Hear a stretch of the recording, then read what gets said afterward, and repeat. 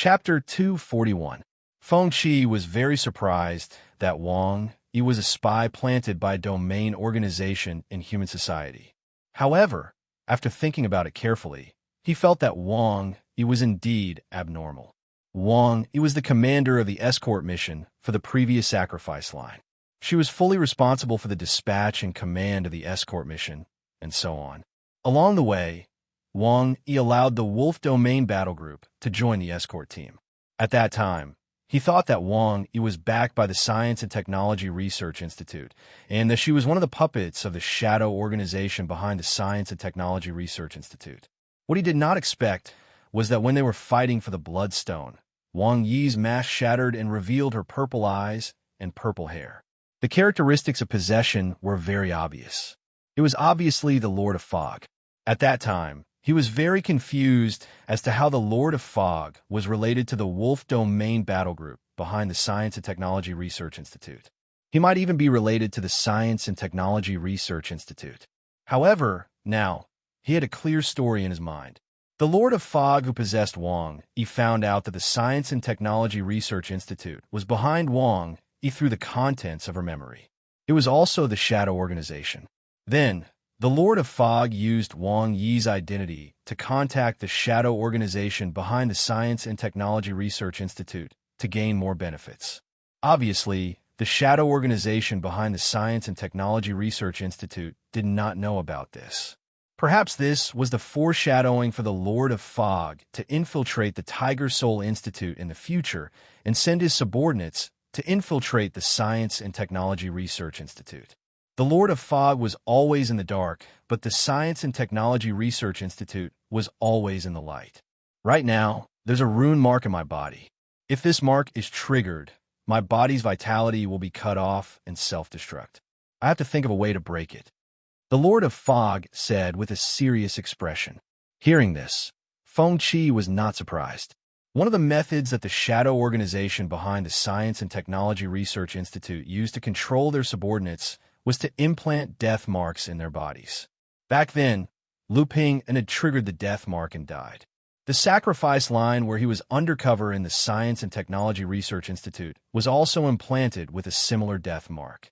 However, he naturally could not tell the Lord of Fog about this. So he immediately said, "Then, do you have a way to break this rune mark?" "That's simple.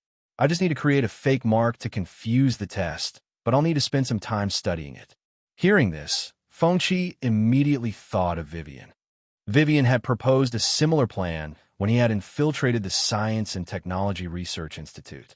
In the end, he successfully cracked the death mark, turning it into a decoration that no longer had any practical significance. Sure enough, the brains of geniuses were all very similar. Understood. Hurry up and return to the battlefield. The probing battle is almost over. You can return now. Don't worry, let me get used to my new body. As he spoke, the Lord of Mist stood up. Stretching his body, he began to try using Wang Yi's technique from his memories. More than 10 minutes later, he turned around and ran towards the front where the fierce battle was still ongoing. The appearance of the Lord of Mist boosted the morale of the joint operation team that had lost their commander. However, the number of sand creatures also increased with the intensity of the battle.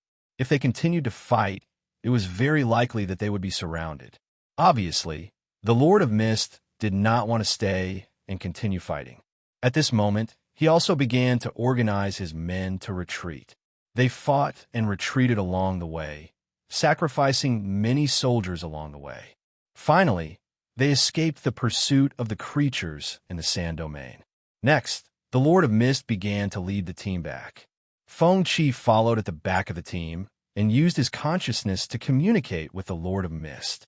After more than 10 days of wind and sand, the joint operation team in Feng Qi's consciousness passed through the barrier of the yellow sand domain and disappeared from his perception.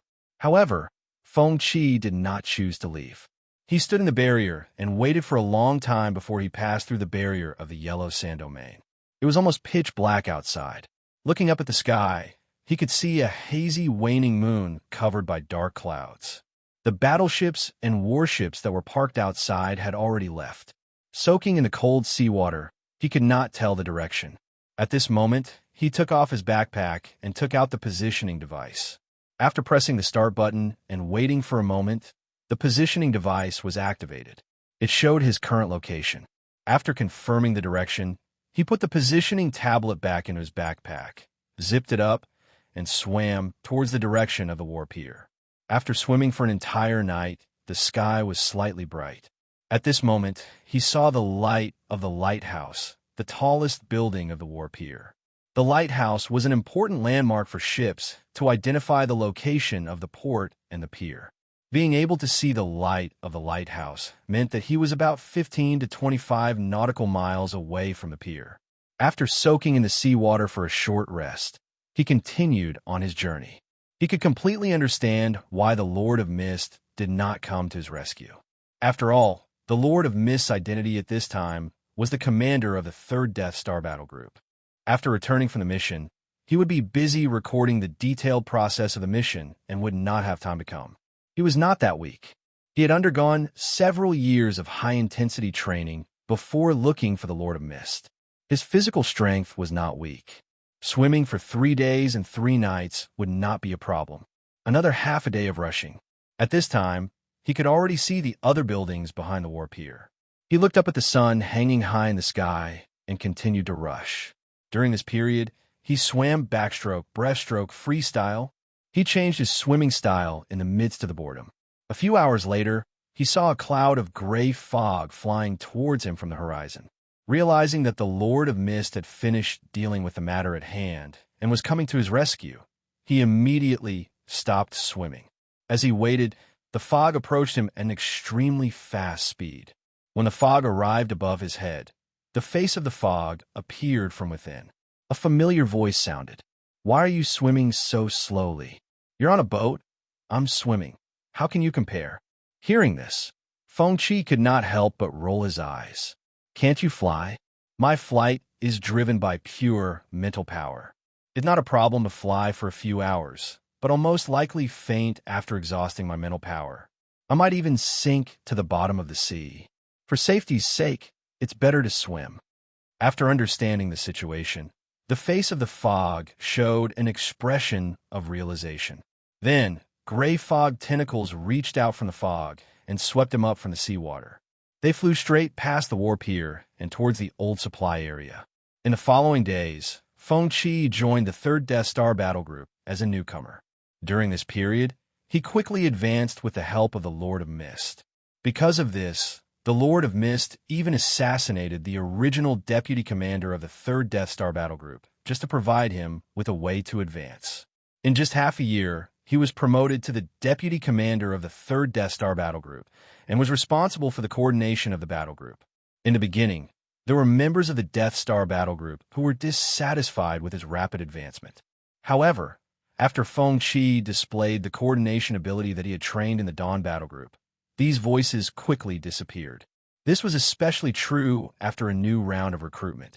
The 3rd Death Star battle group recruited a group of graduates from Star City University's combat class. How could the graduates not know about Feng Qi, the legendary figure of Star City University? His glorious deeds were spread by the newcomers. Soon, the members of the battle group finally understood why the commander, Wang Yi, promoted Feng Qi so quickly. The voices of doubt disappeared, and the battle group completely stabilized. During the development of his forces, the Lord of Mist obtained a lot of resources. In every battle group mission, other than distributing the resources to his subordinates, he would also store a portion of them. According to the Lord of Mist, spiritual plants, spiritual mines, and other resources were hard currencies that were used to exchange benefits with other races. At the same time, he could also absorb spiritual energy from spiritual resources. As long as he converted it in his body, he could turn it into vitality energy. Therefore, these kinds of resources were very valuable. They were not only useful in human society.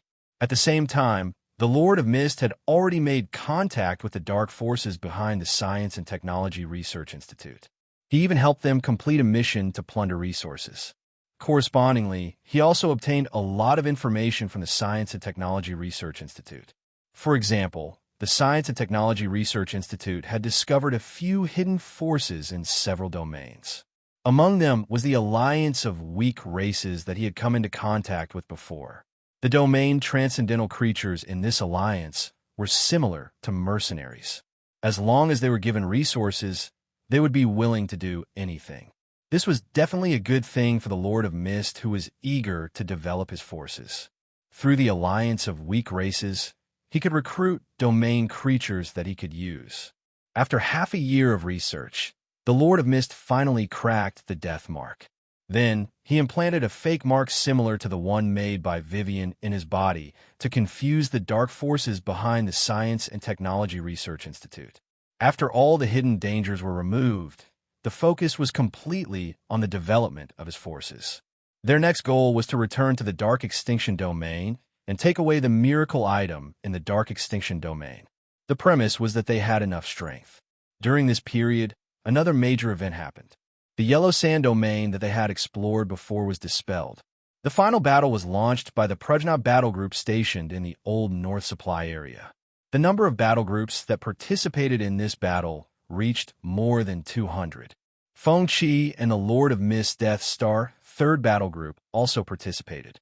After 18 days of fierce battle, the intelligent tribes in the Yellow Sand domain were all slaughtered, but the space crystal in the domain was not shattered. The reason was simple. If the space crystal was shattered, the rolling yellow sand in the Yellow Sand domain would fall into the East Sea. The yellow sand would sink to the bottom, which was not a big problem. However, the large amount of spiritual resources that had not been mined in the Yellow Sand domain would also sink to the bottom of the sea with the disappearance of the barrier, which would greatly increase the difficulty of mining.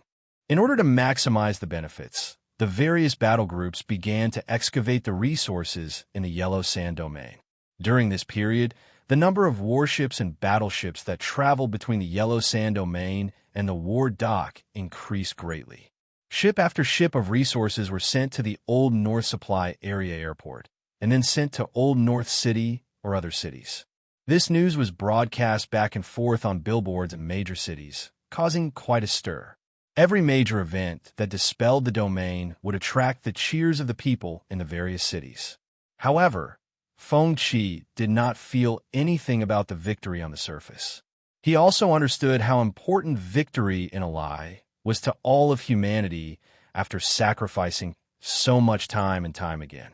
The hidden human forces similar to the Scarlet Institute moved forward silently, choosing to hide the truth because the truth was too cruel. However, a lie was different. It could bring hope to all of humanity. It could even affect the new generation of humans who were working hard. Only with hope would there be more newcomers who would grow up with their ideals and strive towards their dreams. In their eyes, hope was not very far away. However, if they brought the truth and despair to all of humanity, it might inspire some people who were unwilling to accept the current situation to work hard. But such people were ultimately very few. Most people would abandon themselves in despair and sink into oblivion. They felt that there was no hope for the future, and working hard was meaningless. During this period of time in the Death Star battle group, Feng Qi had a better understanding of the overall framework of humanity. During this period, what shocked him the most was the growth rate of the Lord of Mist. The Lord of Mist had once boasted that he was a genius that had never appeared in the history of his race. It was also because of his talent that he was able to quickly advance in the race and gain the recognition of all of his people to become the chief. He had a deep understanding of this during his contact with the Lord of Mist. In fact, he was quite skeptical about the Lord of Mist talent at first. At first, he thought that flesh sacrifice was created by Wang Jinsheng, and the Lord of Mist only played a role in guiding it. However, it turned out that the person who was possessed was Lin Ran, and the flesh sacrifice was born.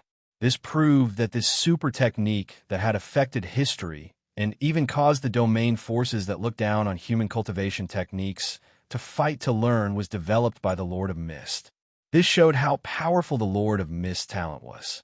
After a year of contact, the Lord of Mist growth was also very shocking. In the Lord of Mist's words, as long as he had enough resources or vitality to support his cultivation, he would be able to fight against the guy in Dark Extinction's domain in less than 2 years. However, the Lord of Mist also had his troubles. Early in the morning, in the manner of the Death Star battle group, after breakfast, Feng Qi came to the Lord of Mist's office. When he opened the door, he saw the Lord of Mist staring at the tablet intently. The black mask that he only wore when he went out was still on the desk. "Old fan, have you seen the income that the Yellow Sand domain has created for us?" He sat down at the desk, picked up the teapot, poured himself a cup of tea, and said with a smile. The Lord of Mist did not reply to his question. He frowned and stared at the news on the tablet, looking very troubled. "What's wrong?" Seeing this, he could not help but be curious. "See for yourself." With that, the Lord of Mist handed the tablet to him. He took the tablet and saw a news report on it. Dawn Legion has launched a joint operation and successfully dispelled the Shield Mountain domain. Commander Mu Qing has been awarded the Outstanding Contribution Gold Medal. Seeing this news, Feng Qi laughed in his heart. Mu Qing had now become a shadow in the Lord of Mist's heart. The vicious beating that almost killed him was still fresh in his mind. From time to time, he would mention it and say that he would definitely seek revenge in the future. However, during this period, Mu Qing's growth was very rapid. She had become the brightest star on the front lines of the supply areas. Seeing that Mu Qing's growth was even more terrifying than his, the shadow in the Lord of Mist's heart was once again evoked. Feng Qi knew what he was worried about. Obviously, he was afraid of meeting Mu Qing one day when he participated in the dispelling of the domain. It would be fine if he did not recognize her. However, if Mu Qing recognized him, he would not be able to avoid a vicious beating or even death. "No, I have to go into seclusion for a while to increase my strength. I'll leave the battle group to you." At this time, the Lord of Mist stood up and said with a serious expression, "Aren't you afraid that I'll steal the resources that belong to you? Use it if you want. What's our relationship? You risked your life for me back then. What's wrong with using some resources?" The Lord of Mist curled his lips indifferently. Then he grabbed the mask on the desk, put it on his face, and walked out of the office. Chapter 242. Half a year later, the 3rd Death Star Legion's base manor. Although it was already winter, the old supply area was located in the tropics. There was no snow all year round, so the change of seasons did not affect this place as much as Star City. After waking up early in the morning, Feng Qi washed up and left his residence. He then walked toward the office building. It was drizzling outside, and the sky was covered with dark clouds. Rumbling sounds could be heard as the clouds rolled over. Along the way, there were many fruit trees. The 3rd Death Star Legion's base manor was very unique. There were all kinds of fruit trees planted in the manor. No matter what season it was, there would be fruit trees in the corresponding season that would bloom and bear fruit.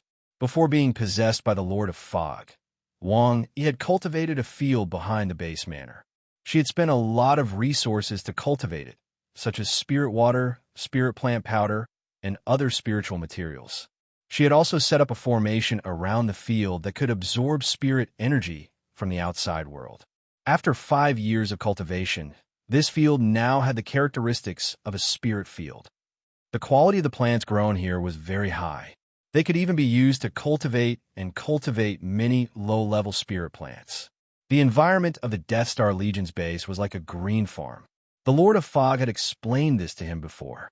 Through reading part of Wang Yi's memory, he learned that Wang Yi's father used to be a fruit farmer. The environment she grew up in made her have a special feeling for orchards. After being promoted to commander, she had the idea of turning the base into a green garden. In fact, Feng Qi had always had doubts about Wang Yi's betrayal of humans. Wang Yi was a character recorded in textbooks. After graduating from the academy, she had always been fighting on the front line. It was reasonable to say that a warrior like her had an unparalleled firm will. How could she betray humans for benefits? The Lord of Fog's answer to this question was as follows. He said that people did not like true heroes, because in their understanding, heroes were always full of fighting spirit, and their will was as hard as steel. They would never back down because of any setbacks. They were great people who would only move toward the goal they set. But this was not the case. Heroes were also people. They had their own feelings.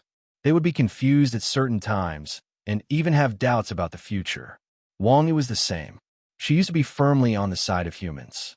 Until one day, she was cursed by a domain creature during a field operation. Her face was disfigured and her strength was damaged because of it.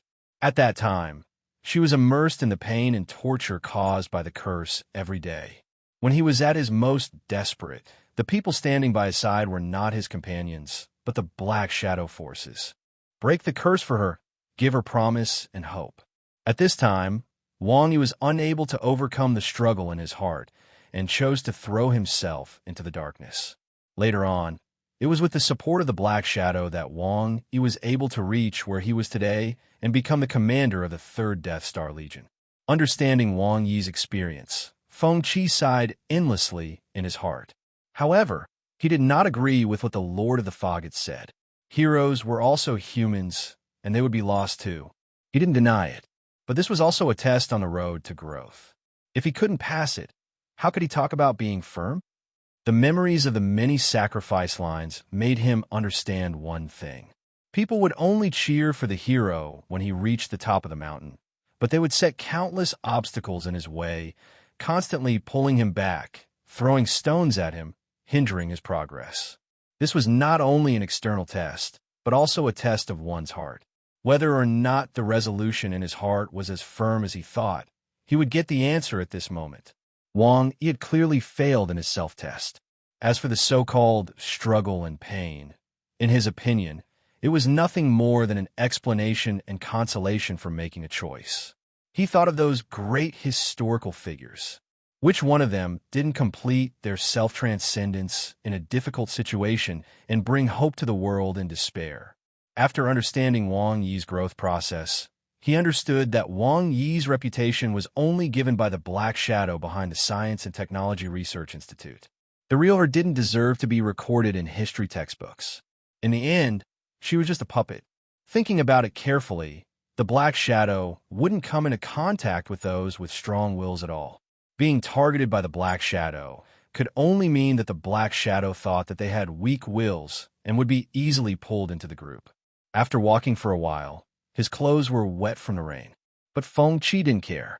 When he arrived at the office building, he stepped into the hall and used his mental power to absorb the water from his clothes. The soldiers who met him along the way would respectfully greet him. Feng Qi nodded in response to them. The 3rd Death Star Legion, under the leadership of the Lord of Mist, was several times more efficient than the 3rd Death Star Legion back then. He had to admit that the Lord of the Fog, who used to be the clan leader, had a way with his subordinates. The Death Star Legion that was reformed by the Lord of the Fog made his work much easier. The Legion was now clear about rewards and punishments and was extremely disciplined. He came to the Lord of the Fog's commander's office and pushed the door open. He sat down at the desk and picked up the latest intel file of the Legion and began to flip through it. At this moment, there was a knock on the door. He immediately looked at the computer in front of the desk. On it was the image of the camera at the door of the office. When he saw the familiar figure, a smile appeared on his face. "You're not allowed in." Hearing this, the door was pushed open. The figure that came in took off the mask on his face. The familiar purple hair and purple eyes appeared. "I'm back." With that, the Lord of the Fog walked to the desk and sat down.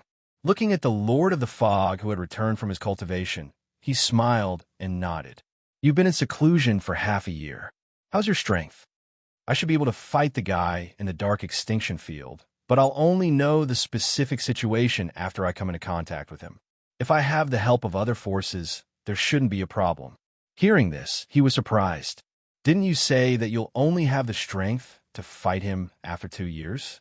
"I said 2 years of cultivation is about the time when I'm confident of winning. Now that I've been cultivating for half a year, I feel that my strength has improved rapidly. I've now reached the early stage of the Spirit King realm." Hearing this, Feng Qi was shocked.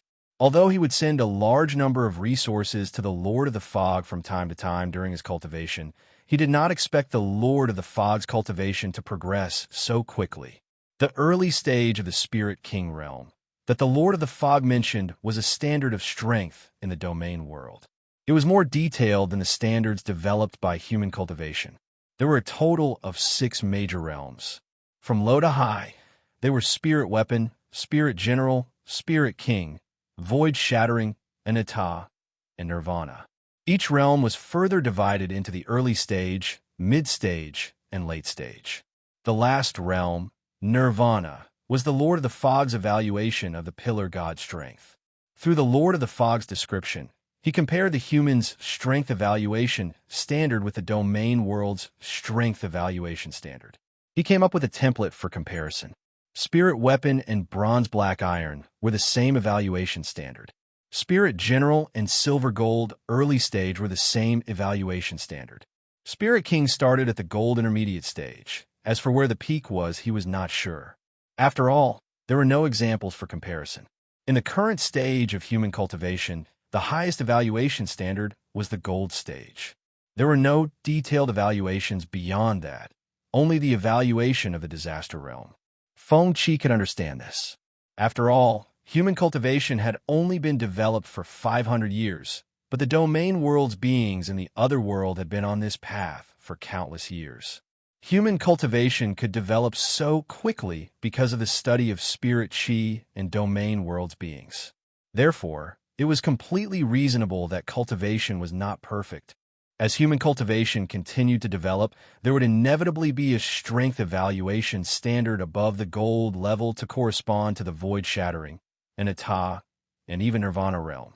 When he learned that there were 6 major realms in the cultivation of domain world's forces, and that the Lord of the Fog had just reached the 3rd realm, he was also shocked. This proved that there were more people with extremely terrifying strength in the domain world. However, the Lord of the Fog's words made him feel much more relieved. He said that although there were 6 realms, those who could really reach the Spirit King stage and above were extremely rare. The cultivation of the domain world was also in the shape of a golden pyramid, and those who stood at the top were always very few. At the same time, Feng Qi also thought that humans were just unable to define the strength evaluation levels above the gold stage. But it did not mean that there were no elites above the gold stage. The most classic example was Mu Qing. Her battle prowess was difficult to evaluate with the imperfect standards of modern cultivation. No instrument could detect Mu Qing's specific battle prowess. It could be seen that although Mu Qing's strength was classified as gold stage, it had actually surpassed the gold stage. It was the super domain world's being that they had encountered during the escort mission. As for its strength, in his opinion, it was probably at the 4th stage, which was the Shattering Void tier. However, this super domain world being killed by Mu Qing proved that Mu Qing's strength was at least at the Shattering Void tier.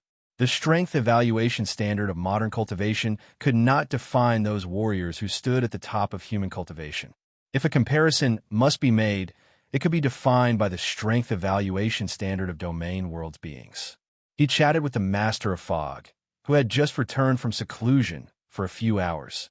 During this time, the Master of Fog also asked in detail about the recent development of the 3rd battle group on the Death Star.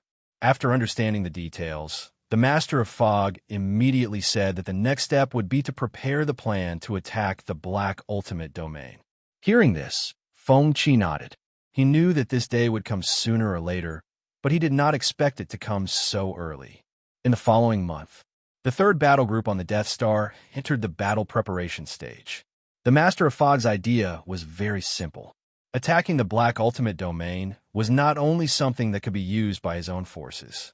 Other domain battle groups could be used as well. For this reason, the Master of Fog posted a joint operation to disperse the Black Ultimate Domain on the mission posting platform, and 38 battle groups responded within a month. This was one of the reasons why the Master of Fog chose to possess Wang. He used Wang Yi's subordinate battle groups and influence to seek benefits for himself. For this reason, he even took the initiative to contact the Science and Technology Research Institute to seek help. During this time, he deceived the dark forces behind the Science and Technology Research Institute. It was nothing more than that this operation would significantly increase his influence, as well as the subsequent construction of the battle groups. As for his idea, the dark forces behind the Science and Technology Research Institute expressed their support. They transferred the 3rd battle group, which was the Bloodthirsty Wolf battle group, to help. Other than that, Fengqi also entered a busy state. In this month, he went to Old Sun City and got in touch with the alliance of weak clans there. At the cost of Wang Yi's many years of accumulation, he contacted several powerful domain forces to participate in this operation against the Black Ultimate Domain. Connections, influence, resources, all of these could be turned into strength. Just like that, a huge joint operation began to take shape. But before the operation officially began, there were still many things that needed to be resolved. In addition to waiting for the arrival of the various forces, the allocation of resources was especially important. Such a large-scale operation required the preparation of resources in advance. During this period, Fengqi and the Master of Fog often stayed up late to deal with matters. Finally, after 2 months of busy work, everything was ready. Old Sun East Supply Area, War Pier. Main Pier, Pier 1. At this time, various forces had gathered and responded to the Master of Fog's call to participate in this operation to disperse the Black Ultimate Domain. Looking at the densely packed figures at the pier, Fengqi began to command the soldiers to transport the resources. He turned his head to look at the Master of Fog. At this time, the Master of Fog was discussing matters related to dispelling the Black Ultimate Domain with the various battle group leaders. He clearly knew that everything was actually under the Master of Fog's control.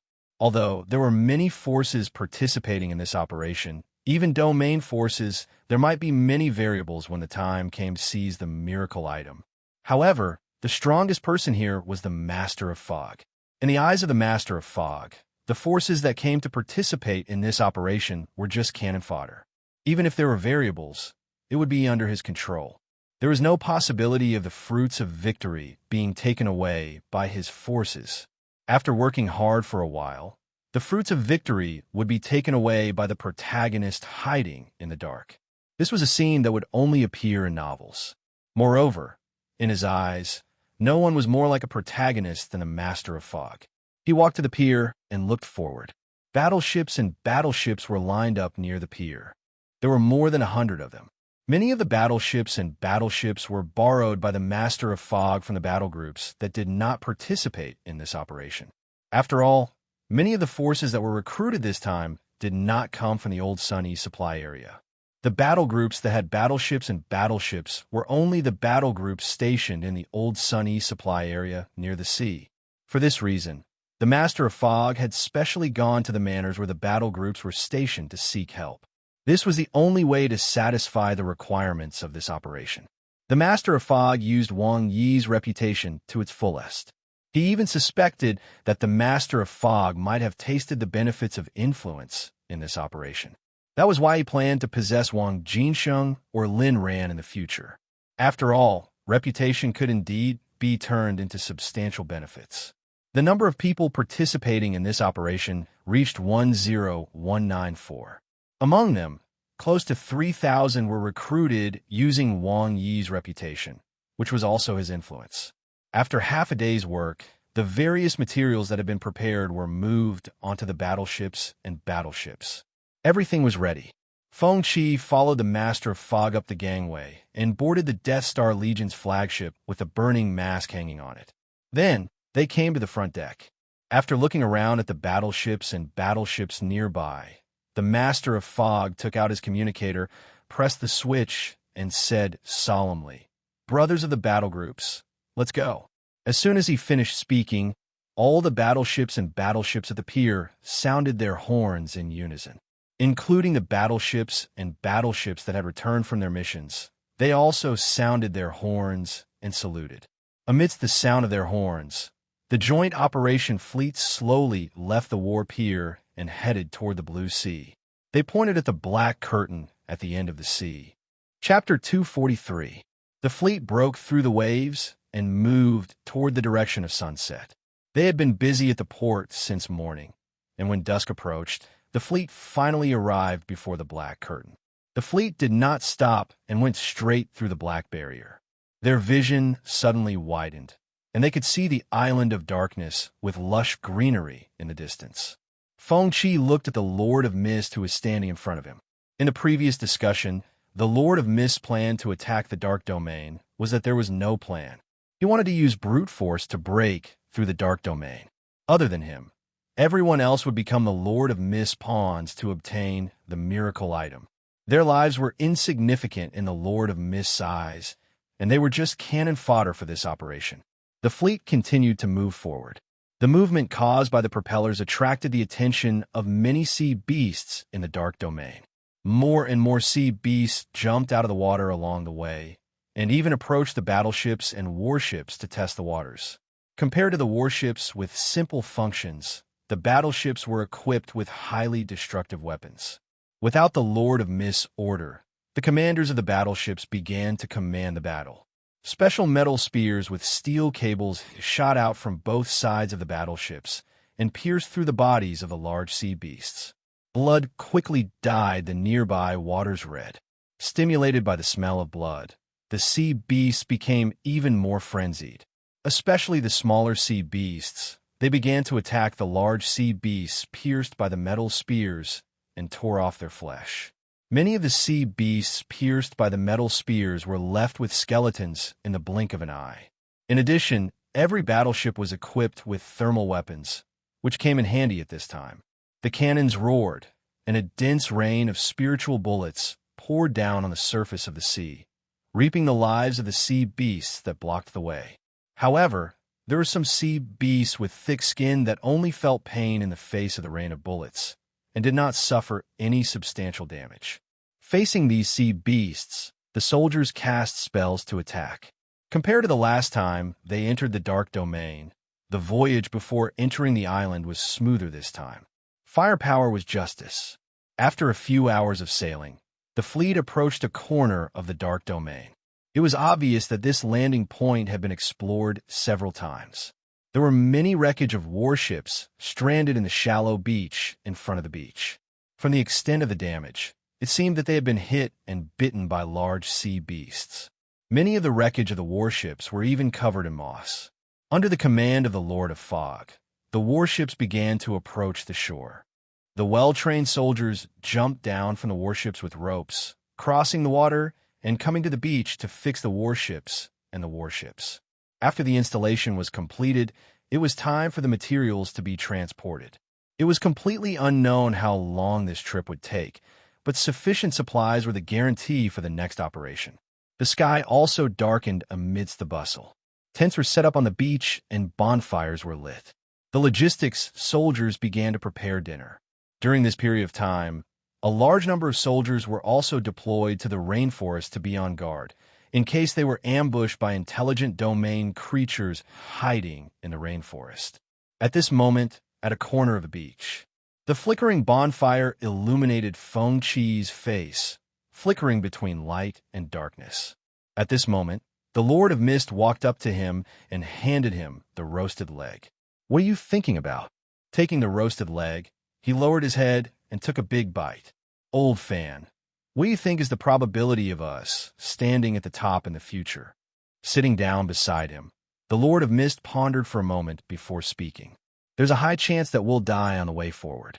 After all, there are countless races like me who want to climb to the top, but those who can really succeed will always be very few.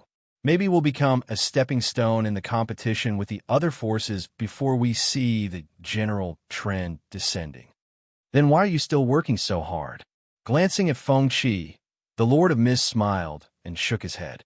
"I once promised my people that I would lead them to glory. That is the only oath I have in my life.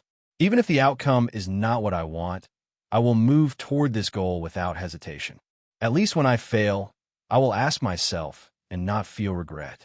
Looking at the Lord of Mist, who was wearing a mask and whose expression could not be seen, Feng Chi realized that he was the same kind of person as him. He asked himself, if one day the way to save all of humanity was to go to another world and attack a weak and kind force, would he do so? Looking up at the stars in the sky and listening to the crackling sound of firewood, Feng Chi sighed in his heart. There was no right or wrong, only different standpoints. In the end, it was decided that he and the Lord of Mist would not be on the same side. The future plans of the Lord of Mist and his race were fundamentally on the opposite side of him, protecting the future of human civilization. Looking at the masked Lord of Mist, He thought of himself 1,500 years later. Then he smiled and said, "Fan, you are a fan. Old fan, I think with your talent, you'll stand at the top one day. Who knows, but if that day really comes, there will definitely be a place for you by my side. Don't say that. Maybe we will become enemies because of benefits." Feng Qi could not help but roll his eyes when he heard this. "Ha ha ha. I will give you whatever you want. Can I take your life? If you want, you can take it in the snow forest in the chilly winter district. I owe you this life. You can take it any time." While they were chatting, dawn appeared on the horizon. After a night of rest, the Lord of Mist began to organize the battle preparations and then led the way into the black rainforest. The visibility in the rainforest was not high, so the Lord of Mist chose to destroy the way forward. He cut down the green plants along the way and cleared a path for the team to move forward smoothly. Feng Qi, who was following behind the Lord of Mist, knew this. This battle would definitely be tragic. The humanoid leader, who had a miracle item, was definitely not easy to deal with. Perhaps almost half of the soldiers in this joint operation team, or even more, would die here. But he did not think too much about sacrificing himself. This was a struggle that he had to endure as a villain. If he wanted to obtain information, he would have to sacrifice himself. Indecisiveness at this time would only hinder the plan. 4 days later, after many sneak attacks from the humanoid forces, the team successfully stepped into the central area of the Black Island. Under the Lord of Mist's order, the team began to rest. Feng Qi looked back at this time. After several days of trekking, the soldiers at the back looked tired and their equipment was stained with blood. To successfully step into the central area, the joint operation team lost at least hundreds of soldiers. But the Lord of Mist did not count the number of casualties, because he did not care about the deaths of these cannon fodders. At this time, the combat team that went to investigate returned. The leader came to the Lord of Mist and described the situation in detail. Feng Qi listened on the side. When he heard the leader of the scouting team say that the humanoid intelligent tribe's camp was ahead, he knew that the final battle was coming. Whether or not they could obtain the miracle item depended on this battle. After understanding the situation, the Lord of Mist gave the soldiers a few hours of rest, which was rare. At this time, the Lord of Mist also picked up the communicator and gave an impassioned speech to arouse the soldiers' desire for victory. When the rest was over and the horn sounded, the soldiers all stood up. After wiping their weapons and adjusting their equipment, they rushed forward under the Lord of Mist's lead. After several hours of trekking, after crossing the rainforest, a fast-flowing waterfall appeared in front of them. In front of the waterfall was a huge camp of the humanoid tribe. At this time, the humanoid tribe had obviously detected their arrival and had already made preparations in front of the camp. At the forefront of the humanoid battle formation was the humanoid leader riding on the back of a giant tiger. As the horns sounded, the battle was on the verge of breaking out. The rules in the domain were different from the real world. Unless it was a spiritual technological weapon, normal firearms could not be used. Aside from spells, only the most primitive fighting techniques could be used to determine victory and defeat. The two forces collided like a flood of steel, and a fierce battle began. Figures fell in the battle continuously. The Lord of Mist did not enter the battle personally. Instead, he chose to command the battle. His focus was still on the humanoid leader and the green light bracelet on his wrist. Feng Qi, on the other hand, chose to follow the Lord of Fog. In the battle, his spiritual power began to grow uncontrollably again. One of the side effects of cultivating spiritual immortality was that whenever a life nearby died, his spiritual power would turn into tentacles and devour the spiritual power of the deceased for his own use. This was not a good thing. If his spiritual power was too strong, it would break through the restraints of his body like last time and become independent. Fortunately, he had undergone high-intensity physical training before coming into contact with the Lord of Mist. His current physical strength could still withstand the side effects of the increase in spiritual power. Time passed. Feng Qi looked to the humanoid leader. He raised his right hand. As the green bracelet on his wrist spun, an illusory and blurry figure floated behind him. As countless formations were formed, the earth trembled. Countless vines appeared from the cracks and began to strangle the nearby warriors. The Lord of Mist also looked at the humanoid leader. However, he still had no intention of entering the battle himself. He only used the communicator to send the battle groups to encircle the humanoid leader. Batches of warriors died, but the Lord of Mist was not moved at all. His idea was simple. Before he officially attacked, he wanted to exhaust the humanoid leader's energy as much as possible. Only in this way could he have a better chance of success when he attacked. The cruelty of war was vividly displayed at this moment. Blood dyed the ground in front of the humanoid camp red.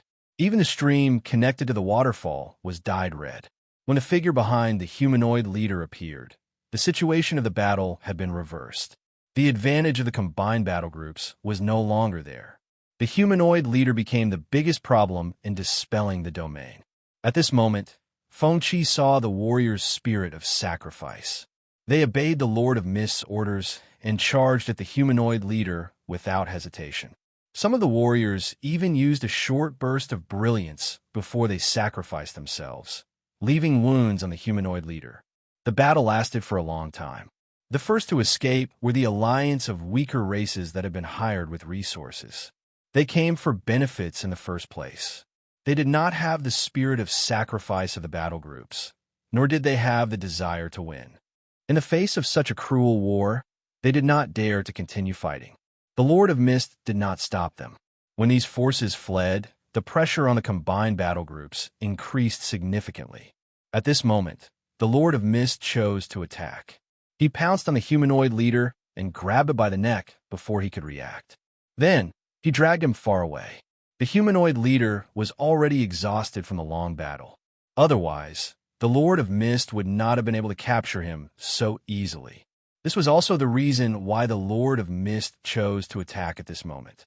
He led the humanoid leader forward into the rainforest, trying to find a place to finish him off. Seeing this, Fengqi was slightly worried. He did not know how strong the power granted by the miracle item was. Perhaps the humanoid leader had only used a portion of the miracle item's power and still had a fatal attack. If the Lord of Mist died, the subsequent plan of this sacrificial line would not be able to be carried out. Thinking of this, he picked up the communicator and handed over the command to a rank A group commander. He then ran in the direction where the Lord of Mist had disappeared. His body shuttled through the rainforest. His consciousness kept spreading forward, searching for traces of the Lord of Mist. At this moment, somewhere in the rainforest, the Lord of Mist had turned into a sea of gray fog and was corroding the humanoid leader's body. However, the humanoid leader's resistance was also very fierce. The plants around him grew wildly under his control. They kept devouring the gray fog and weakening the Lord of Mist's power. This was no doubt the home field of plants.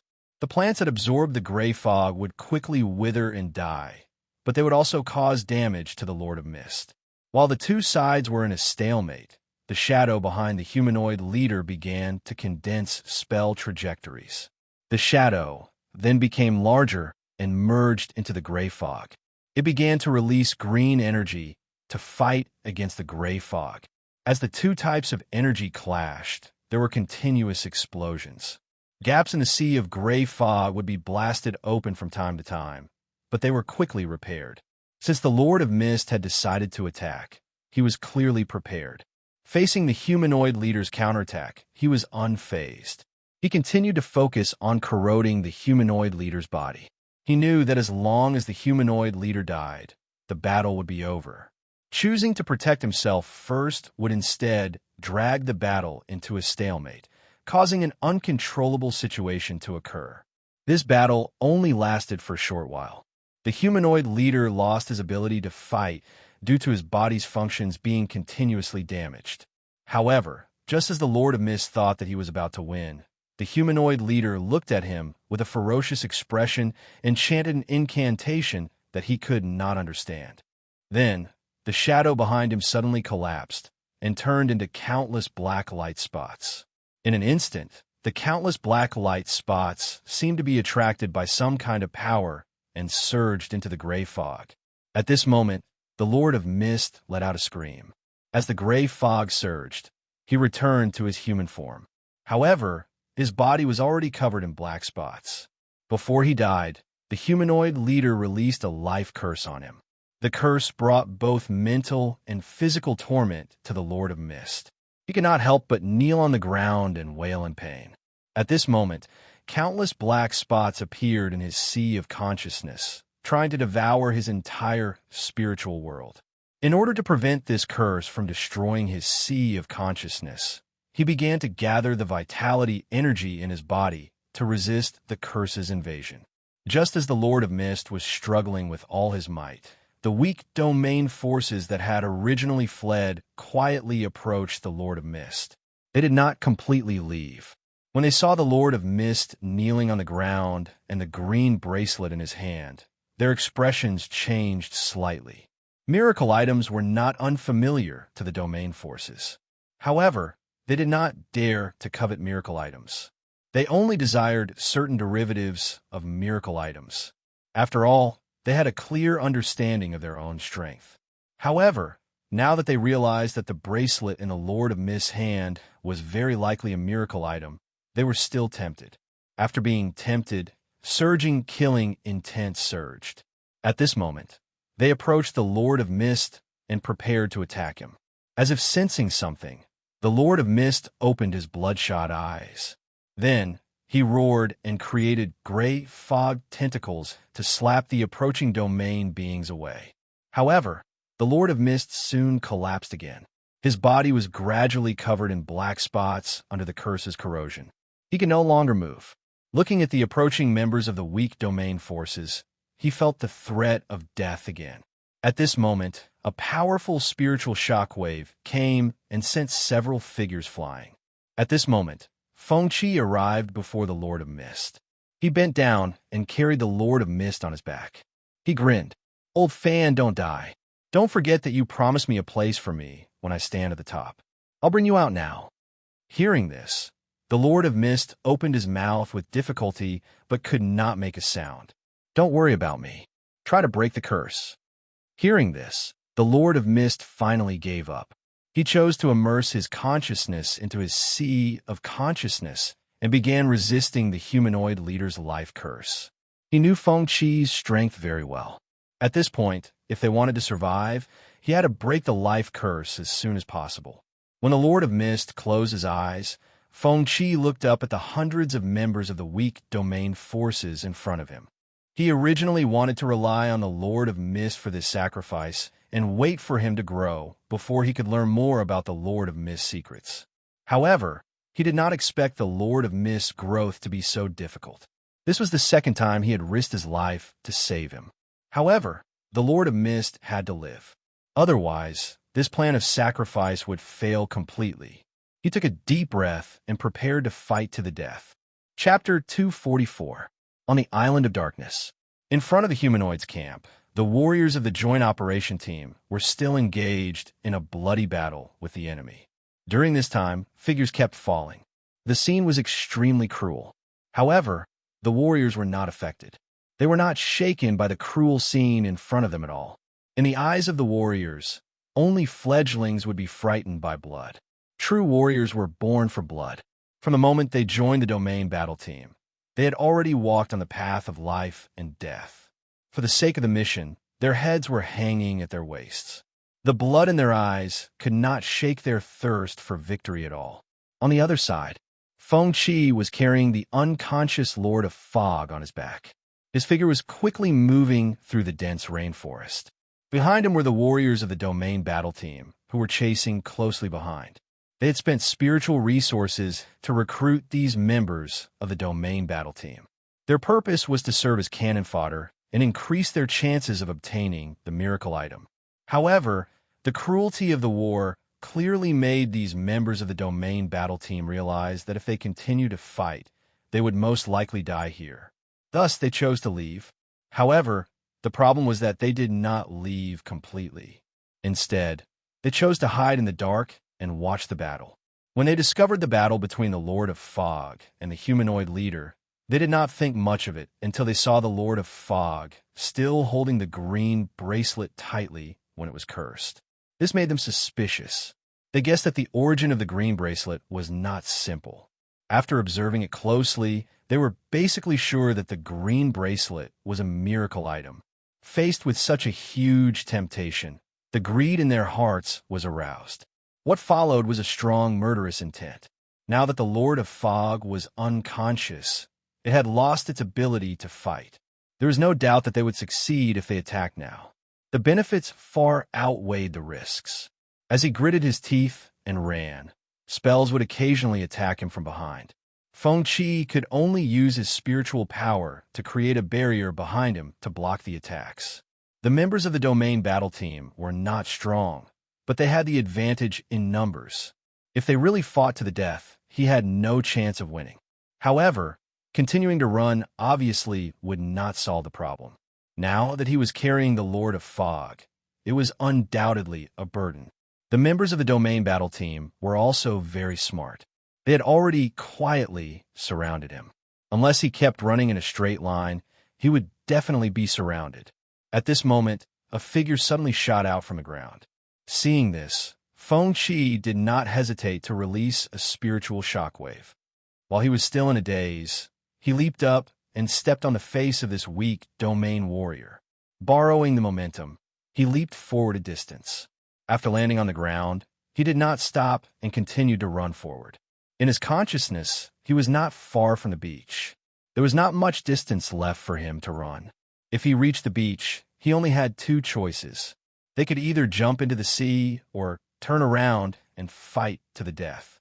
These two choices were extremely disadvantageous to him. His demonic dragon rune modification did not strengthen his ability to swim. If there was a race that was familiar with swimming, he would be at an absolute disadvantage.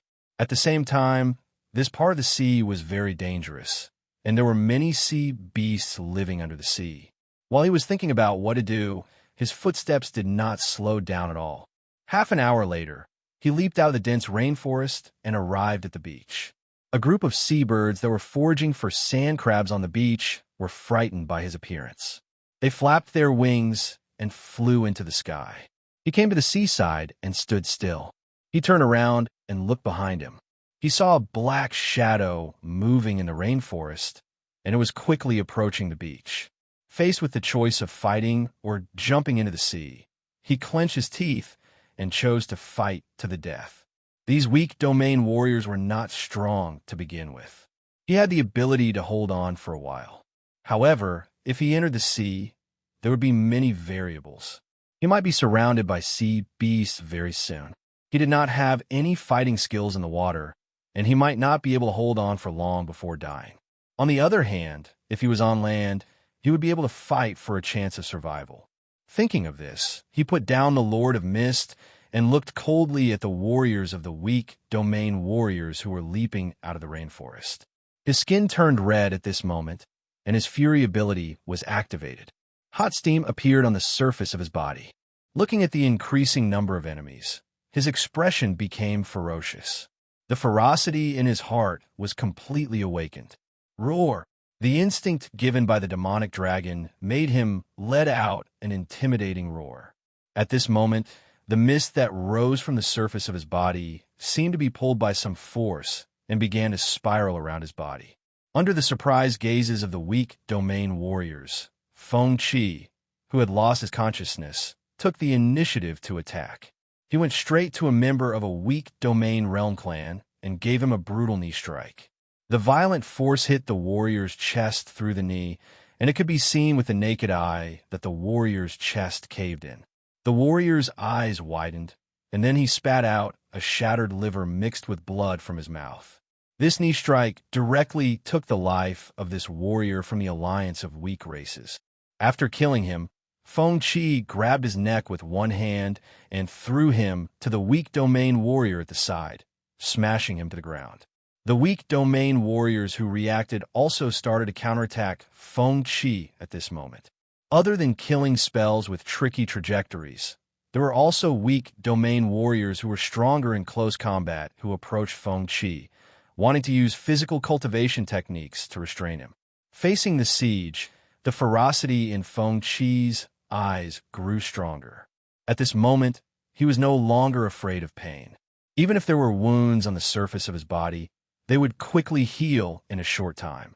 Accompanied by a roar, he took the initiative to attack again. In front of him was a weak domain warrior who was more than 2 meters tall. He was like an iron tower, squatting down and taking a defensive stance. Feng Qi didn't stop and punched the warrior's arm. After taking a solid punch, the domain warrior didn't make a sound. He took a step forward and hugged Feng Luo's waist. Then, he threw Feng Luo to the ground, trying to use a ground technique to restrain Feng Luo. At this moment, he grabbed Feng Qi's left hand and used his legs to form a strangulation position. Crack! At this moment, Feng Qi's left arm was broken. Feng Qi didn't care about this. He clenched his right fist and punched the weak domain warrior's nose. While he was in pain, Feng Qi opened his mouth and bit his neck. His left arm twisted along with his body like a fried dough twist. At this moment, he also bit the weak domain warrior's neck. Seeing this scene, the other weak domain warriors all released their spells and took the opportunity to attack. Feng Qi's back was torn open by the various spells. However, the pain didn't affect the killing intent in his heart at all. He clenched his teeth and pulled hard. Blood splattered everywhere. Red spots fell on his face, making Feng Qi's sinister smile even more terrifying. Seeing such a cruel scene, some domain warriors had a terrified expression on their faces. However, most of the weak domain warriors were unmoved. At this moment, they started to attack Feng Qi even more fiercely. After breaking his left arm, Feng Qi stood up and waved his right arm that he could still control. He pounced on the weak domain warrior that appeared in his sight. Relying on his strong recovery ability, he managed to hold on. However, as the berserk ability faded, Feng Qi's consciousness gradually returned. At this moment, he felt extreme pain all over his body. When he looked down, he realized that his body was covered in wounds. There wasn't a single part of his skin that was intact. Taking a deep breath, he continued to throw himself into the battle. At this moment, he didn't fight with brute force. Instead, he chose to fight with techniques. The battle memories that he had accumulated from many timelines came in handy at this moment. However, battle experience didn't give him an advantage. There were hundreds of enemies. The advantage that techniques could create was very limited at this moment. Another important reason why he could hold on was that the domain warriors all had their own ulterior motives. They didn't all come from the same race. Faced with the temptation of a miracle item, they all coveted it. However, they also cherished their lives. At this moment, if they fought with their lives on the line, if they died, it would undoubtedly benefit the other race's warriors. With each of them having their own ulterior motives, their attacks weren't focused. From time to time, they would show signs of going easy on the other warriors. However, under the continuous attacks, Feng Qi was still a little weak. At this moment, he realized that his body's self-recovery ability was gradually unable to keep up with the appearance of new injuries. The demon dragon rune crystal embedded in his chest also didn't have much energy left. Once the energy was used up, his self-recovery ability would completely disappear. He turned to look at the unconscious Lord of Fog. At this moment, his body was still covered in black spots. He didn't show any signs of waking up. He couldn't help but worry about whether the Lord of Fog could pull through. Because of his appearance in this timeline, the Lord of Fog's future path had changed. He didn't know if the Lord of Fog in the normal timeline had attacked the Dark Extinction Field or if he was cursed. Therefore, he didn't know if the Lord of Fog could pull through. After all, the change in the timeline affected all aspects. Perhaps if he didn't appear, the Lord of Fog's future development would be relatively stable.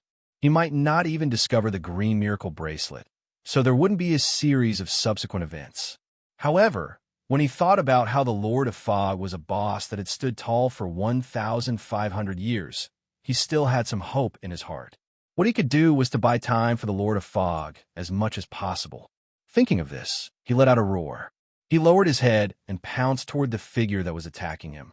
At this moment, in the Lord of Fog's spiritual sea, faced with the humanoid leader's life curse, the Lord of Fog's consciousness was having a very hard time resisting.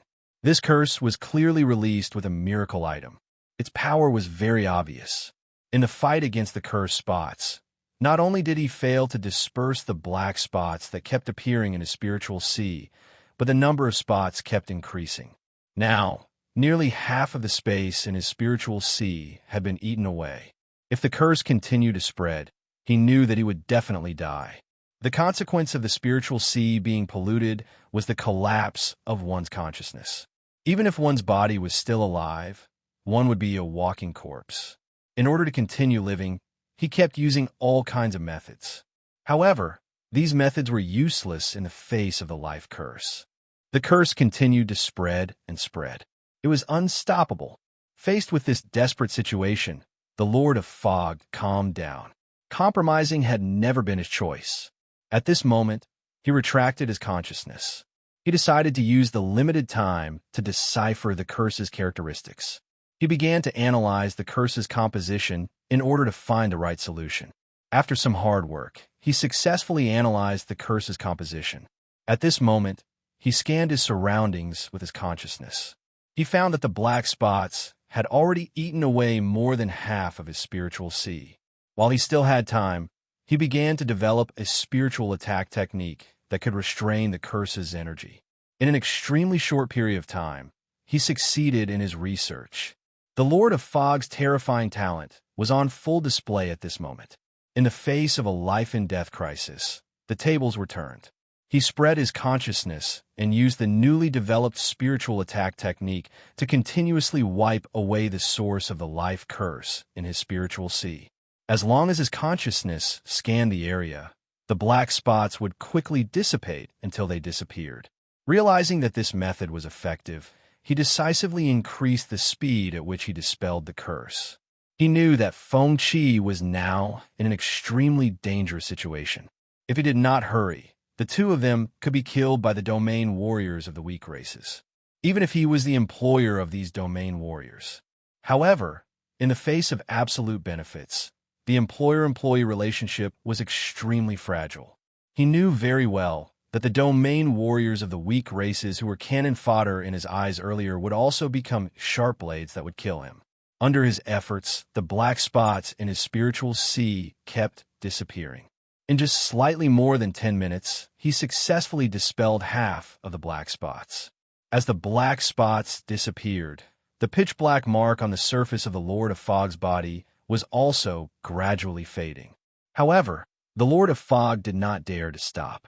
The terrifying thing about this life curse was the speed at which it spread. If it was not completely dispelled, it would quickly come back again. He would once again fall into the state of being enveloped by the curse. In order to dispel the life curse faster, the Lord of Fog's consciousness split into several balls and began a great cleansing from all directions. Time passed. When the last black spot in his spiritual sea was washed away, his spiritual sea completely resumed its operation. The golden world formed by the convergence of his spiritual power resumed its operation. The Lord of Fog also opened his eyes at this moment. When he opened his eyes, he saw white seabirds circling in the sky. He heard the sound of waves crashing on the beach. He realized that he was lying on the beach. His body rose and fell with the waves. After being stunned for a moment, he decisively looked in the direction of the smell of blood. When he saw the scene not far away, his pupils suddenly shrank. He saw Feng Qi, whose left arm was broken, staggering. He stood not far away in a sorry state. His body was covered in blood and covered in wounds so deep that his bones could be seen. The afterglow fell on him. His figure was hazy, adding a hint of desolation. Seeing Feng Qi in such a sorry state, the Lord of Fog's heart trembled. He immediately recalled what Feng Qi had said to him before he fainted. "Hang in there. Don't forget what you promised me. When you stand at the peak in the future, you'll have a place for me by your side." He had thought that Feng Qi had managed to survive until now because he had successfully escaped the encirclement and was hiding. He did not expect that Feng Qi would choose to use his life to buy time for him. He had chosen to fight to the death. At the same time, the anger in his heart was surging. At this moment, Feng Qi finally could not hold on any longer. He coughed out a mouthful of blood and leaned back. Seeing this, the Lord of Fog's figure flashed to Feng Qi's back and supported him. Looking at Feng Qi's dazed eyes, the Lord of Fog completely lost his temper. A scarlet glow flowed in his purple eyes. He turned to look at the hundreds of weak domain warriors in front of him and grinned. "I've decided. I won't kill you. I'll make you wish you were dead." Chapter 245. Island of Darkness, South Coast. Dusk.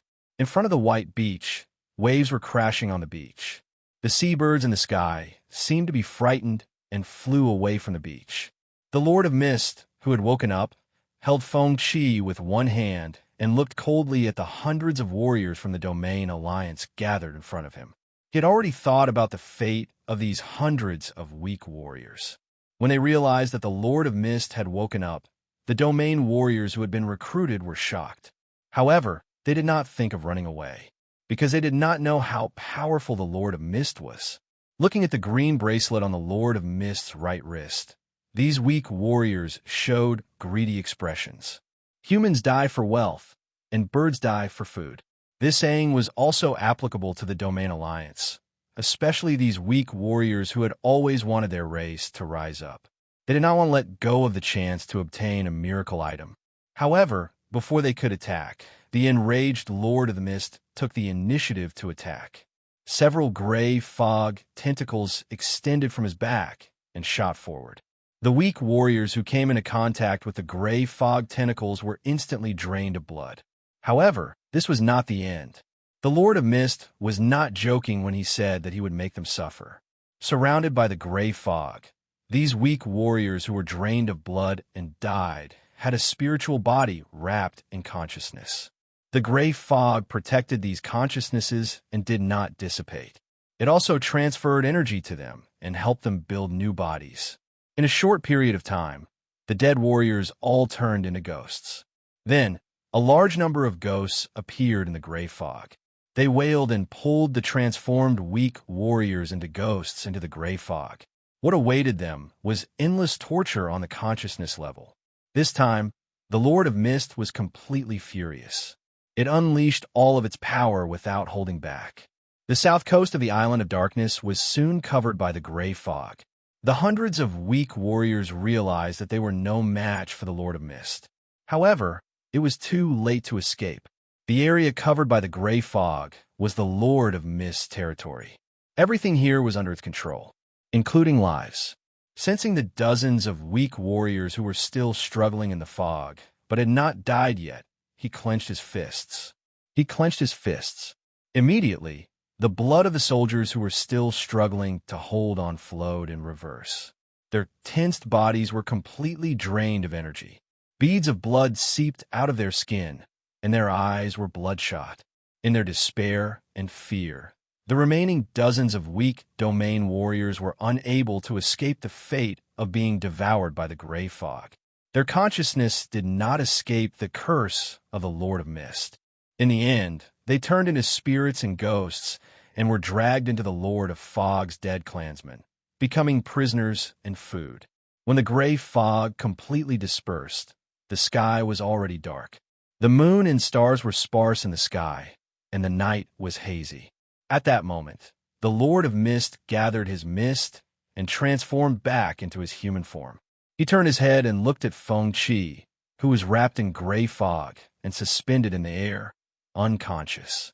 With a wave of his hand, dense blood and qi flowed out from his body and gathered in his palm. These blood essences came from the hundreds of weak domain realm warriors he had just killed. Their blood had been purified by him and turned into pure blood essence. He walked over to the unconscious Feng Qi and covered Feng Qi's chest with the blood ball in his palm. The blood ball slowly seeped into Feng Qi's chest and traveled through his limbs and bones, quickly repairing his damaged body. The healing process lasted for a long time. When the wounds on Feng Qi's body had all disappeared, the Lord of Mist retracted his hand. At that moment, he looked at Feng Qi's broken left arm. This arm was completely necrotic, and its internal structure had been completely destroyed in the battle just now. Pure blood and qi had extremely strong recovery and healing abilities, but it did not have the ability to regrow broken limbs. Without hesitation, the Lord of Mist reached out and tore off this useless left arm. Next, he used his blood and chi to reconstruct Feng Qi's arm. Soon, a blood-red arm formed from pure blood and chi was formed and connected to Feng Qi's broken arm. As time passed, this blood-red arm completely solidified. After doing all this, he looked in the direction of the rainforest. After obtaining the miracle god item, he no longer had any plans for the upcoming battle. However, he clearly could not lose the third Death Star battle group. This battle group would be the cornerstone of his growth in the coming days. Thinking of this, he carried the unconscious Feng Qi on his back and walked into the rainforest. His body quickly shuttled through the dense rainforest. During this period, his consciousness kept spreading out to search for traces to determine the location of the humanoid tribe's campsite. An hour later, the Lord of Mist leaped out of the rainforest and arrived in front of the humanoid tribe's campsite. At that moment, the battle was coming to an end. Without the humanoid tribe leader, who controlled the miracle god item, the remaining humanoid tribe warriors were no match for the joint battle group at all. The situation was one-sided. After a day and night of fighting, the remaining members of this tribe had lost their fighting spirit. Faced with a near-certain death situation, many humanoid tribe warriors fled into the rainforest. They no longer had the courage to stay and protect their tribe. Seeing that the Lord of Mist had returned, the temporary commanders who were still worried heaved sighs of relief. They really felt that Wang Yi's action of taking the humanoid tribe leader away was too risky. However, now that Wang Yi had returned, it proved that the humanoid tribe leader was dead. They could finally declare their side's victory in this battle. Looking at the messy battlefield, the Lord of Mist began to give orders to count the casualties. After counting the casualties, the Lord of Mist led the warriors into the humanoid tribe's campsite and began to search for resources. Soon, a warrior came to report that they had found the humanoid tribe's resource vault. The Lord of Mist did not hesitate. He immediately followed the warrior to the mountain behind the humanoid tribe's campsite. What appeared before him was a cave that had already been opened. Rich spiritual energy spread out from the cave, along with the fragrance of herbs. At this moment, the Lord of Mist arrived at the entrance of the cave and walked in. This cave was not naturally formed. There were obvious traces of excavation in the tunnel that led to the depths. There was a spirit stone embedded in the tunnel at intervals for illumination. After walking for about 50 meters, he turned around at the corner of the tunnel. What appeared before him was a resource vault. Apart from spiritual plants and spirit stones, the vault also stored a large number of territory beast body parts. These body parts were excellent materials for making weapons and equipment. The most eye-catching thing in the vault was a specimen of a giant beast skeleton. It was placed in the center of the vault. The skeleton almost covered the entire vault. The various resources that were placed haphazardly in the vault were visually stunning. Looking at the spiritual resources that were still radiating spiritual energy waves and sparkling on the surface, the Lord of Mist finally smiled. The spiritual resources in this vault were clearly accumulated by the humanoid tribe over a long period of time. However, these spiritual resources would now belong to them. The Lord of Mist immediately gave the order. The warriors also stepped forward and began to move the resources. They also calculated the amount and type of resources that were stored.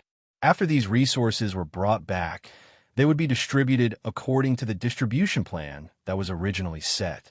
10% of them would be used as compensation for the warriors who died.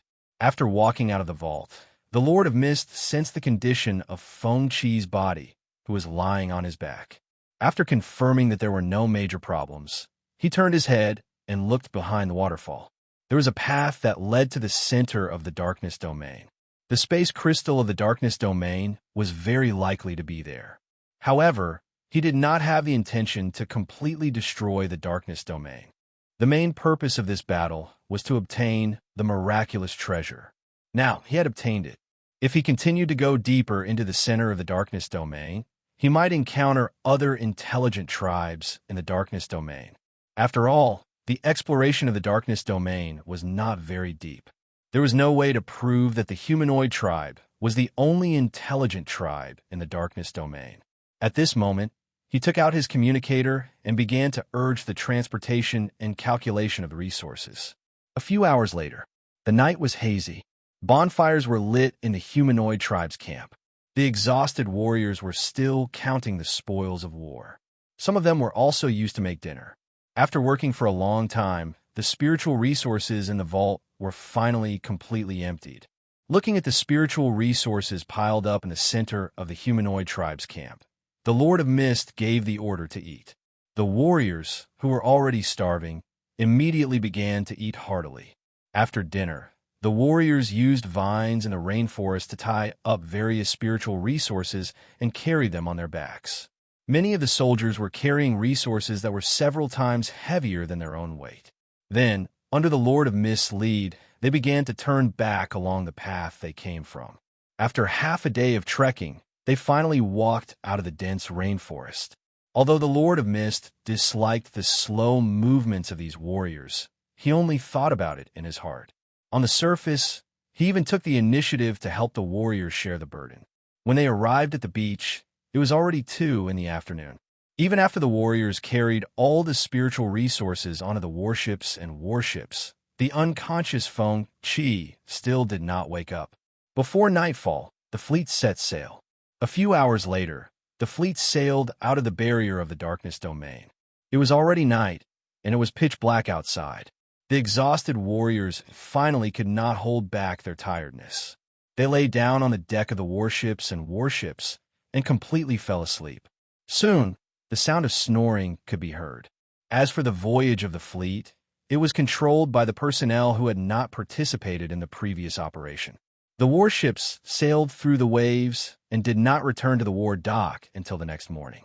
At this time, the Lord of Mist had already contacted the staff of the battle group headquarters in advance and explained the situation of this mission.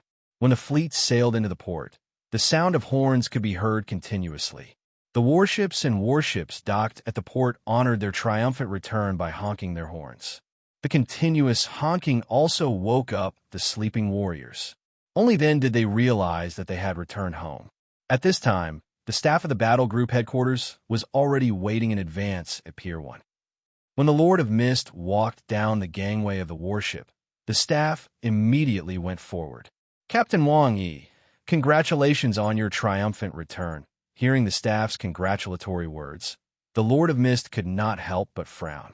"If you have anything to say, tell my assistant. I still have other things to take care of."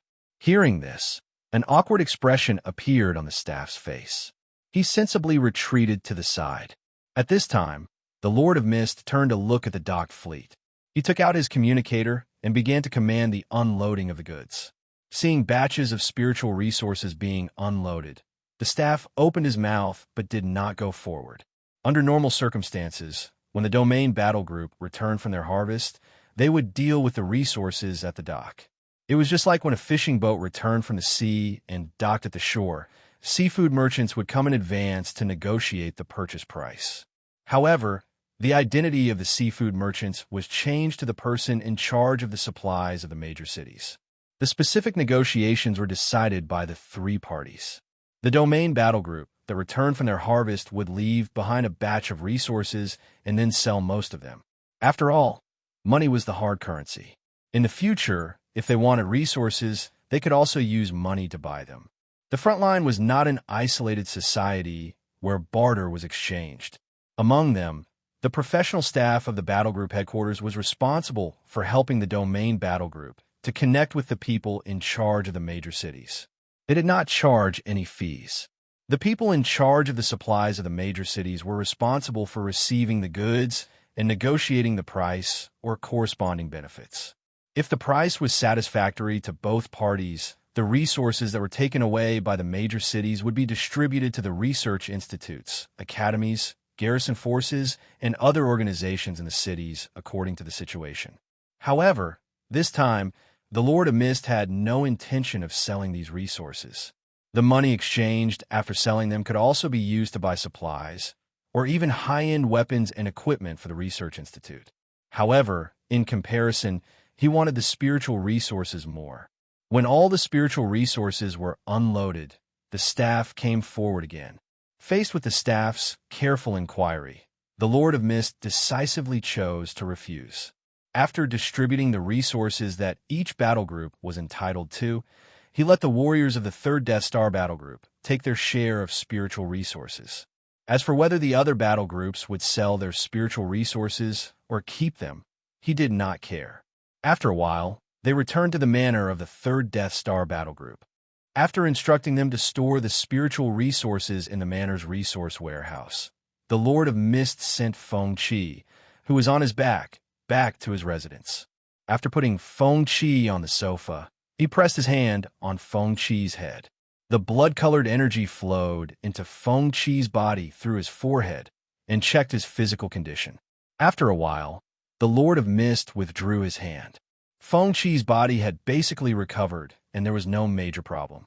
After putting down the worry in his heart, he turned and left Feng Qi's residence. 2 days later, the unconscious Feng Qi slowly opened his eyes. What entered his eyes was the familiar ceiling. After a short moment of being stunned, he bent over and got up. He immediately saw the Lord of Mist sitting not far away, looking at him with his legs crossed. At this moment, his gaze shifted to the green bracelet on the Lord of Mist's right wrist. He realized that this mission had been a complete success. Now he was very curious about the effect of this miracle item. "You're awake," the Lord of Mist said with a smile. How long have I slept?" 3.5 days. Hearing this, Feng Qi nodded. Just as he was about to reply, he suddenly raised his left arm. Seeing the blood-colored left arm, his mind went blank. "Where's my left arm?" "It's broken. I made a new one for you. How does it feel?" The Lord of Mist grinned. Hearing the answer, Feng Qi was stunned. He suddenly remembered that his left arm was completely shattered during the battle on the beach. Waving his new left arm, he could not help but look at the Lord of Mist. "This is too ugly. Can you make a new one?" The Lord of Mist was speechless. Chapter 246. Old Days East Supply Area, Death Star 3rd Legion's base. 6 o'clock in the morning. Feng Qi, who had woken up early in the morning, left the residence in a thin training suit. He walked toward the open-air training ground in the manor. Along the way, he passed by an orchard and picked a few fruits to satisfy his hunger. 10 minutes later, he arrived at the open-air training ground at the back left of the manor. The training ground was bigger than a football field. The training ground was divided into 3 parts. On the left was the equipment training ground. There were all kinds of training equipment neatly placed there for strength, body coordination, speed, and other training.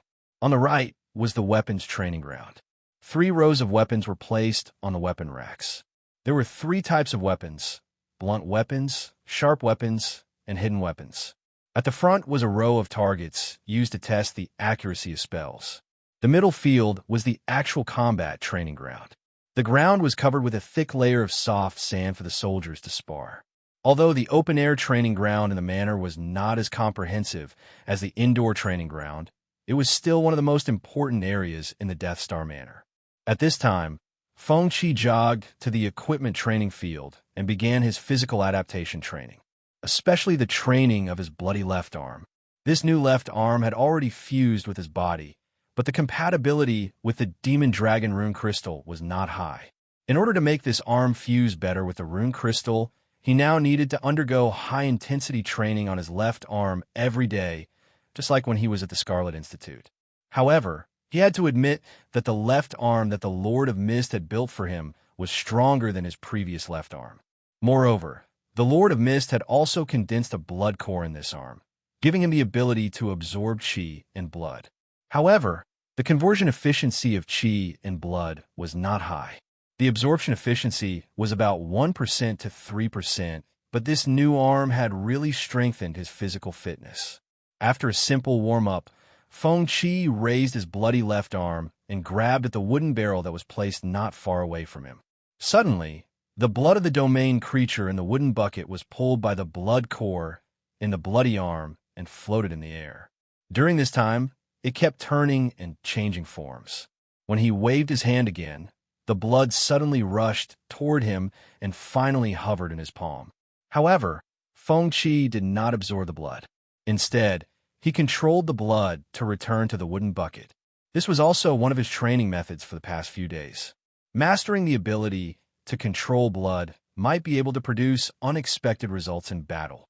For example, if an opponent was in the middle of forming a spell technique and suddenly controlling the opponent's blood flow to speed up, it was very likely that the opponent's spell technique would be interrupted. The Lord of Mist had taught him many techniques to control blood over the past few days. He had benefited a lot from it. However, his control over his blood was clearly incomparable to that of the Lord of Mist. The difference was huge. After several hours of high-intensity training, Feng Qi was already drenched in sweat. After landing on the ground, he walked straight to the residential area. After washing up in his room, he changed into a new set of clothes and went to the captain's office. Pushing the door open, he saw the Lord of Mist pointing at the tablet with a serious expression. He went straight to his desk and sat down. He made himself a cup of tea and smiled. What's wrong? What did that Mu Qing fellow do this time? The Dawn Legion she established has been promoted to an A-rank legion. It's only one step away from becoming an S-rank legion. After looking at the detailed mission records of the joint operations she initiated recently, why do I feel that the gap between our strength is getting bigger and bigger? Realizing that the Lord of Mist was indeed worried about Mu Qing's growth, he grinned. Why do you care so much about her? Can her growth potential be greater than yours? Hearing this, the Lord of Mist could not help but look up and glare. Why do I feel like you're gloating over my misfortune? No, don't overthink it. I'm just curious why you're paying so much attention to her. I don't want to pay attention to her either, but recently, there's been a lot of news about her. She's even on the front page of battle reports. It's hard not to see it. Damn it, it's annoying to see too much of it. He finished the tea in his cup in one gulp and smiled. Old fan, tell me in detail what you think of her. Extremely strong physical attributes, reflexive combat instincts, and the jade-colored mist flowing on the surface of her body is almost indestructible. As he narrated, Mu Qing's face involuntarily appeared in the Lord of Mist's mind, especially when he mentioned that Mu Qing had entered a berserk state and a mysterious ferocious beast had appeared behind her. His expression became extremely solemn. At that time, when he stood in front of Mu Qing, he even vaguely felt that the person standing in front of him was not a human, but a super ferocious beast with monstrous demonic flames. The aura that looked down on the world suppressed him until he could not breathe. Feng Qi listened very seriously to the Lord of Mist's narration. The origin of Mu Qing's runic crystal was still a mystery. He wanted to learn more about it from the Lord of Mist. However, the Lord of Mist clearly did not know. During this time, the Lord of Mist gave an example of how he felt when he faced Mu Qing. It was like an ordinary person encountering a hungry tiger. When the two looked at each other, their hearts could not help but palpitate and tremble. This was also one of the reasons why the Lord of Mist had such a deep impression of Mu Qing. I don't know how such a monster was born among humans. I even suspect that she has a miracle item on her. As he spoke, the Lord of Mist could not help but sigh. Hearing this, Feng Qi nodded in his mind. Miracle items had different forms, and they could completely be in the form of runic crystals. Apart from that, there was another point that could confirm this speculation. Previously, the Lord of Mist had given a speculation about the origin of miracle items, saying that miracle items might have evolved from the Pillar God's origin power. He did not know the truth of this speculation. If this speculation was true, could it be that the scarlet runic crystal on Mu Qing's body was most likely the crystallization of the Pillar God's origin power? The ferocious beast shadow that appeared behind Mu Qing in the Lord of Mist description was also very likely the image of a Pillar God level super life form that had died countless years ago. However, this was only a speculation that he had sorted out based on the information he had. It cannot be taken seriously. As for the specific truth, there was obviously no way for him to know as a sacrifice. Life was short, and all he could do was follow the established fate line and create value in a limited time. There were many unknown truths that had to be found by another him. After thinking for a moment, he looked up at the green bracelet on the Lord of Mist's right wrist. By the way, what is the effect of this miracle bracelet? Have you figured it out? Faced with his question, the Lord of Mist immediately shook his head. I've been trying to figure out over the past few days, but I'm still confused about how to use it. This miracle item doesn't look special in its inactive state. I can't activate it no matter what energy I inject. Could it be that we're mistaken and it's not a miracle item? I'm not mistaken. Back then, the power of the humanoid leader to summon the shadow came from this bracelet. I have a rough guess now. At that time, the shadow behind the humanoid leader looked very similar to the humanoids. When the rest of the humanoids saw the shadow, they all knelt down and worshipped it. Therefore, I suspect that this bracelet can summon the power of our ancestors. Feng Qi could not help but laugh when he saw the Lord of Mist's solemn expression. Summon the power of our ancestors? Our dead ancestors? The Lord of Mist widened his eyes. The ability of a miracle item can't be speculated with the current cultivation system. Any effect that you think is unreasonable can be the ability of a miracle item. Let's not talk about obtaining the power of our dead ancestors. I also know of a miracle item that can summon the consciousness of an ancient ancestor who has been dead for an unknown number of years. It's what humans call a soul. These miraculous items are really ridiculous. Feng Qi nodded when he heard this. Thinking about it carefully, it was just as the Lord of Mist said. It was not that he had never seen miracle items with ridiculous effects. Among the miracle items that he knew, the most ridiculous one was Xiaohe. In addition, the deduction fragment that Qin Shi fused with was also ridiculous. It allowed him to deduce the fate line of others and foresee part of the future.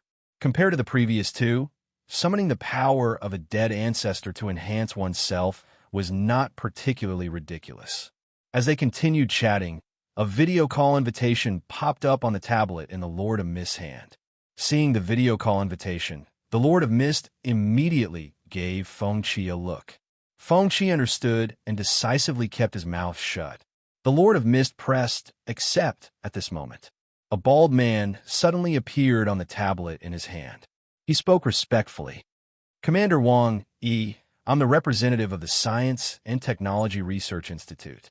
I'm here to invite you to participate in the upcoming Science and Technology Research Institute exchange meeting. In the face of the invitation, the Lord of Mist nodded expressionlessly. Got it. After saying that, he hung up the video call. What's the matter? The shadowy organization behind the Science and Technology Research Institute wants to have a meeting with you? Yes, I'm now one of the core members of this organization. It's normal for them to want to have a meeting with me after such a long time. It's also a good idea to gather information along the way. Go. Remember to be safe. Don't die. Do I look that weak? The Lord of Mist could not help but roll his eyes. However, when he saw Feng Qi's red left arm, he suddenly stopped talking. Feng Qi had saved him 3 times. Apart from Xuelin, when they first met, Feng Qi had risked his life to fight for him the other 2 times. These words did not sound out of place coming from Feng Qi's mouth. Seeing the guilt in the Lord of Mist's heart, he stood up and patted the Lord of Mist's shoulder. Remember your promise. There'll be a place for me when you stand at the top in the future. I'll take my leave first. The Lord of Mist did not reply after hearing that. He nodded solemnly as he watched Feng Qi turn around and leave. The next day, late at night, the Lord of Mist left the manor where the 3rd Death Star battle group was stationed and boarded a plane to Future City. The Lord of Mist did not return for the next half a month. He did not contact Feng Qi at all. During this period, Feng Qi was fully in charge of the battle group's affairs. Apart from handling the battle group's affairs, Feng Qi would use the rest of his time to train his body's adaptability. The compatibility between Bloody's left arm and the demonic dragon rune crystal was constantly improving during the training. Apart from the fact that his left arm's coordination was weaker than his right arm's, his left arm's recovery ability and resistance were stronger than his right arm's. Especially the explosive strength of his left arm. It was more than 3 times stronger than his right arm. On this morning, Feng Qi went to the commander's office early after the training. First, he made a pot of tea out of habit. Then, he picked up the latest information on the desk and began to read it. At that moment, the door was pushed open directly. A familiar figure with a black backpack and a mask appeared. You're back. Seeing the familiar figure, Feng Qi put down the document in his hand. The Lord of Mist took off his mask, closed the door, and sat down in front of the desk. He said with a serious expression, "You're right." He said with a grave expression, "Guess what I discovered during the meeting at the Research Institute?" "I'm not guessing. Just tell me." Feng Qi could not help but roll his eyes. Hearing this, the Lord of Mist immediately felt bored, but he still continued to speak. "That's right." However, he continued, "During the core meeting this time, the Black Shadow organization behind the Research Institute asked me to participate in an ongoing plan called the Black Reaper Plan. In the coming days, 90% of the Research Institute's resources will be invested into this plan to accelerate the development of this plan." "I don't understand. What do you mean?" "I don't know the exact details. In short, this plan is made up of countless small plans, such as the Eternal Plan, the Spirit Nano Bug Plan, and so on. In short, a bunch of plans form this big plan. As for what the plan's goal is, the Black Shadow didn't tell me in detail. He only told me that I'll be in charge of the small plans to obtain resources in the Black Reaper Plan. To put it simply, I'll be in charge of earning spiritual resources for this big plan." Feng Qi's heart sank after hearing the Lord of Mist's explanation.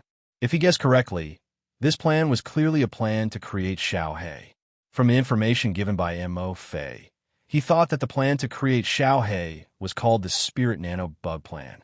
When he entered the second echelon of the core circle, he also thought that the plan to create Xiaohe was the Spirit Nano Bug Plan. However, the Lord of Mist was in the first echelon. He obviously had access to more information. This was the first time he had heard of the Black Reaper Plan. If the Spirit Nanobug was only a part of this plan, he was basically certain that the Black Reaper was his old acquaintance from 1,500 years in the future, Xiaohe. At this moment, the Lord of Mist interrupted his thoughts. This plan is obviously abnormal.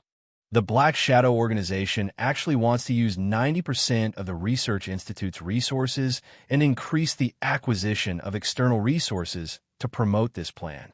I'm now very curious about the purpose of this plan. What's the use of being curious? In the eyes of the Black Shadow, you're just a worker. You have no access to the core content of scientific research.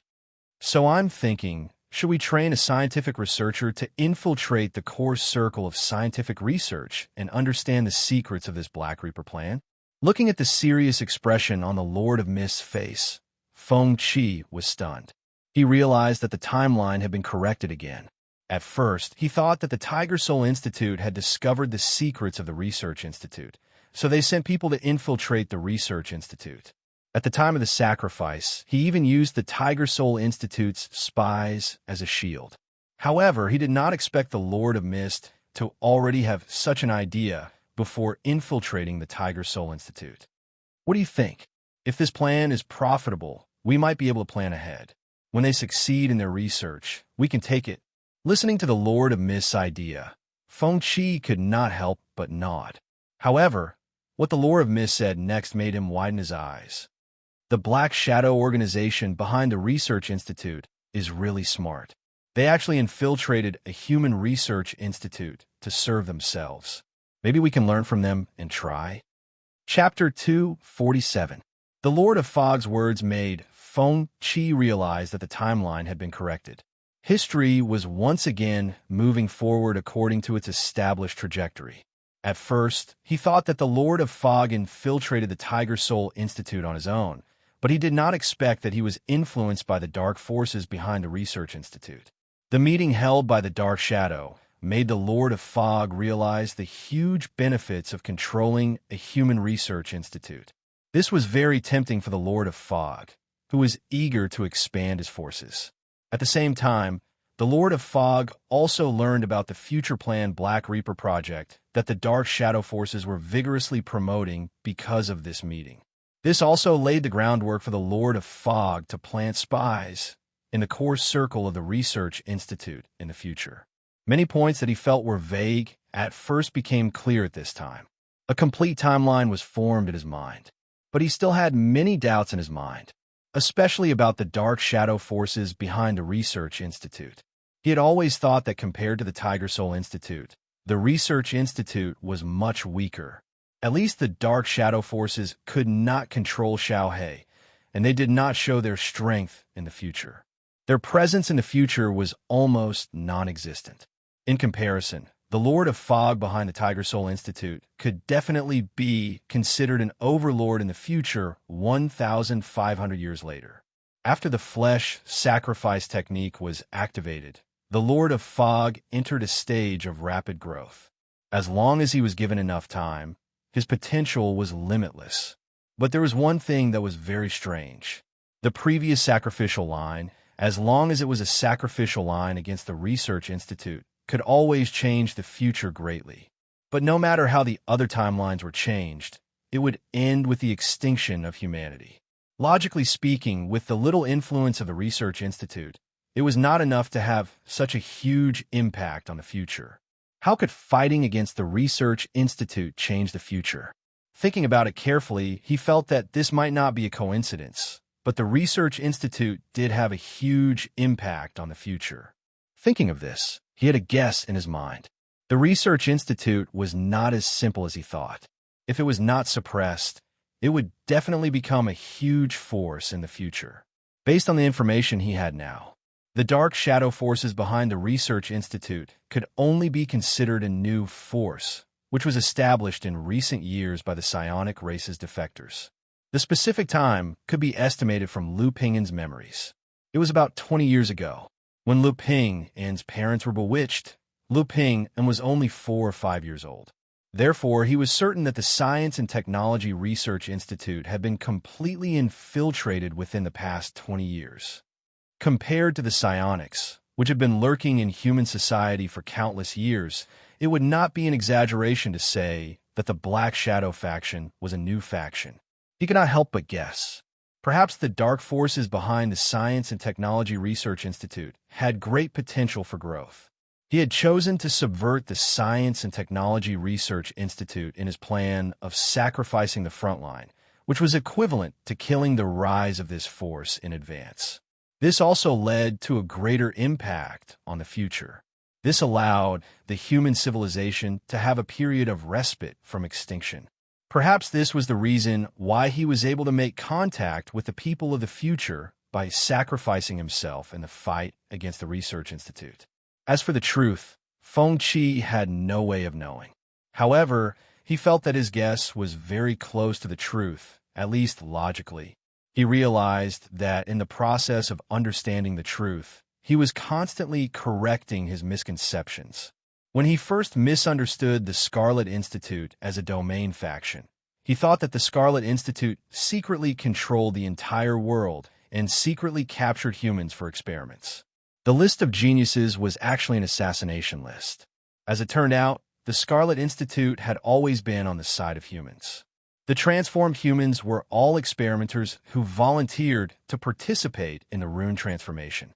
Their purpose was to transform into domain creatures and enter the domain world to find the source of transmission. As he gradually understood the truth of the world, he also ranked the threat level of the various domain factions in his mind. Among them, he ranked the Science and Technology Research Institute at the bottom. However, now it seemed that the Science and Technology Research Institute, which was not very strong at this time, would have a terrifying influence in the future. This was a domain faction with extremely high potential for growth. At the very least, the dark forces behind the Science and Technology Research Institute were not weaker than the Tiger Soul Institute controlled by the Lord of Fog. If he could control Xiao He, it would not be an exaggeration to say that the Science and Technology Research Institute would be the strongest among the known domain factions. Fortunately, Xiao He could not be controlled. When he thought of this, he suddenly remembered that the Tiger Soul Research Institute had once developed an anti-control device. Back then, he suspected that this anti-control device was the reason why Xiao He lost control. It was also one of the Tiger Soul Institute's plans to secretly target the Science and Technology Research Institute. As for what the truth was, he did not know for the time being. He only hoped that he could live long enough in this timeline so that he could learn more about the truth and secrets from the Lord of Fog. What do you think? Do we also want to infiltrate a research institute to serve ourselves? Seeing that Feng Qi did not respond, the Lord of Fog spoke again. Feng Qi, whose thoughts were interrupted, came back to his senses at this moment. Looking at the puzzled Lord of Fog, he pondered for a while and said, It's not a bad idea. That's a good idea, but infiltrating the research institute won't be an easy task. There's no lack of powerful humans, and a single misstep could lead to a series of crises. This matter needs to be carefully planned before taking action. Of course, we have to plan carefully, but infiltrating a research institute is definitely feasible. On the way back, I was thinking about which research institute to infiltrate. So which research institute are you thinking of now? Feng Qi asked. Facing the question, the Lord of Fog nodded and said, First, we have to choose the research institute first. First of all, we definitely can't choose the research institute in Old Sun City. After all, this area has been infiltrated by the psionic race. I even suspect that the entire Old Sun City may be controlled by the psionic race. Even if we don't have complete control, if we develop here, we'll have to fight against the psionic race, which is disadvantageous to our early development. Secondly, the Research Institute in Chilly Winter City isn't my target. I'm not Mu Qing's match yet. Her Dawn Army is stationed at the supply area of Chilly Winter City. She will definitely cooperate with the research institutes in Chilly Winter City. It's too risky. Give up. After hearing the Lord of Fog's analysis, Feng Qi couldn't help but nod. Continue with your analysis.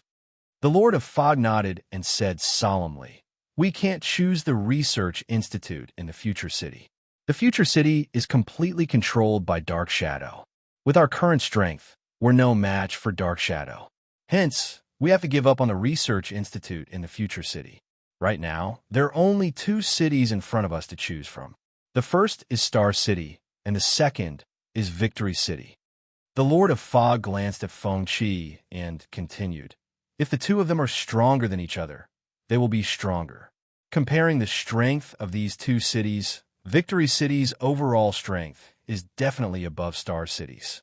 After all, Victory City's military strength is the strongest among the 5 major cities. Victory City's Victory Research Institute and Milky Way Research Institute are also ranked at the top of the major research institutes. However, Victory City's control is the strictest among the major cities.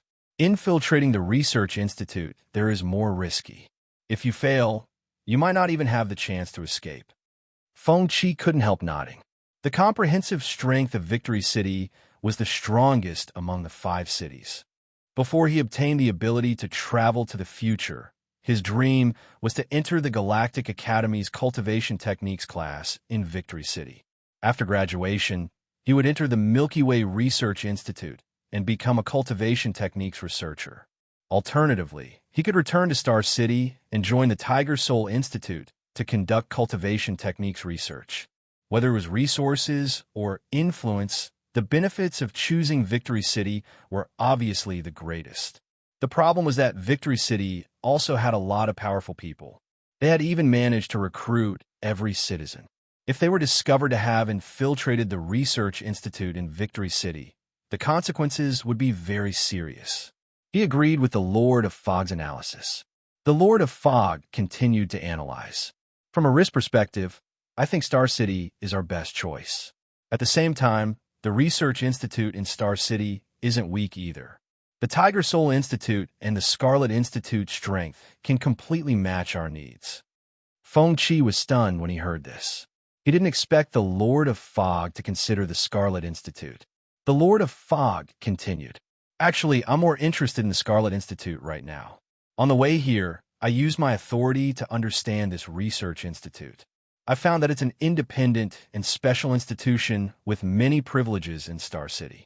The research projects are very mysterious. The information they disclose to the public is the least among the major cities' institutions. This kind of secrecy will be of great help to our development after infiltrating, and it won't be easy to be exposed. Hearing this, Feng Qi shook his head in his heart. If the Lord of Fog really infiltrated the Scarlet Institute, his sacrifice line would be useless. Compared to the initial short-lived sacrifice line, he only needed to record the content through email. For the current sacrifice line, he had to read the memory to understand the entire process of the sacrifice line. For example, for this sacrifice line, he couldn't record the contents of the email at any time. Moreover, the Lord of Fog was always by his side, so it was risky to constantly use the email. Therefore, reading the memory was the best choice for the future sacrifice line. However, the prerequisite for reading the memory of the sacrifice line was to ensure the existence of the Scarlet Institute. The Lord of Fog's idea of infiltrating the Scarlet Institute was undoubtedly to cut off his escape route. If the Lord of Fog really succeeded, his efforts on this sacrifice line would be in vain. His other self wouldn't be able to obtain the memory content of this sacrifice line.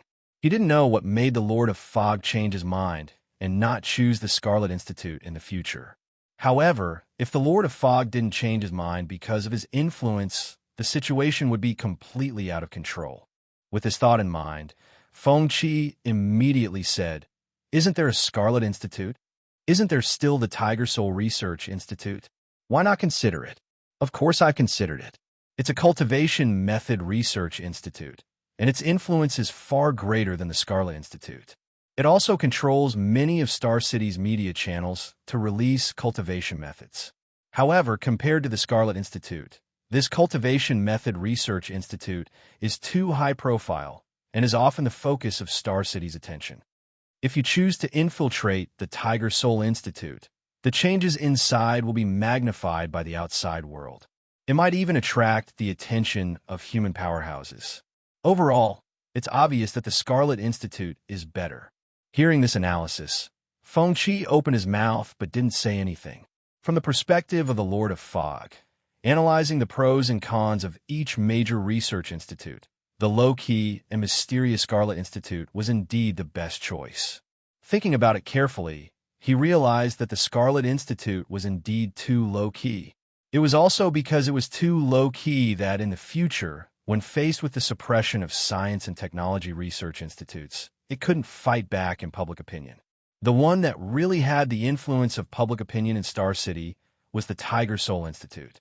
Every year, it held various Tiger Soul cultivation method competitions and concept competitions. It also often released the latest information on cultivation method research. It even cooperated with other cultivation method research institutes to carry out innovations in the cultivation system. Compared to the Scarlet Institute, the Tiger Soul Institute was famous. One of them was a superstar research institute with a bright and beautiful appearance. At the same time, they constantly released research information that delighted the outside world. The other was a mysterious organization. Many people didn't even know what the Scarlet Institute's research project was. At the same time, the Scarlet Institute was also open for recruitment. The difficulty of entering was several levels higher than the Tiger Soul Institute. It took a lot of time to enter the Scarlet Institute. It was completely understandable that such a research institute had weak public opinion.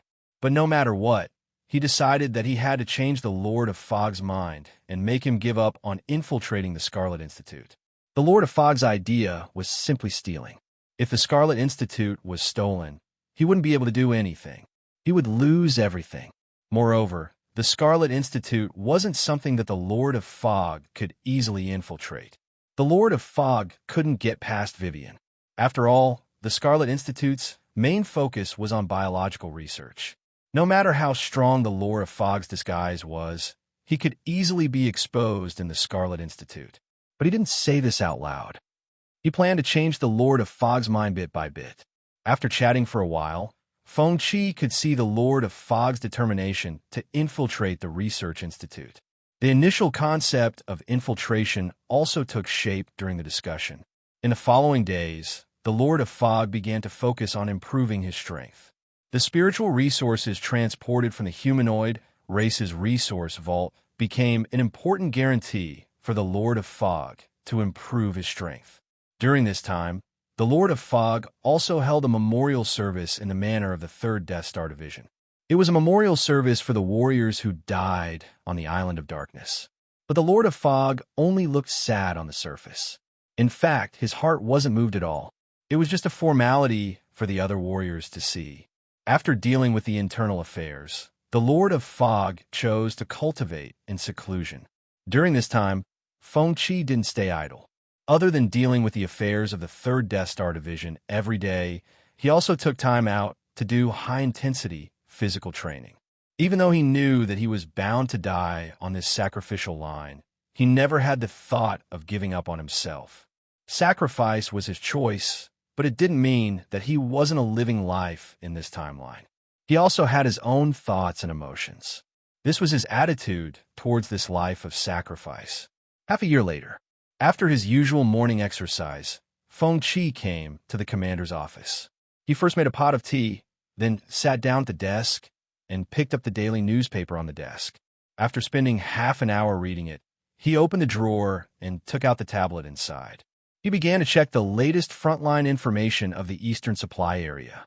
But when he saw one of the news, his expression changed. There was a photo attached to the news.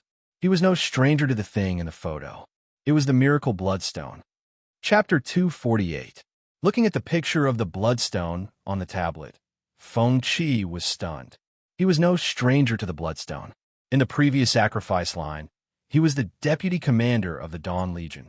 When Mu Qing formed the Second Dawn Legion, he received a request for an escort mission from the old E-Supply area. At that time, Mu Qing did not have time to participate in this escort mission. Therefore, he personally led the soldiers to the old E-Supply area and met with the person in charge of the bloodstone, Li Duo. He also understood the magical effects of the bloodstone in the laboratory. In the subsequent escort mission, he also discovered the secret that Wang, he was the Lord of the Mist. He also died during the escort mission in the previous sacrifice line. Thinking of this, he suddenly realized something. Don't tell me I'm going to meet Mu Qing during this escort mission? In the previous sacrifice line, he chose to join the Dawn Legion, which obviously changed part of Mu Qing's development line. He did not affect the Dawn Legion in this sacrifice line, so there was a chance that Mu Qing would personally come and participate in the escort mission. Moreover, the probability of Mu Qing coming was very high. In the previous sacrifice line, a super domain creature had appeared in the final segment of the fight for the Bloodstone.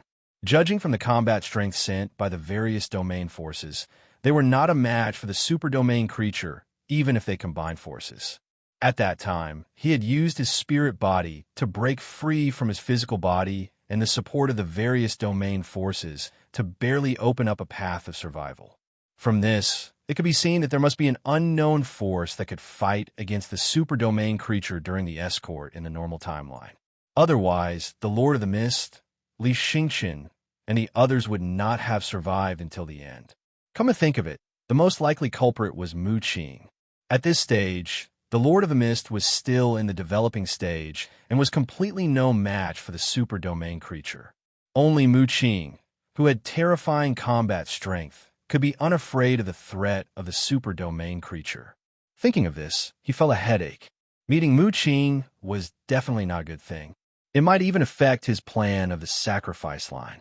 But if he had to meet her, he had to think of an excuse in advance. He could not let Mu Qing ruin his plan of the villain line. At this moment, he fell into deep thought. 3 days later, at 1 a.m., Feng Qi was still busy in the regiment commander's office. At this moment, he heard the sound of the door being pushed open and immediately looked up. "I'm back," Feng Qi asked curiously as he looked at the Lord of Fog, who had just ended his seclusion. "How many resources did you use this time?" "1/3 of it, but it will greatly increase my strength. Use it sparingly. These resources will still be useful in the future. Recently, another batch of pension funds will be issued. If you use up all the resources, it will be awkward." The Lord of Mist came to the desk and sat down. "It's already very frugal. If I really wanted to squander it, I would have used up this batch of resources a long time ago. As expected, it's better to infiltrate a research institute as soon as possible. Only then will we have a large amount of resources to squander. By the way, has anything big happened recently?" Upon hearing this, Feng Qi reached out to open the drawer and took out the tablet inside. After waking up the interface, he tapped a few times and pulled out a piece of news from his favorites. Then, he handed the tablet to the Lord of Mist, who had a confused look on his face. After taking the tablet, the Lord of Mist immediately began to scan the content of the news. Just like Feng Qi, his expression changed when he saw the picture of the bloodstone. "Is this a miracle item? I can't guarantee it. This bloodstone was snatched from the hands of a severely injured blue-skinned creature by chance when the Black Flag Domain battle group returned from an exploration mission. Because of its appearance, undercurrents are surging in the old East Supply area. Many forces have come because of it, and there have been several robberies. Now, our battle group has also transferred a group of soldiers to the recruitment hall area to be on duty to protect the bloodstone. After hearing Feng Qi's explanation, the Lord of Mist fell into deep thought. After pondering for a while, he raised his head. How about this? I'll go to the recruitment hall tomorrow morning to observe the bloodstone up close. If it's a miracle item, we'll definitely participate. If it's a miracle item, what do you plan to do? Feng Qi asked curiously. In the dead of night, I'll transform into the fog and sneak into the hall. I'll kill without leaving a trace, and take the item without leaving a trace. Feng Qi blushed with shame as he looked at the smiling Lord of Fog. The next morning, Feng Qi accompanied the Lord of Mist to the recruitment hall. When they saw the Lord of Mist, the warriors sent by the various battle groups who were on duty nearby did not stop them. After entering the hall, they took the elevator down to the underground laboratory. They saw Li Duo, who was studying the bloodstone. After some discussion, they saw the bloodstone placed in the laboratory. After understanding the effects of the bloodstone and observing it up close, the Lord of Mist was sure of one thing. The bloodstone was a miracle item. After returning to the manor, they began to discuss how to seize this miracle bloodstone. The Lord of Mist's idea was simple. In the dead of night, they would kill and steal. Feng Qi did not reject this suggestion. That morning, the Lord of Mist took action. Feng Qi stayed in the commander's office to wait for news. Time passed, and it was 6:10 a.m. The office door was pushed open, and the Lord of Mist returned. Fail? Feng Qi asked curiously as he looked at the unhappy Lord of Mist. How unlucky. I didn't expect several forces to have the same idea as me. I can't do anything because of the mutual restraint. As he spoke, the Lord of Mist sat down at his desk. What do you think now? He continued to ask. He had expected the Lord of Mist's failure. If it was easy to seize the bloodstone, there would be no need to carry out the escort mission. Let's see how it goes. Right now, all the forces want to seize this bloodstone, but this is our home ground after all. There's no need to rush. As they chatted, they began to formulate a follow-up plan. In the next few days, the Lord of Mist would occasionally go to the underground laboratory in the recruitment hall to observe the situation of the bloodstone and prevent it from being seized by other forces. But soon, something happened that the Lord of Mist felt was out of his control. Li Duo, who was in charge of studying the bloodstone, decided to transport the bloodstone back to the old research institute by plane. In the Lord of Mist's opinion, if the bloodstone was really transported back to the old research institute, it would be difficult to seize the bloodstone again. There was a high chance that it would fall into the hands of the psionic race. In order to prevent the bloodstone from being transported back, when the plane took off that day, he decisively transformed into mist and followed it. Before the transport plane could get far from the airport, it was violently shot down by him. Feng Qi was very surprised by this. In the previous escort route, Li Duo had told him that the bloodstone could not be sent out of the supply area. The plane transporting the bloodstone had also been shot down. However, he did not expect that it was the Lord of Mist who did it. The Lord of Mist explained this as follows. He felt that he had to leave the bloodstone in the supply area so that it would be within his control. Once it left the supply area, the outside world would no longer be his home ground. In the following days, undercurrents surged under the calm surface of the old East Supply area. The various forces that learned of the existence of the bloodstone were eager to make a move. The recruitment hall had been attacked many times. Li Duo tried his best, but could not transport the bloodstone back to the old research institute. During this period, the Lord of Mist also thought of an idea to seize the bloodstone. He decided to use the power behind the Science and Technology Research Institute to help him seize the bloodstone. When the time came for reinforcements, he would definitely be the core. Applying for reinforcements from the Science and Technology Research Institute was equivalent to bribing a wave of cannon fodder workers for free. Feng Qi expressed his support for this proposal. After the discussion, the Lord of Mist immediately contacted the Dark Shadow Force behind the Science and Technology Research Institute. After the Dark Shadow Force learned that there was a miracle item in the old East Supply area, they decisively agreed to his request and prepared to send reinforcements. However, because the various battle groups were currently carrying out missions and needed some time, they would contact and rush over as soon as possible. The timeline was revised again. After receiving this news, Fengqi knew that the next battle group to be sent as reinforcements was most likely similar to the previous sacrifice line, which was the Bloodthirsty Wolf Domain battle group. In fact, the Bloodthirsty Wolf Domain battle group was not weak at all at this stage. They could be considered one of the top battle groups. Back then, when he was at the sacrifice line, he was able to take over the Bloodthirsty Wolf battle group because the higher-ups of the Bloodthirsty Wolf battle group were mysteriously assassinated at that time, causing no one to replace them as the commander. Only then did the Dark Shadow choose to recruit a new commander in the core circle of the Science and Technology Research Institute. By the time he took over, the combat strength of the Bloodthirsty Wolf battle group had shrunk greatly, and they no longer had top-notch combat strength. After receiving the guarantee from the Science and Technology Research Institute, the Lord of Mist began to discuss the follow-up plan with Fengqi. Now that they had reinforcements, it was still very difficult to obtain the Bloodstone, especially in the old days East Supply area. A large number of domain battle groups were stationed here, and there were also domain powers secretly eyeing them. If they wanted to obtain the Bloodstone, unless they had the combat strength of the entire supply area, it would be impossible to obtain the Bloodstone. If they wanted to obtain the Bloodstone, they would have to do it outside. However, the problem was that after leaving the supply area, the risk of obtaining the Bloodstone would increase greatly, and it would be out of their control. While thinking, the Lord of Mist came up with a plan. He decided to personally request to escort the Bloodstone to Old Days City and then snatch the Bloodstone on the way. After having this idea, he found Li Duo, who was in charge of researching the Bloodstone. Li Duo immediately expressed his gratitude towards the Lord of Mist's suggestion and said that he was also preparing to discuss the matter of escorting the Bloodstone to Old Days City. However, just when the Lord of Mist thought that his plan was halfway done, an accident happened.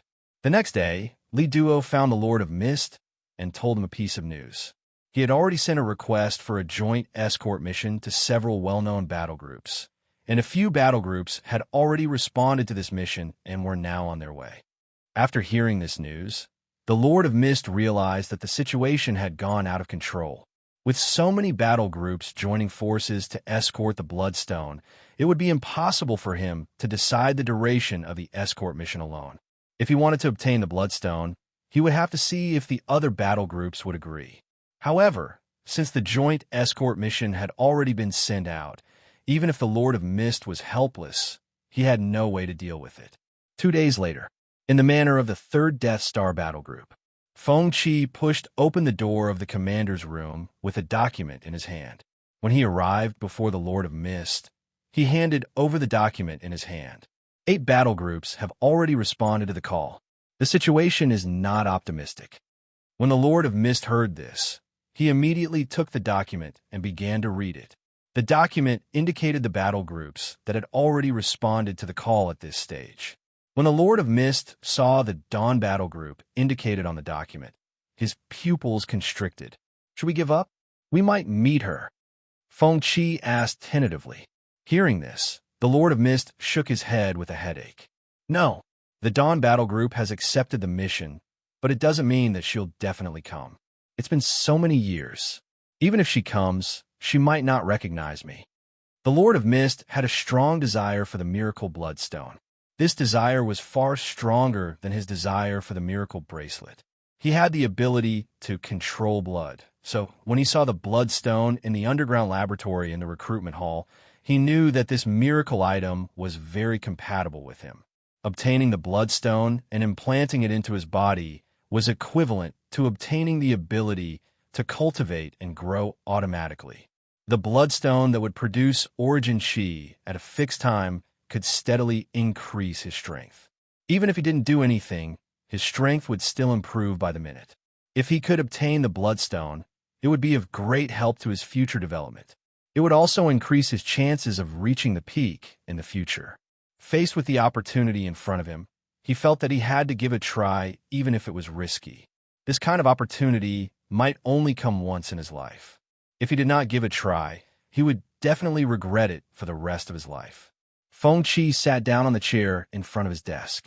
He made himself a cup of tea and then said with a serious expression, "If Mu Qing comes and there are various forces lurking in the dark, how confident are you in obtaining the Bloodstone?"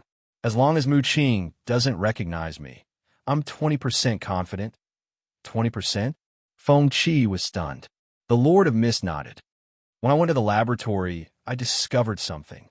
My ability to control blood is also effective on the Bloodstone.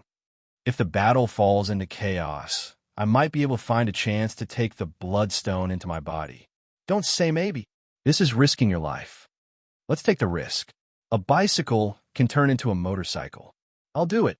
The Lord of Mist gritted his teeth. He immediately expressed his support for the Lord of the Fog's decision and smiled as he said, "That's right." He then said with a smile, "Actually, I've met Mu Qing a few times at Star City University. At that time, I really didn't know that her strength was so terrifying. She was too low-key in the academy." "You know her?" the Lord of Mist asked curiously. "No, I just stayed at Star City University. That's why I've met her a few times." He chose to accidentally say that he had seen Mu Qing in order to give the Lord of the Mist a heads up. In the future, the Lord of Mist would gain more and more authority. According to the established timeline, when the Lord of Mist infiltrated the Tiger Soul Institute, he would gain access to a large amount of authority information. By then, he would definitely know that he had stayed at Star City University. This time, he said that he had met Mu Qing. Although it seemed unintentional, it was actually a warning. He wanted the Lord of Mist to not be suspicious when he suddenly learned of this information in the future. What kind of person was she at Star City University? "Why didn't you tell me before?" the Lord of Mist asked curiously. "A woman changes 18 times between childhood and womanhood. She's completely different from how she is now. Besides, I'm not very close to her. We're just passers-by." After hearing his explanation, the Lord of Mist nodded and did not ask further. Next, they began to discuss the details of this escort mission. Now, their only advantage was the escort mission was initiated by the old E-Supply area. With a home advantage, the Lord of Mist, who was the commander of the 3rd Death Star Legion, would undoubtedly become the overall commander of this joint escort mission. With the authority to command, he would have more room to play. He could use this to create favorable conditions for himself. Now that everything was ready, they were only waiting for the escort mission to begin. Chapter 249, Old Days, East Supply Area. Death Star 3rd Division's Manor.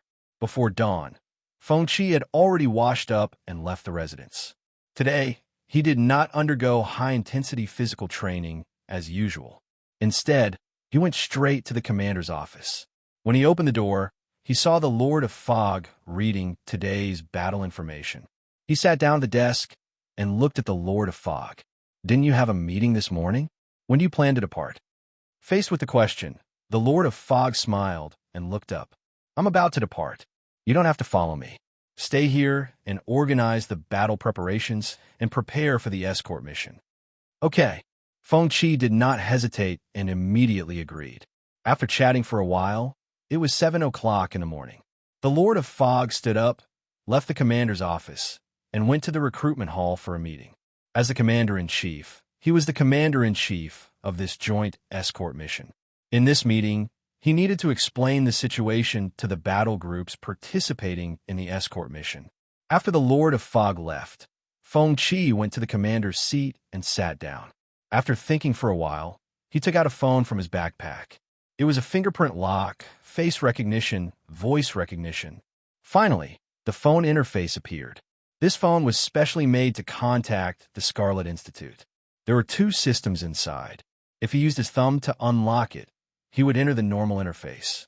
If he used his index finger to unlock it, he would enter the second encrypted interface that allowed him to contact the Scarlet Institute.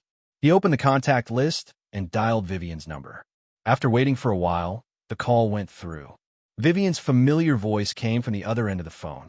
Next, Feng Qi explained to Vivian in detail what happened after he left the Scarlet Institute. A few hours later, he hung up the phone and opened the contact list again. He found Brain Guardian and dialed it. After waiting for a long time, the call went through, but there was no sound from the other end. At this moment, Feng Qi spoke up. "Where are you now?" Faced with his question, an old voice came from the other end of the phone. "We're deployed at the Atlantis Hotel in the Old Days East Supply area. It's not far from the Death Star 3rd Division's manor where you are. We can arrive in 10 minutes at the earliest. Do you know about the recent joint escort operation? I've already obtained the relevant information, including the information you left behind at the Scarlet Institute. I basically understand what happened. Do you want to participate in this operation again?" Faced with the question, Feng Qi nodded. "There's a high chance that I'll participate in this operation. If there's an accident, be prepared to rescue my brain. Don't worry. Even if I have to give up this old life of mine, I will send your head back to its crimson state. Thank you for your hard work. This is our mission. Everything is for the sake of creating our ideal future. We will be your firm companions. Thank you." Feng Qi hung up the phone. The reason for this call was to let the team guarding the brain be prepared in advance. This mission was fraught with danger. The Lord of the Fog could not even take care of himself. It was very likely that he would die along the way. He couldn't avoid death, but he needed to preserve his brain as much as possible. The information he told Vivian was only a part of his experience. If he really wanted to talk about the details, even 3 days and 3 nights wouldn't be enough. He still had to rely on reading memories. It was noon, but the Lord of the Fog had yet to return. At this moment, Feng Qi picked up the phone and called the captains of each team. After lunch, the soldiers were fully armed and gathered at the center of the manor. After the team leaders reported the situation, Feng Qi began to issue a series of orders. The escort mission was about to begin.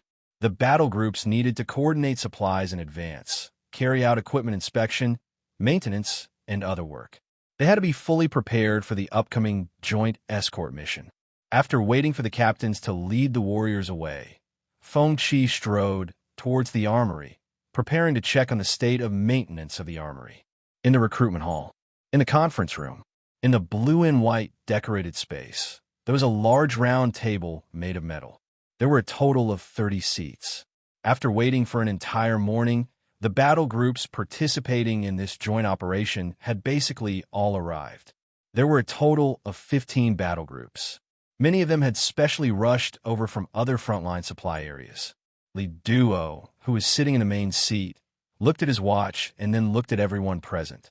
Little Tiger, who was at the airport, called me. "The members of the Dawn Battle Group have arrived. They rushed here as soon as they finished their mission. Everyone, please be patient."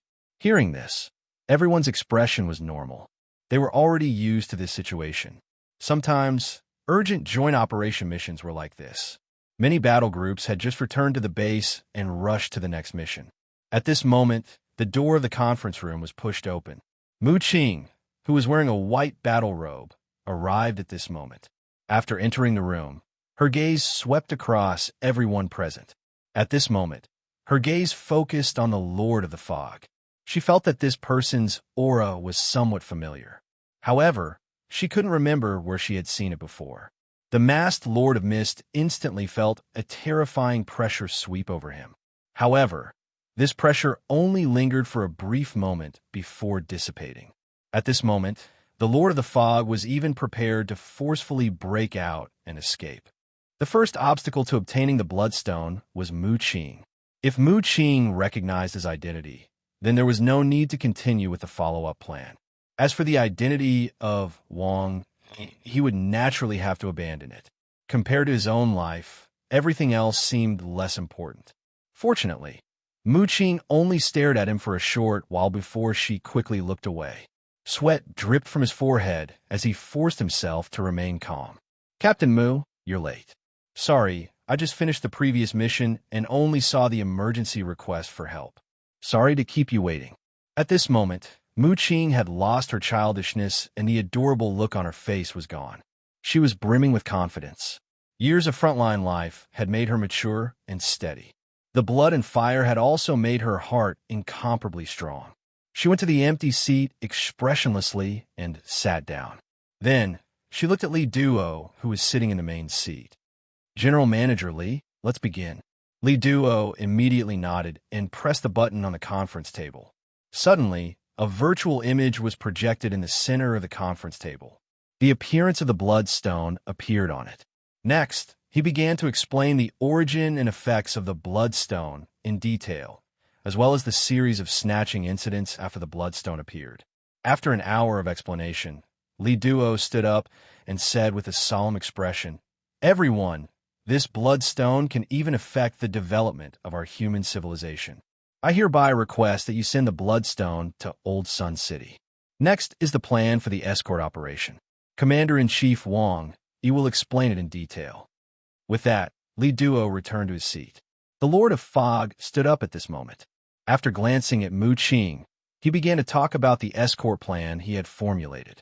Seeing Mu Qing's arrival, he had already realized that the difficulty of obtaining the bloodstone in this escort operation had greatly increased. But it wasn't completely impossible. What he needed was to create chaos and muddy the water. Only chaos could give him a chance to absorb the bloodstone into his body. Therefore, the route was naturally set wherever there was a chance for a chaotic battle. During the discussion, Mu Qing remained silent. The other captains expressed their opinions from time to time, discussing the modification of the route. After several hours of discussion, the meeting was dismissed. After walking out of the conference room, the Lord of Fog was about to return to the manor when a voice called out to him from behind. "Captain Wang." He slowly turned around at this moment. When he saw Mu Qing standing behind him with a smile, his expression instantly froze. "What's the matter?" The Lord of Fog pretended to be calm. "Captain Wang, have we worked together in the previous joint operation?" "No." The Lord of Fog's tone was calm, without any hint of nervousness. "I made a mistake. Sorry." Mu Qing nodded and apologized at this moment. Looking at the Lord of Fog's back as he turned around and left, Mu Qing's eyes were filled with confusion. She felt like she had seen Wang Yi's aura somewhere before, but she couldn't remember where. After thinking for a moment, she stopped thinking about it and left the recruitment hall. 2 days later, today was the beginning of the escort mission.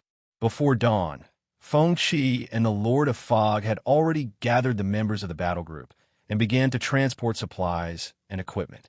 After a long time, the Lord of Fog gave an order and the soldiers set off in the direction of the recruitment hall square. Along the way, looking at the Lord of Fog who had already put on his mask, Feng Qi smiled. He thought of yesterday's meeting. In the Lord of Fog's words, the entire meeting was a false alarm. He had been tense the entire time and was ready to escape at any time. He even thought of abandoning everything here and starting all over again. Fortunately, Mu Qing didn't recognize him when he was wearing a mask. It could also be said that Mu Qing didn't remember his aura from back then. This was undoubtedly a piece of good news. At least the plan to seize the bloodstone could continue. It wouldn't end before it even started. However, there was still a problem that made Feng Qi feel uneasy. How should he face Mu Qing? He actually didn't have to participate in the joint escort mission.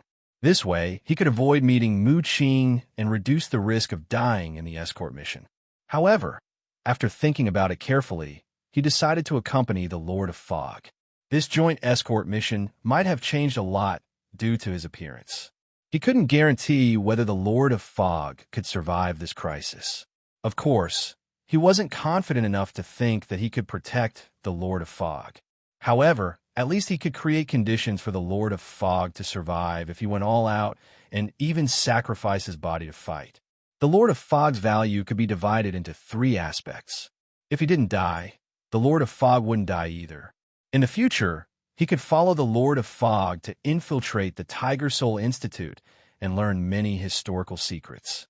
If he died, the Lord of Fog wouldn't die.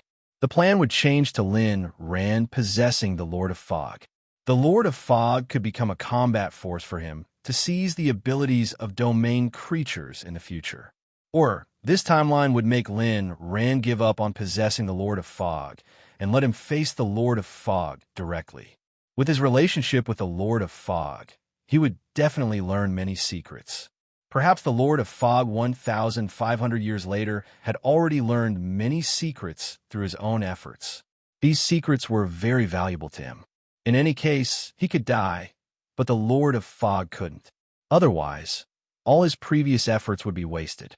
Regardless of whether he died or not, the Lord of Fog had corresponding value.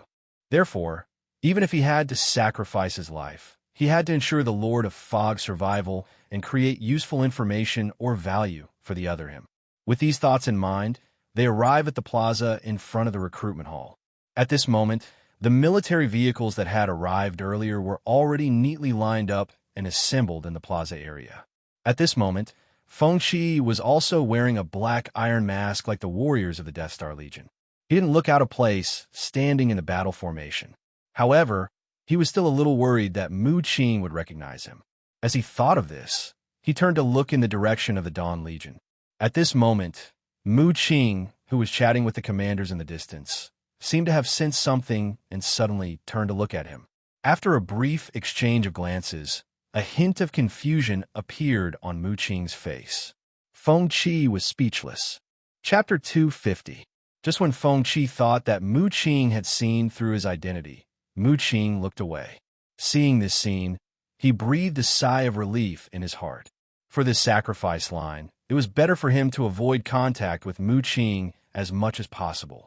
Otherwise, it might affect the development of this antagonist line. At this time, the Lord of Fog left the team and went to meet with the commanders of the various regiments. After some discussion, the Lord of Fog understood the situation of the various regiments and gave the order to depart. The soldiers who received the order boarded the military vehicles one after another. Feng Qi also followed the Lord of Fog to the military vehicle with the miracle bloodstone. Then, the convoy set off from the square in front of the recruitment hall in the old supply area and drove to the main road leading to the old city according to the previously planned route. After a few hours of travel, the convoy left the supply area and came to the main road. On both sides was a desolate desert, and a winding road connected to the sky. Feng Qi's military vehicle was in the center of the convoy and was surrounded by the convoy of the various regiments. The angle of this escort was completely different from the previous one. In the previous escort mission of the sacrifice line, he was responsible for guarding the left rear of the convoy and cooperating with Qin Xuan on the right rear. This time, he stood directly at the center of the convoy. His purpose changed from escorting the bloodstone to snatching the bloodstone. Looking at the miracle bloodstone covered by a black cloth in front of him, he looked at the Lord of Fog standing beside him. Old fan, don't you have the ability to absorb the bloodstone? What are the chances of you escaping if you attack now? There's a high chance of dying. We're now in the center of the convoy. Where can we run to if we absorb the bloodstone? Besides, there's Mu Qing from the Dawn Legion on the left front. There's no possibility of escaping. We can only wait until the situation is chaotic to absorb the bloodstone and then run. After listening to the Lord of Fog's explanation, Feng Qi immediately nodded and then looked at the Dawn Legion on the left front. At this time, Mu Qing was standing alone at the top of the Dawn Legion's truck, looking ahead. As if sensing something, she turned to look at Feng Qi. After a brief exchange of glances, Feng Qi decisively lowered his head. For the next 3 hours, the convoy moved forward at a constant speed. During this period, there were no unexpected incidents. At this moment, smoke and dust billowed towards the west. A sizable fleet of vehicles was rapidly approaching the escort team. The Lord of Mist raised the communication device in his hand and spoke in a deep voice. All battle groups, pay attention to the situation and prepare for battle at any time. Hearing this, Feng Qi couldn't help but roll his eyes. He didn't even need to think to know that the approaching convoy was definitely the reinforcements sent by the Research Institute. The Lord of Fog's order to prepare for battle was just a show for the other battle groups. Just as he'd expected, when this convoy approached, they sent people to contact him and explain that they were the Wolf Domain battle group that had come to provide support. Upon hearing this news, the Lord of Mist decisively allowed them to join the escort team. The other battle groups were puzzled, but they did not ask. After all, She was the chief commander of this joint escort operation and was fully responsible for the dispatch of this escort operation. After changing their formation, the convoy continued to move forward. There weren't many green plants in the desert on both sides of the main road. It was a desolate scene. Along the way, animal skeletons could be seen. After looking at such an environment for a long time, one would more or less get tired. After another 2-hour journey, they arrived at the old supply bridge. Are we going to take action? Looking at the supply bridge in the distance, Feng Qi turned to look at the Lord of Mist. The Lord of Mist nodded at this moment. The operation on the bridge is carried out by the alliance of weak clans recruited by the Research Institute. They were deployed here in advance. It's just a probing operation. They don't expect to be able to take away the Bloodstone. We'll act according to the situation. Feng Qi nodded and turned to look at the bridge in the distance. This bridge was built when the eastern supply area was built near the sea. Below, it was a turbulent river that flowed east into the sea.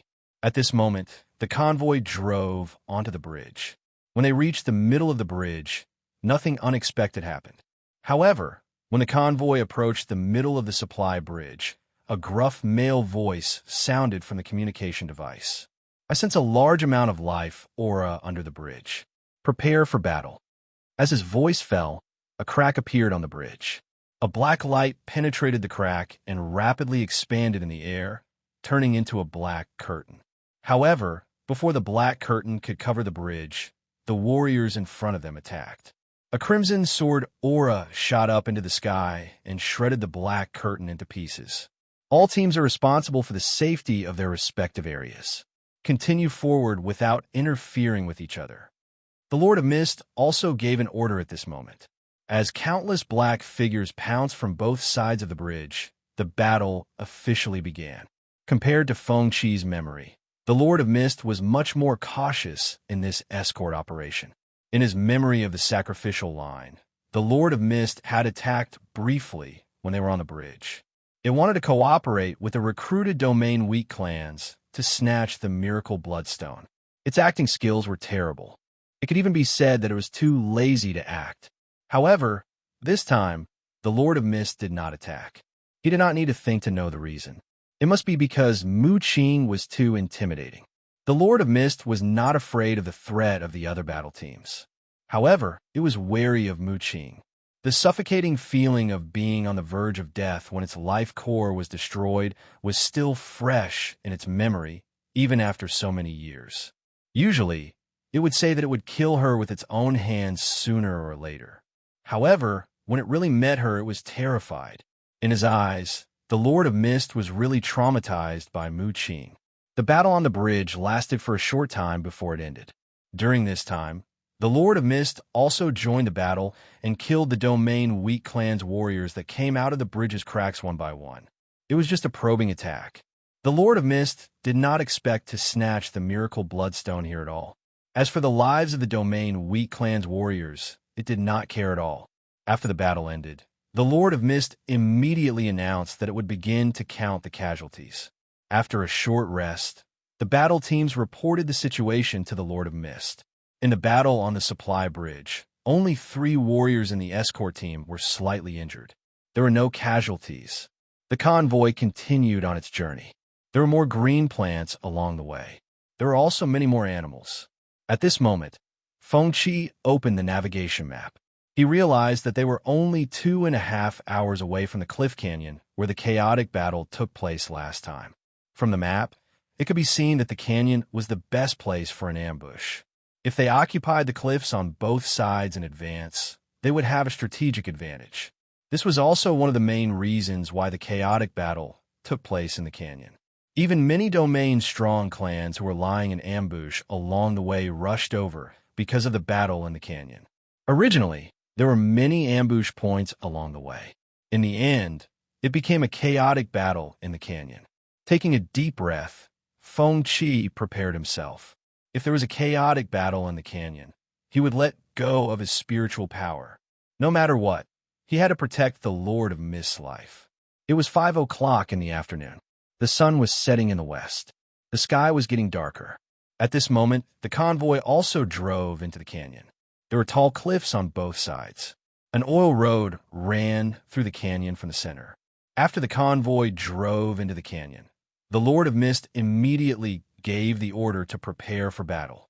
This was because he had already sensed a large amount of life aura in the canyon.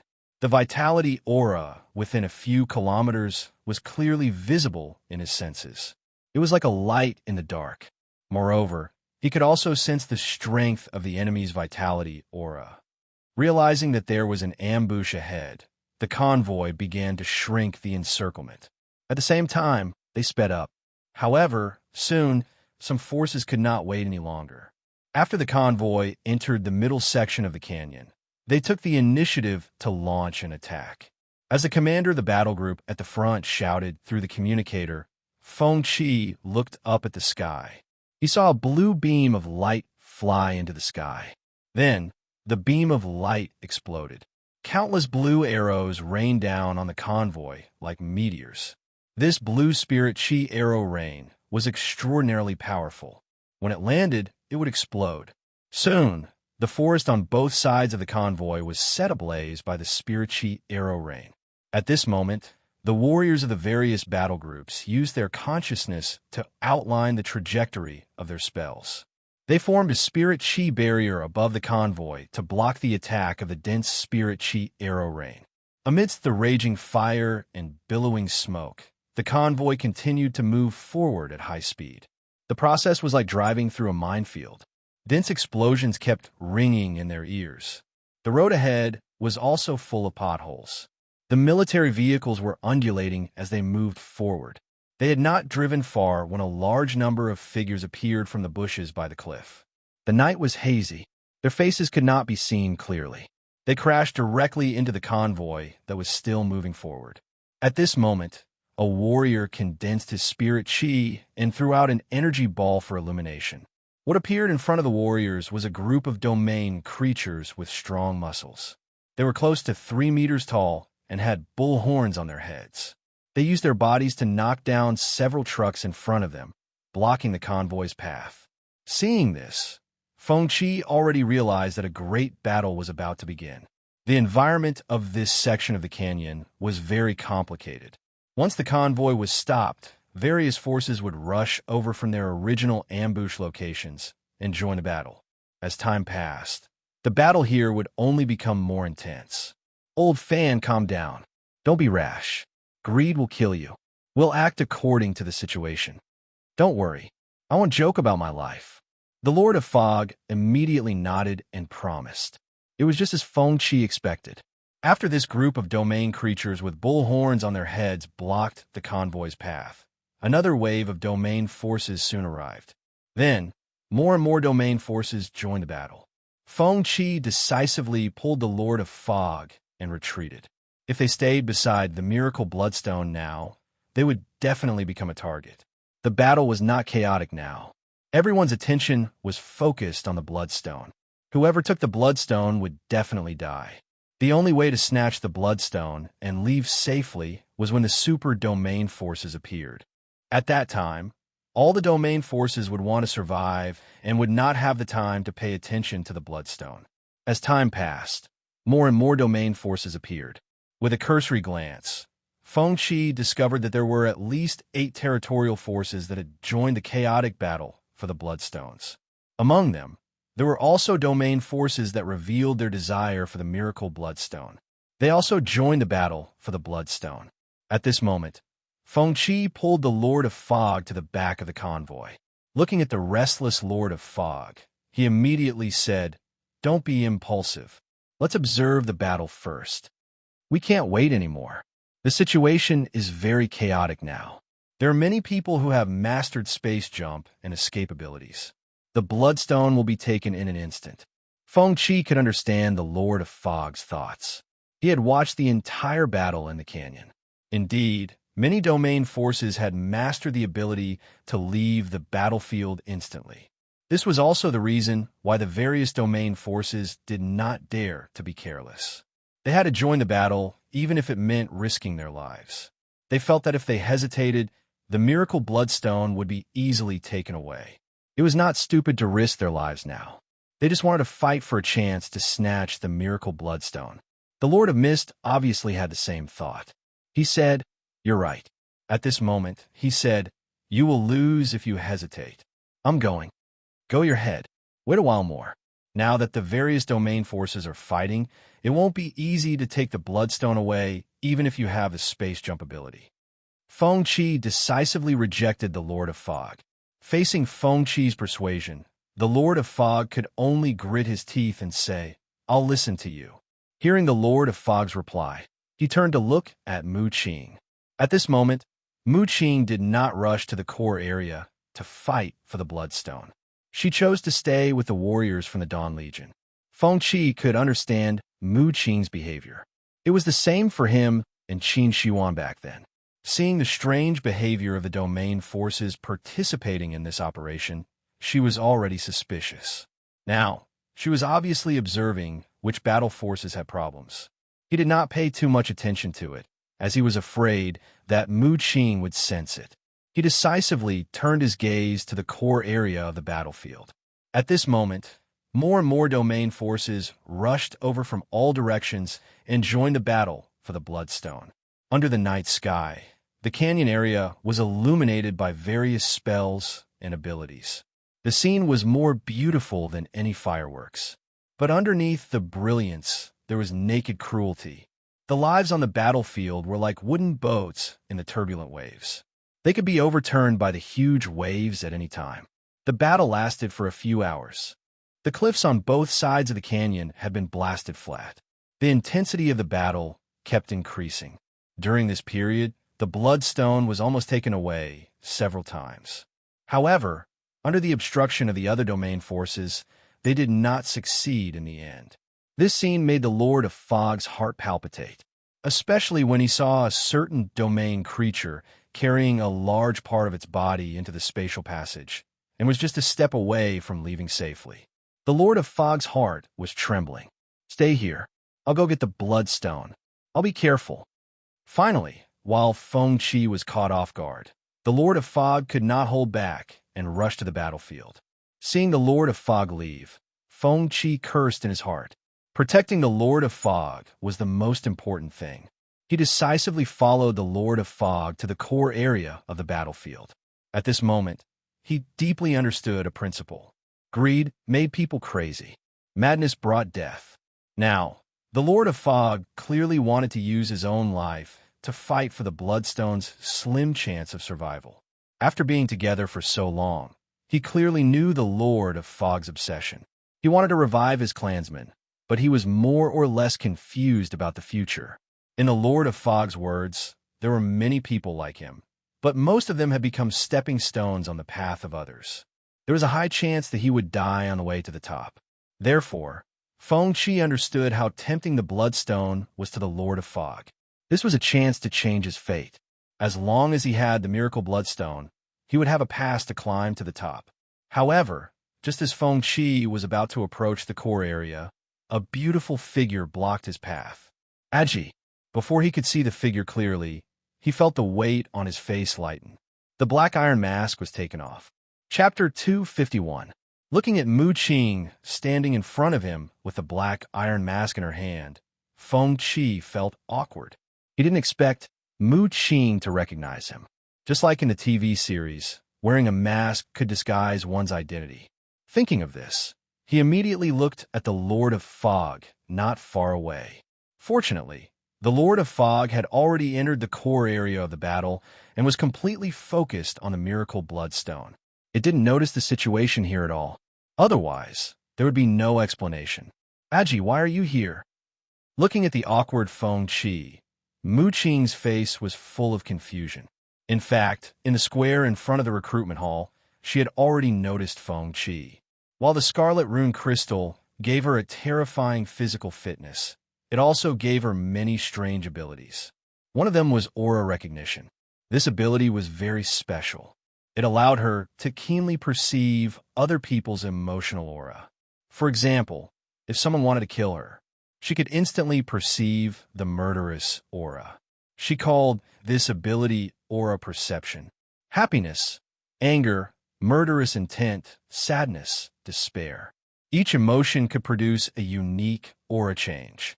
She could roughly judge the thoughts in other people's hearts based on these auras. This ability allowed her to accurately predict the enemy's next move when she was facing an enemy. Especially when the enemy fainted, it was easy for her to catch the flaw. Part of her combat awareness also came from this ability. When she first met the Lord of Fog in the recruitment hall, she felt a familiar aura. This familiar aura wasn't produced in her heart. It was what she sensed from the Lord of Fog, and there was a hint of suppressed fear in the aura. That was why she found Wang Yi and asked if they had participated in a joint mission together. When she met Feng Qi in the square in front of the recruitment hall, she also sensed a familiar, emotional aura from Feng Qi. Feng Qi looked at her as if he was looking at a familiar person, and there was a hint of retreat in the aura. This made her very curious. She didn't have any contact with the 3rd Death Star Legion before, so why did the Commander Wang Yi and the Vice Commander seem to know her? Along the way, she would occasionally observe Wang Yi and Feng Qi. But just now, when the Lord of Mist rushed to the core of the battle, Feng Qi gave off a very familiar aura. This was an aura of determination. At that time, Feng Qi thought that even if he had to sacrifice his life, he had to save the life of the Lord of the Fog. A similar situation had happened at the lakeside of Star City University. That summer night, when she asked Feng Qi what he would do in the future, Feng Qi's answer was filled with a sense of determination that she could never forget. It was a kind of determination that even if the path ahead was difficult and dangerous, a mountain of blades and a sea of flames, he would still give it a try. Since then, she had never doubted Feng Qi's determination to lead the human race to greatness. Even if the current Feng Qi was no longer dazzling, he was no longer the peerless genius who was praised by the world. But she always believed that Feng Qi had not given up on the dream in his heart. He was still on the road to achieving his dream. When Feng Qi wore the mask just now, the change in his aura caused a familiar figure to appear in her mind. She had not contacted this figure for a long time. Usually, it would only appear in her memories and diary. Now that she sensed the familiar aura again, she could not help but decide to check it out. So, she came in front of Feng Qi and reached out to take off the mask on Feng Qi's face. Just as Mu Qing thought, the person under the black iron mask was indeed him. That year at Star City University's graduation party was the last time they were together. Now, looking at Feng Qi's familiar face, Mu Qing could not help but be stunned. Memories of the past surged and echoed in her mind. In the end, the Feng Qi in her memory, who always had a confident smile on his face, overlapped with the Feng Qi in front of her. She suddenly realized that 8 years had passed. Looking at the shocked Feng Qi in front of her, she was about to continue asking, but then her gaze turned to the battlefield. At this time, in the chaotic battlefield, the mask on the Lord of Fog's face was shattered, revealing purple eyes. At this time, he also transformed part of his body into fog and rushed to the core of the battlefield. At this time, Mu Qing recognized the Lord of Fog's identity. Compared to before, the Lord of Fog's aura had changed slightly, but she still remembered. Back then, after graduating from Star City University, she joined the front lines. The first intelligent domain creature she fought was the purple-eyed, purple-haired young man in the silent domain. Especially the ability to transform into gray fog. It left a deep impression on her. Combining these characteristics, she recognized the Lord of Fog. But then, she had many doubts in her mind. Why was Feng Qi with the Lord of Fog? Wasn't he researching cultivation techniques at the Scarlet Institute? Why was he here? Ever since the first time they were attacked by the domain forces on the bridge at the supply area, she had sensed that something was amiss. There were 3 roads from the Old E supply area to Old Sun City. Other than the main road, the other 2 roads had to be detoured. The domain forces chose to set up an ambush on the main supply bridge. She could think that this domain force might have set up an ambush on all 3 roads. However, only the commanders of the battle groups participating in this escort operation knew about this route. The time and location were known by the domain forces, which was a little unusual. She had reason to suspect that there was a mole in this joint operation mission. Therefore, After the battle on the supply bridge ended, she began to observe the abnormalities in the joint operation team, trying to analyze who the mole was. But when the convoy arrived at the canyon, she found that her guess was wrong. It wasn't that there was a mole, but that almost everyone involved in this operation was a mole. The only one she couldn't see through were the commander-in-chief, Wang Yi, and Qin Shuan of the Sky Raising Battle Group. When the battle for the Bloodstone broke out, these two battle groups chose to retreat far away and didn't participate in the battle. She couldn't distinguish the positions of these two forces. As for the battle groups that participated in the battle for the Bloodstone, she initially thought that they were also from her own side. But soon she didn't think so. The way they fought for the Bloodstone was filled with greed and hysteria. It was obvious that they were eager to obtain the Bloodstone, and they didn't look like an escort at all. More importantly, several of the battle groups actually chose to cooperate with the domain forces to fight for the Bloodstone, and some of the soldiers even revealed obvious characteristics of domain creatures. She, who had wanted to participate in the battle, decisively stopped. She realized that these battles were actually controlled by the domain forces, and there were even domain creatures among them. However, guesses were guesses. In the end, she needed concrete evidence. Otherwise, she wouldn't make a move on her own kind. Thus, she chose to watch the battle and began to distinguish between friend and foe. She also remembered the names of these battle groups. In the few hours of battle, she had already determined that 6 of the battle groups had domain creatures. The rest of the battle groups still needed to be analyzed. After all, some domain creatures' life characteristics were very similar to humans. It was difficult to judge unless one examined them carefully. Some of the domain creatures even had the ability to disguise themselves. They concealed some of their life characteristics and completely imitated the appearance of a human. Just as the various domain forces were fighting for the Bloodstone, Mu Qing thought of a way to catch them all in one fell swoop. She remembered the names of these battle groups. She planned to ask the Scarlet Institute to help determine whether they were friend or foe. If there was a scientific research institute that had the most research on domain creatures, it would be the Scarlet Institute. Since its establishment, the Scarlet Institute had always been at the forefront of research on domain creatures. Other scientific research institutes couldn't compare at all. If it was the Scarlet Institute, they would definitely have a way to determine if they were domain creatures. When she thought of this, she even thought of a follow-up plan in her mind. She felt that, when the time came, she could invite all the domain battle groups that she remembered in the name of the Scarlet Institute. She could even invite as many other battle groups as possible to hold a meeting. When the time came, she would ask the Scarlet Institute to distinguish them. After distinguishing the results, she would catch them all in one fell swoop and destroy all the battle groups that were marked as domain forces in the meeting. At this moment, she came back to her senses and looked at Feng Qi. Now she was sure of one thing. There was something wrong with Wang Yi, and it was a domain creature. Feng Qi was the deputy commander of the 3rd Death Star battle group. He held a high position and obviously had the trust of Wang Yi. However, she still didn't suspect that Feng Qi would betray humanity.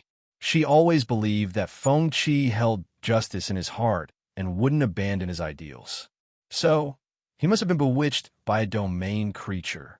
It must be a special ability to control people's hearts that made Feng Qi take this step. Everything was not what he wanted. Thinking of this, Mu Qing's heart surged with murderous intent. She didn't wait for Feng Qi to answer and turned to look at the Lord of Fog in the distance. Murderous intent rose and surged in her heart. Seeing Mu Qing suddenly turn to look at the Lord of Fog with her fists clenched, Feng Qi was shocked. He had reason to suspect that Mu Qing seemed to want to beat the Lord of Fog to death. "Senior, don't be rash. Listen to me," he immediately said. Mu Qing turned around at this moment. "Do you think I've been bewitched by a domain creature? Isn't that the case? The Feng Qi, I know, would never be a dog for a domain creature." Realizing that Mu Qing had misunderstood, he felt bitter in his heart and said, "Senior, let's talk somewhere else. Listen to me." With that, Feng Qi took the lead and ran into the distance. Seeing this, Mu Qing frowned slightly, but she still followed him. A moment later, they stopped 5 kilometers away from the canyon. Feng Qi turned around at this moment, and Mu Qing landed. At this time, it was better to be honest than to explain. He decided to tell Mu Qing some of the secrets he knew. However, he didn't plan to tell her everything, especially the secrets of the Scarlet Institute. He definitely couldn't tell Mu Qing. The Scarlet Institute was the core of every sacrifice line. If there was a problem, the efforts of the entire timeline would be in vain. More importantly, Mu Qing had a werewolf by her side. In the first few timelines, he had chosen to give his email to Mu Qing, but all the information in his email had been deleted. If he told Mu Qing the secrets of the Scarlet Institute, there was a probability that the Scarlet Institute would be destroyed prematurely, and there would be no Scarlet Secret Base 1,500 years later. Keeping some secrets was a responsibility to his peers who were working together with him on this sacrifice line. Thinking of this, he looked at Mu Qing and said, "Senior, I'm not being controlled." "Senior sister, actually I wasn't controlled. I deliberately stayed by his side as a spy." "Deliberately undercover? What's your goal?" "If I say that I've been to the future 1,500 years later, would you believe me?" Mu Qing, who had a serious expression, was stunned when she heard this. "I think you might have really been bewitched by a domain creature." Feng Qi. Chapter 252. Feng Qi could completely understand Mu Qing's doubts. After all, before he obtained the ability to travel through time, if someone said that they could travel through time in front of him, he would definitely think that the person was an idiot or a mental patient. If they had such delusions, they would definitely be sent to the Star City mental hospital next door for treatment. After all, the ability to travel through time was completely beyond the scope of current knowledge. At this moment, looking at the stunned Mu Qing, he nodded solemnly again. "Senior sister, I'm not lying to you. I believe you, but I don't believe you when you're under mental control. If you have anything to say, you should wait until I deal with the domain creature controlling you first." Mu Qing spoke her thoughts very honestly, then turned around to leave. "Senior sister, time is limited. I'll make it short." Mu Qing stopped at this moment. A hint of worry appeared in her eyes, but she still turned around. If it was anyone else, she wouldn't have bothered. But Feng Qi was different. She had two hopes in this world. One of them was like all the other scavengers, to avenge their ancestors and relatives by killing all domain creatures. Every scavenger was once a city resident. It was because of the domain that they were forced to wander around. During this period, countless people lost their loved ones and became homeless. The souls of their loved ones and friends were buried in the ruins of the original city. The hatred for domain creatures was engraved in every scavenger's blood. Mu Qing was no exception. Since she was young, she learned from her parents the reason for the death of her grandfather, grandmother, and other relatives of the older generation. She understood the hatred her parents had for domain creatures. As for her parents, they had also died because of domain transcendence creatures. During that migration, they were attacked by domain creatures. Her parents were poisoned and their bodies kept deteriorating. Even with the help of Star City's City Defense Army, the current technology was unable to remove the poison in their bodies. They could only slow down the spread of the poison. It was also at that time that her parents voluntarily chose to participate in the rune modification program launched by the Scarlet Institute. There were two reasons why they did this before they died. First of all, he hoped that she would be able to obtain the protection of the Scarlet Institute since she was still young. He didn't ask for glory, splendor, wealth, and rank, but only hoped that in the future she would be able to live in Star City without having to worry about food and clothing and not have to wander around. He had even fought for her to be admitted to Star City University. Secondly, they were also eager to contribute to the scientific research and to help mankind defeat the domain forces as soon as possible. Mu Qing inherited her parents' desire for beauty and hatred. One of her reasons for living in this world was to fight against the domain forces and contribute her life to the rise of mankind. Her other spiritual sustenance was Feng Qi. This sustenance had been clearly recorded in a diary in a certain timeline. In the past, I didn't understand why people would place their hopes in those illusory gods. They clearly didn't exist and couldn't change reality. Later, I understood that when one is in despair and helplessness, a spark in the darkness can warm the entire world. This sense of trust allowed her to still feel the warmth of a safe haven behind her when she charged into the enemy's ranks. This feeling had nothing to do with love, but it could be called faith. When she was at her most confused and helpless, it was Feng Qi who gave her warmth. Later on, the friendship with Lin Ran and the others was also built on this warmth. It was Feng Qi who told her to be confident. It was also Feng Qi who told her to believe that mankind would win in the future. She didn't doubt that if it wasn't for Feng Qi, she would have completely gone to the dark side of her heart. From then on, she would become a killing machine. She would fight for the hatred in her heart like a walking corpse, and she would kill endlessly.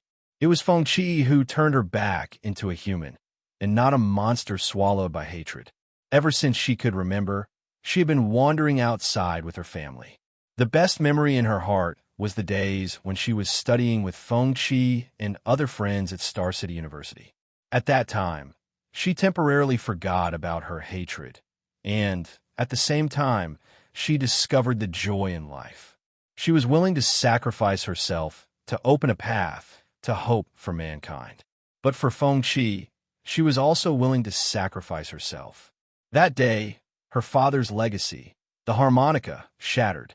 Since then, the white harmonica that Feng Qi gave her filled the gap and became the most precious treasure in her heart. It was more precious than anything else. Facing Feng Qi, she couldn't be ruthless. She was more willing to give him countless opportunities to explain. Thinking of this, Mu Qing took a deep breath, then raised her head and looked firmly at Feng Qi, waiting for him to explain to her. She had already made up her mind. Even if Feng Qi was really mentally controlled, even if this mental control couldn't be broken, she had to protect Feng Qi. No matter who it was, she couldn't do it. Looking at Mu Qing in front of him, who had a complicated expression and seemed to have fallen into a struggle, Feng Qi couldn't help but sigh. He could roughly understand Mu Qing's current mood. In fact, he had this feeling before. When he first learned that Wang Jinsheng was the Lord of the Fog, the faith in his heart collapsed. It was Wang Jinsheng who taught him courage, fearlessness, and sacrifice. It was Wang Jinsheng who made him understand that firmly pursuing one's ideals was a kind of romantic feeling. Wang Jinsheng was the hero in his heart, and also the person who led him to resolutely choose to save the world. Just like the faith in his heart, the collapse of faith brought pain and despair. But fortunately, he still had time to explain all of this. Thinking of this, he looked at Mu Qing, who was standing in front of him. Compared to his memory, she was more confident and mature. Senior sister, it's like this. While I was at Star City University, I developed a lot of cultivation techniques. Do you still remember? In fact, these cultivation techniques weren't developed by me at all. Then, Feng Qi explained in detail that he could travel through time. But he had secrets from the Scarlet Institute, Lin Ran, and other aspects. She believed in Mu Qing, but Mu Qing had a spy around her. This information might be inadvertently leaked, and it might cause his sacrifice line to lose everything. In fact, he could also tell Mu Qing that there was a spy around Mu Qing and let Mu Qing be on guard. But this spy might not be by Mu Qing's side now, but would appear in the future when the Lumin Kin was established. Did he want Mu Qing to be on guard against every comrade around her in the future? This would inevitably lead to major changes in the formation of the Lumin Kin. What would follow would be a huge change in history. It was hard to say whether this change was good or bad. But if it was bad, this sacrifice line would be completely destroyed. If he wanted to catch the spy around Mu Qing, there would be plenty of opportunities in the future. But his sacrifice line had more important information to give him, who was 1,500 years in the future. When Mu Qing asked why he wanted to lurk around the Lord of Mist, this was his explanation. He traveled through the timeline and met the Lord of Mist 1,500 years after the extinction of mankind. So he knew that the Lord of Mist had many secrets. This time, he lurked around the Lord of Mist because he wanted to investigate through the Lord of Mist. In the end, he expressed that, no matter how his sacrifice line ended up, he hoped that Mu Qing would not care about him, even if he was sent to the guillotine. Only in this way, the future of this sacrifice line would not be affected, and it would be within his control. After a few hours of chatting, Mu Qing understood the whole story, and she could not hide the shock in her eyes. At this time, she chose to believe in Feng Qi. After taking a deep breath, a smile finally appeared on Mu Qing's face. She reached out and patted Feng Qi's shoulder. Aji, good job. You didn't let me down. Senior, you're not bad either. Feng Qi also laughed. Then, he imitated Mu Qing and patted her shoulder. At this time, he realized that the lowly senior, who used to only reach his shoulders, was now almost as tall as him. Senior, how did you grow so much in the past few years? Maybe it's because of the nutrition.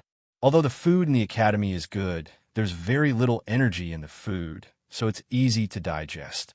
That's why I'm often hungry in the middle of the night, but I often eat territory beast meat at the front line. It's very nutritious. At this time, Mu Qing shed her cold exterior, and her face was full of smiles. She showed her only warm side to Feng Qi. However, behind the smile, Feng Qi saw a hint of heartache that she was trying to hide. He knew that Mu Qing was feeling sorry for his sacrifice in so many timelines. Senior, the fight for the Bloodstone is still ongoing. Let's go out. If possible, help me save the Lord of Mist's life. Okay. Mu Qing immediately nodded. After understanding Feng Qi's hard work, Mu Qing's worries dissipated. She only felt heartache. At this time, the only thing she could do was to support Feng Qi firmly, just like the promise they made by the lake that summer night. I'll fight for the rise of mankind for the rest of my life. I'll have no regrets, even if I die. The sky gradually brightened. When Feng Qi and Mu Qing arrived at the battlefield in the canyon, the battle was still intense. The surrounding ground kept sinking due to their fierce battle.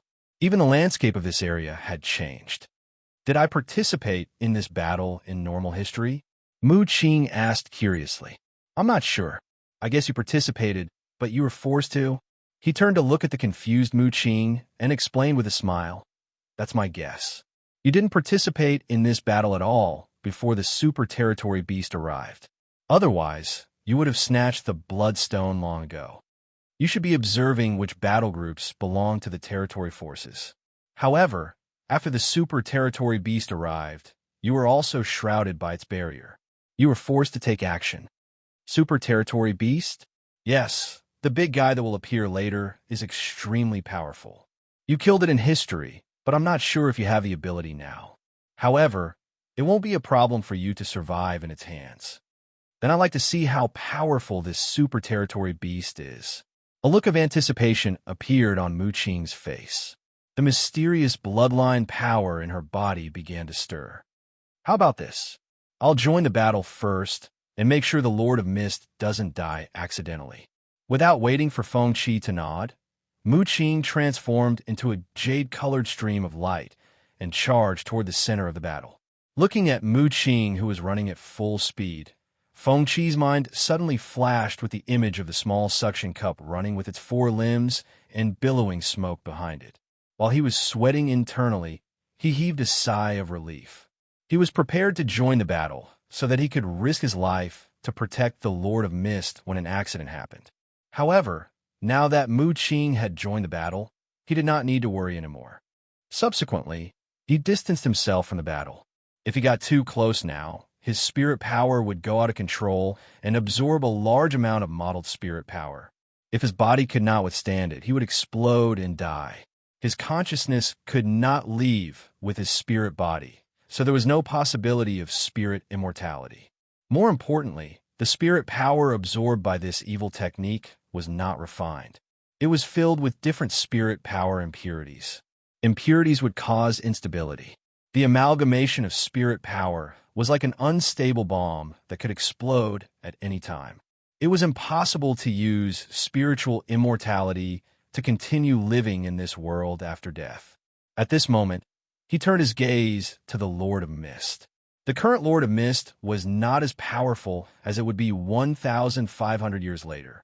At the moment, it was like a wretched assassin wandering around the battlefield. While paying attention to the bloodstones, it would go over and suck on anyone who was injured and bleeding. After it absorbed the blood of these territory beasts, it would be purified and refined into pure chi and blood.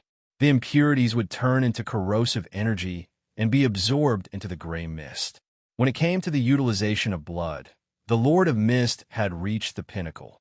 In the battlefield, no matter how good its body technique was, it would still be hit by the spells and abilities that covered the sky. However, it used its shameless ability to absorb chi and blood to become stronger on the battlefield. The injuries on its body would also be healed after each time it sucked blood. At this moment, Mu Qing also arrived at the battlefield. Compared to the Lord of Mist, who was constantly dodging and wandering, Mu Qing seemed to be in a no-man's land. The spells that covered the sky hit her body, but they could not even break through the jade-colored mist on the surface of her body. She stood at the edge of the battlefield's core area and looked back and forth, glancing at the Lord of Mist from time to time. At the same time, she was mentally prepared to take action if anything unexpected happened. She saved the Lord of Mist's life in an unexpected way. Mu Qing's arrival quickly attracted the attention of many territory beasts. This was because Mu Qing stood out from the crowd. While the others were dancing wildly, Mu Qing was the only one who stood there in peace and quiet. Even though she was in the center of the storm, the madness and cruelty in front of her seemed to have nothing to do with her. The Lord of Mist, who was looking for an opportunity to attack, also noticed Mu Qing at this moment. When it saw the familiar jade-colored mist flowing on the surface of Mu Qing's body, the feeling of suffocation when it was on the verge of death welled up in its heart again. Its movements became stiff at this moment. Scram!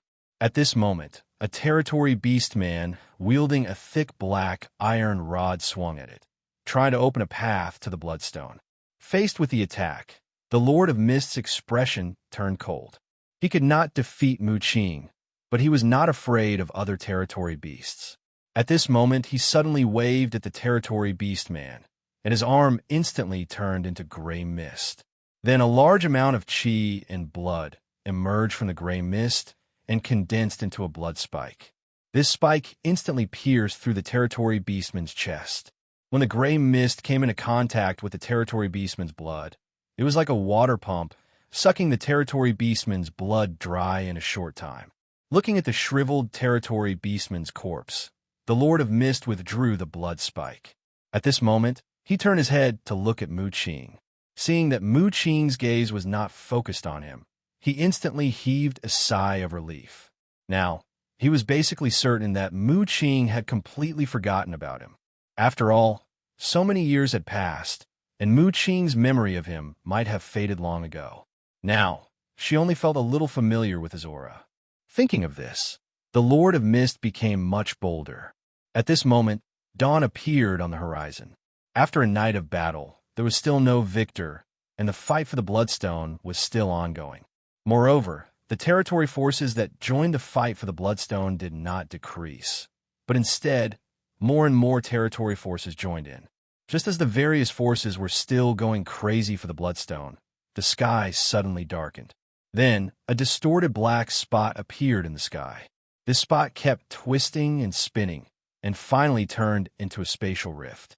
A giant hand that covered the sky slowly reached out from the spatial rift. Accompanied by a deafening roar, black spots of light appeared in the sky again. The black spots of light quickly swam in the sky, outlining a vast array diagram. At this moment, the black curtain quickly spread out with this array as the center and finally turned into a barrier that covered a radius of several kilometers. Even the external spirit chi could not penetrate the barrier and enter inside. At this moment, a terrifyingly powerful super territory creature had arrived. The territory forces that were still fighting stopped one after another. At this moment, they felt the pressure from the bloodline level and realized that death was near. Chapter 253. Looking at the distorted spatial crack in the sky and the giant hand reaching out from it, Feng Qi once again felt a strong sense of oppression. His body began to tremble slightly. However, he did not panic at all. After all, the situation this time was different. The previous sacrificial line did not have the power to fight against the giant hand. However, this time, Mu Qing was present, so he did not have to worry too much. At this moment, the giant hand slowly pressed down with the power of heaven and earth. Feng Qi immediately felt the pressure coming from above his head. He felt as if a small mountain was on his back. At this moment, he looked at the battlefield in the canyon. It was the same for the various domain forces. They all felt the pressure from above their heads. At this moment, they all looked up at the sky, unable to hide the fear in their eyes.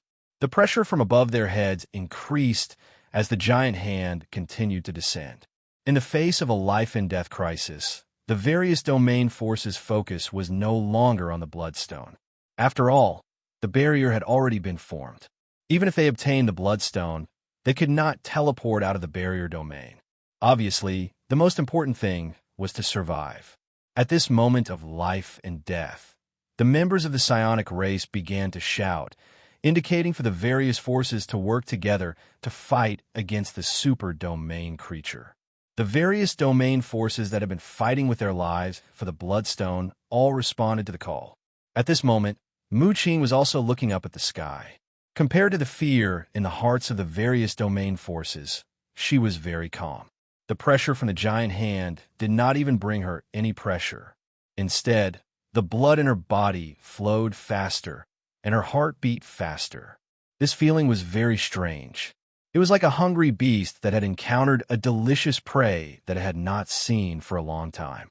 The feedback from the bloodline made Mu Qing subconsciously clench her fists and assume an attacking posture. At this moment, the members of the psionic race worked together with the various domain forces to set up a defensive barrier. A blue light screen shot into the sky and turned into a blue energy shield that enveloped them. After the energy shield was formed, the pressure on their bodies suddenly decreased. However, the pressure from the bloodline level still made the various domain forces palpitate and fear. At this moment, while looking up at the sky, they had no confidence that they could survive. At this moment, the speed of the giant hand's descent began to increase. Suddenly, the pressure on the blue energy shield increased, and cracks appeared on the surface. Just as the various domain forces were about to respond to the psionic race's call and increase the energy output after standing at the nodes, the blue energy shield suddenly exploded. Then, the terrifying pressure made all the domain creatures' bodies sink. This time, the blue energy shield was not destroyed by external pressure. Instead, it was destroyed from within. Mu Qing's figure appeared above their heads amidst the shocked expressions of the various forces. The jade-colored mist increased the speed at which it circulated around Mu Qing's body. Mu Qing, who was hovering in the air, took a deep breath at this moment and then threw out a punch. In an instant, strong winds howled, and the terrifying power sucked away the sand and gravel in the nearby area, following the jade-colored fist imprint into the sky. Boom! When the jade-colored fist print collided with the giant hand, it was as if space itself was trembling.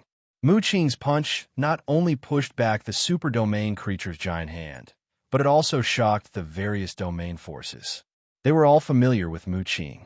Like the Lord of Mist, these domain forces who had infiltrated the front lines would often pay attention to the news on the front lines. Therefore, Mu Qing was often on the headlines. However, they did not have a standard to measure Mu Qing's true strength. Mu Qing had participated in this joint operation, so they did not think much of it. Only the Lord of Mist, who had fought with Mu Qing before, clearly understood how terrifying she was. It had always been wary of her. Now, they realized that they were wrong. It turned out that Mu Qing's combat strength was not on the same level as theirs. They also suddenly understood why Mu Qing stood there and watched them kill each other as if she was looking at a clown. Because with her strength, she could easily end this intense battle for the Bloodstone. At this moment, Mu Qing attacked again. Her body emitted a dazzling light.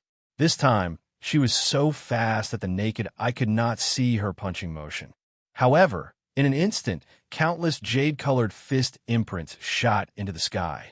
The giant hand was instantly hit repeatedly, and it kept flying backward.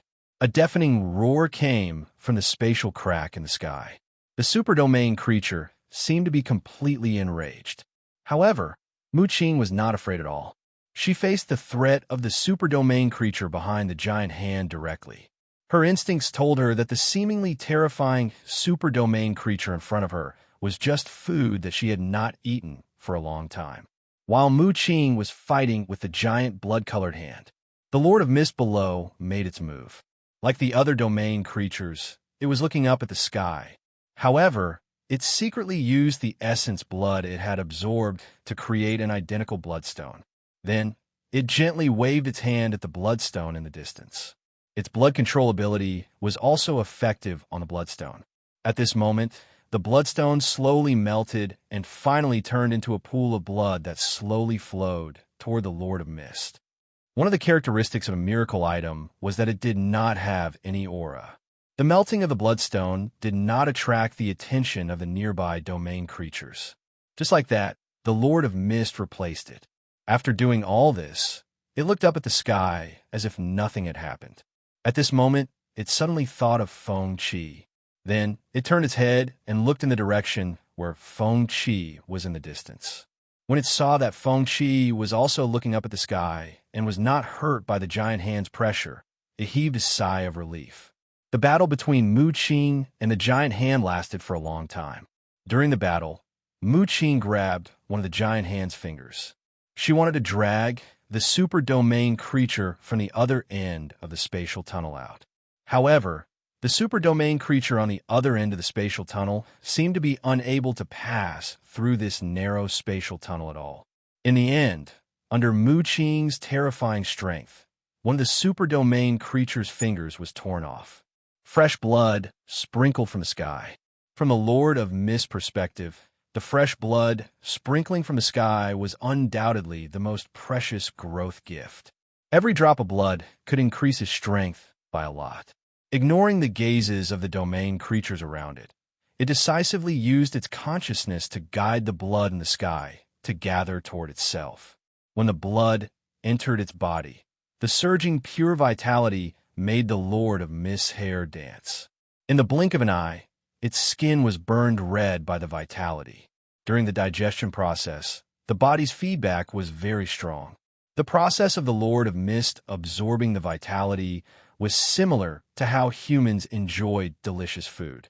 After absorbing the blood of the super domain creature, it was like enjoying a peerless delicacy that it had never tasted before. Every cell in its body was awakened by this taste that it had never experienced before. Its body kept sending signals of pleasure to its brain. At this moment, the giant hand in the sky finally lost the courage to continue fighting. It slowly retreated, wanting to shrink back into the spatial rift. However, Mu Qing had no intention of letting it go. She came in front of the spatial rift. A jade-colored stream of light enveloped the giant hand and began to pull it with force. The battle between the superdomain creature and Mu Qing began. However, after a few minutes, the roar of the superdomain creature rang in the sky again. Under the disbelieving gazes of the people below, Mu Qing forcibly tore off the superdomain creature's giant hand. Blood splattered and fell like raindrops. Compared to the giant hand, Mu Qing, who was tiny, appeared abnormally terrifying in the eyes of the people. The figure holding the giant hand in the sky was destined to be a scene that was deeply etched in the memories of these domain creatures. After the giant hand was torn off, the spatial rift closed. Without the energy supply, the barrier that enveloped this world collapsed. Without any hesitation, the various domain forces decisively chose to escape. As for the bloodstone, they did not care about it anymore.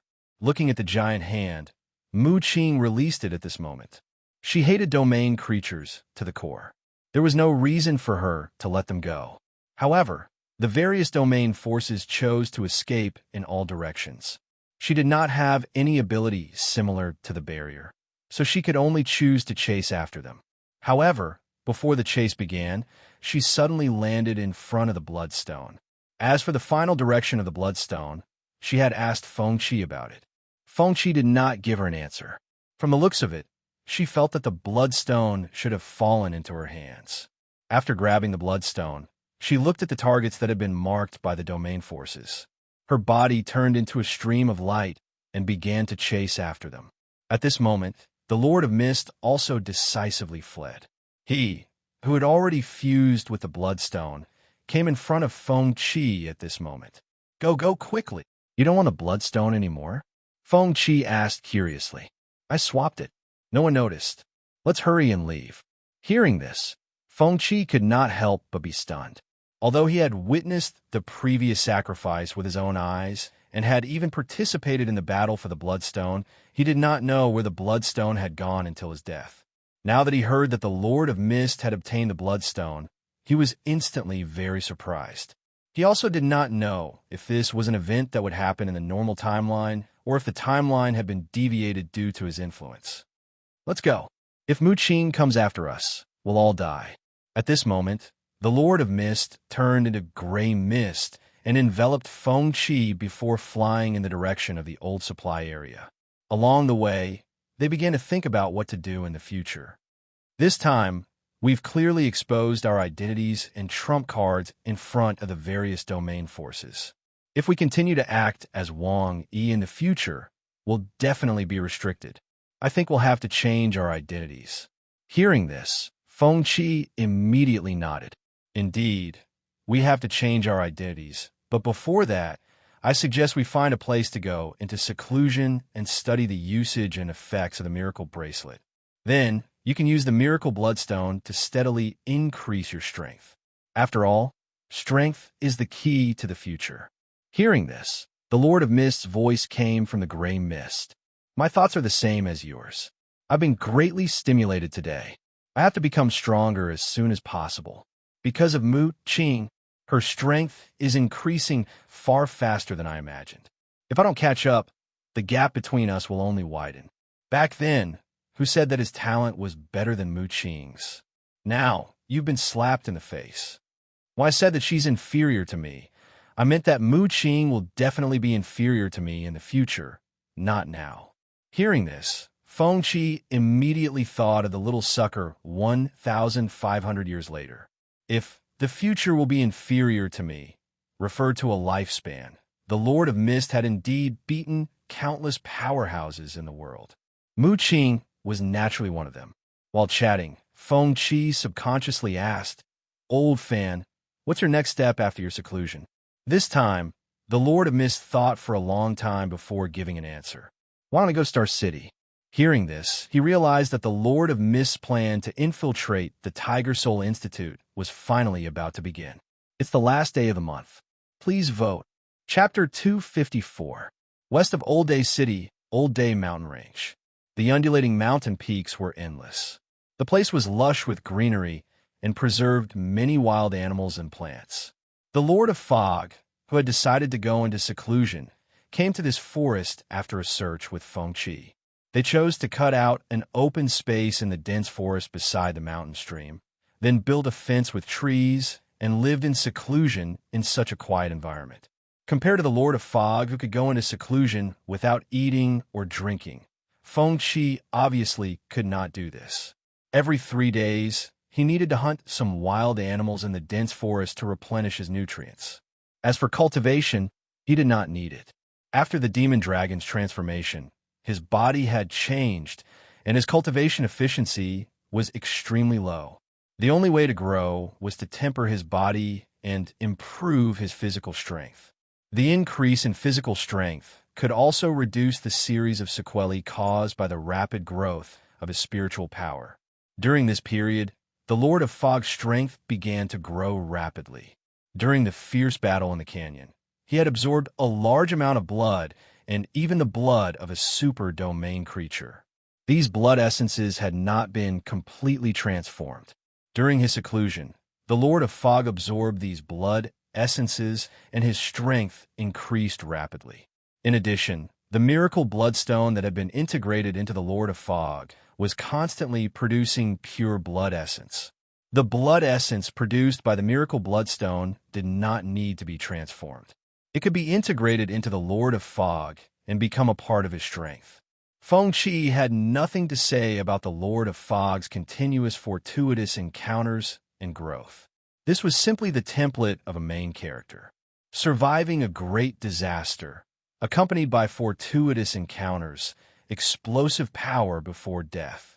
Now, there was a miracle bloodstone that perfectly matched his ability. In the Lord of Fog's words, his strength was steadily improving even if he lay down and did not move. Compared to his own painstaking progress at every sacrifice, the Lord of Fog was simply blessed with luck. Thinking of this, Feng Qi's heart was bitter. Comparing people to Fog was infuriating. In the blink of an eye, a month had passed. That evening, the sun was setting.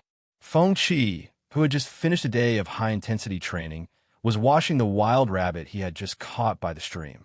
Next, he used a branch that he had already prepared to pass through the rabbit's body and came to the bonfire that had already been lit. He had not eaten for several days, so he decided to reward himself with a meal of wild game tonight. As time passed, oil seeped out from the surface of the hair as the branches turned, sizzling under the licking of the fire. At this moment, a gray mist appeared beside him. As the gray fog surged, it condensed into the appearance of the Lord of Mist. Didn't I teach you the ability to absorb blood and qi? Why are you still eating in such a wasteful way? When he heard the familiar voice, he couldn't help but roll his eyes.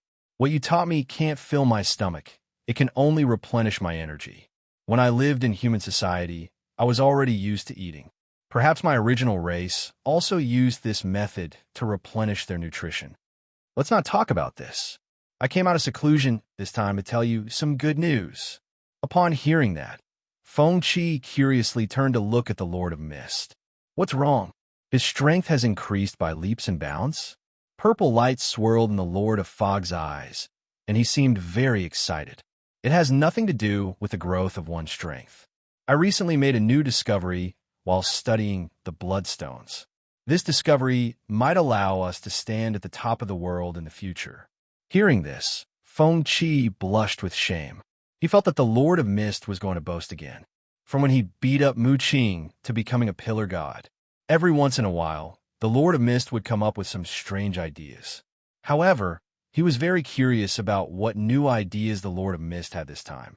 As if noticing Feng Qi's indifference, the Lord of Mist immediately said, I found something interesting in this bloodstone.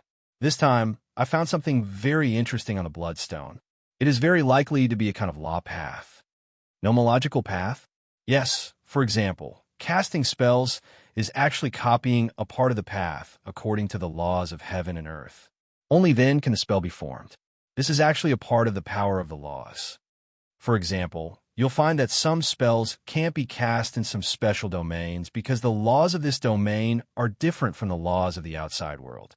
For example, the domain we went to in the yellow sand domain, we couldn't cast water-type spells in there. Listening to the Lord of Mist's explanation, Feng Qi understood what a nomological path meant.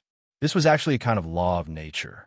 Unleashing a spell was actually a calculation based on the trajectory formula, combining another form of energy within the rules. When this kind of formula and energy form did not exist in the laws, the spell could not be condensed even if the path was outlined. The Lord of Mist said that he had also seen the path of the laws on the bloodstone. After experimenting and cultivating this path, he found that it could greatly enhance one's physical fitness and the strength of one's qi and blood. It could even enhance the growth potential of the cultivator's bloodline. Hearing this, Feng Qi could not help but be stunned. The first thing that came to his mind was the super technique, flesh sacrifice, that would affect the future.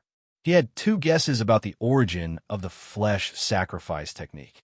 The first guess was that the Lord of Mist had used Wang Jinsheng to develop flesh sacrifice after infiltrating the Tiger Soul Institute. However, it turned out that even if Lin Ran replaced Wang Jinsheng, flesh sacrifice still appeared in history. The second guess was that flesh sacrifice was developed by the Lord of Mist himself. During his time with the Lord of Mist, he firmly believed in this guess.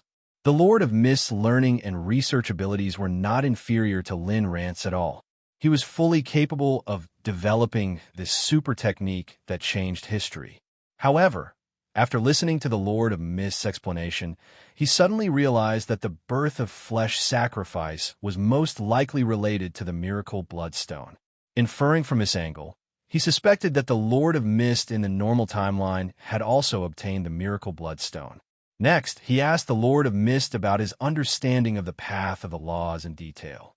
From the Lord of Mist's explanation, he became more and more certain that the path of the laws imprinted on the bloodstone was the prototype of flesh sacrifice. In the following days, the Lord of Mist began to study the path of the flesh sacrifice and went into closed-door cultivation. Half a year later, Feng Qi, who was cutting wood, met the Lord of Mist again. At this time, the Lord of Mist told him a shocking piece of news. He had modified the path of the laws on the bloodstone and removed the profound parts of the path. The effects of the path were weakened, but this allowed the path to be used smoothly.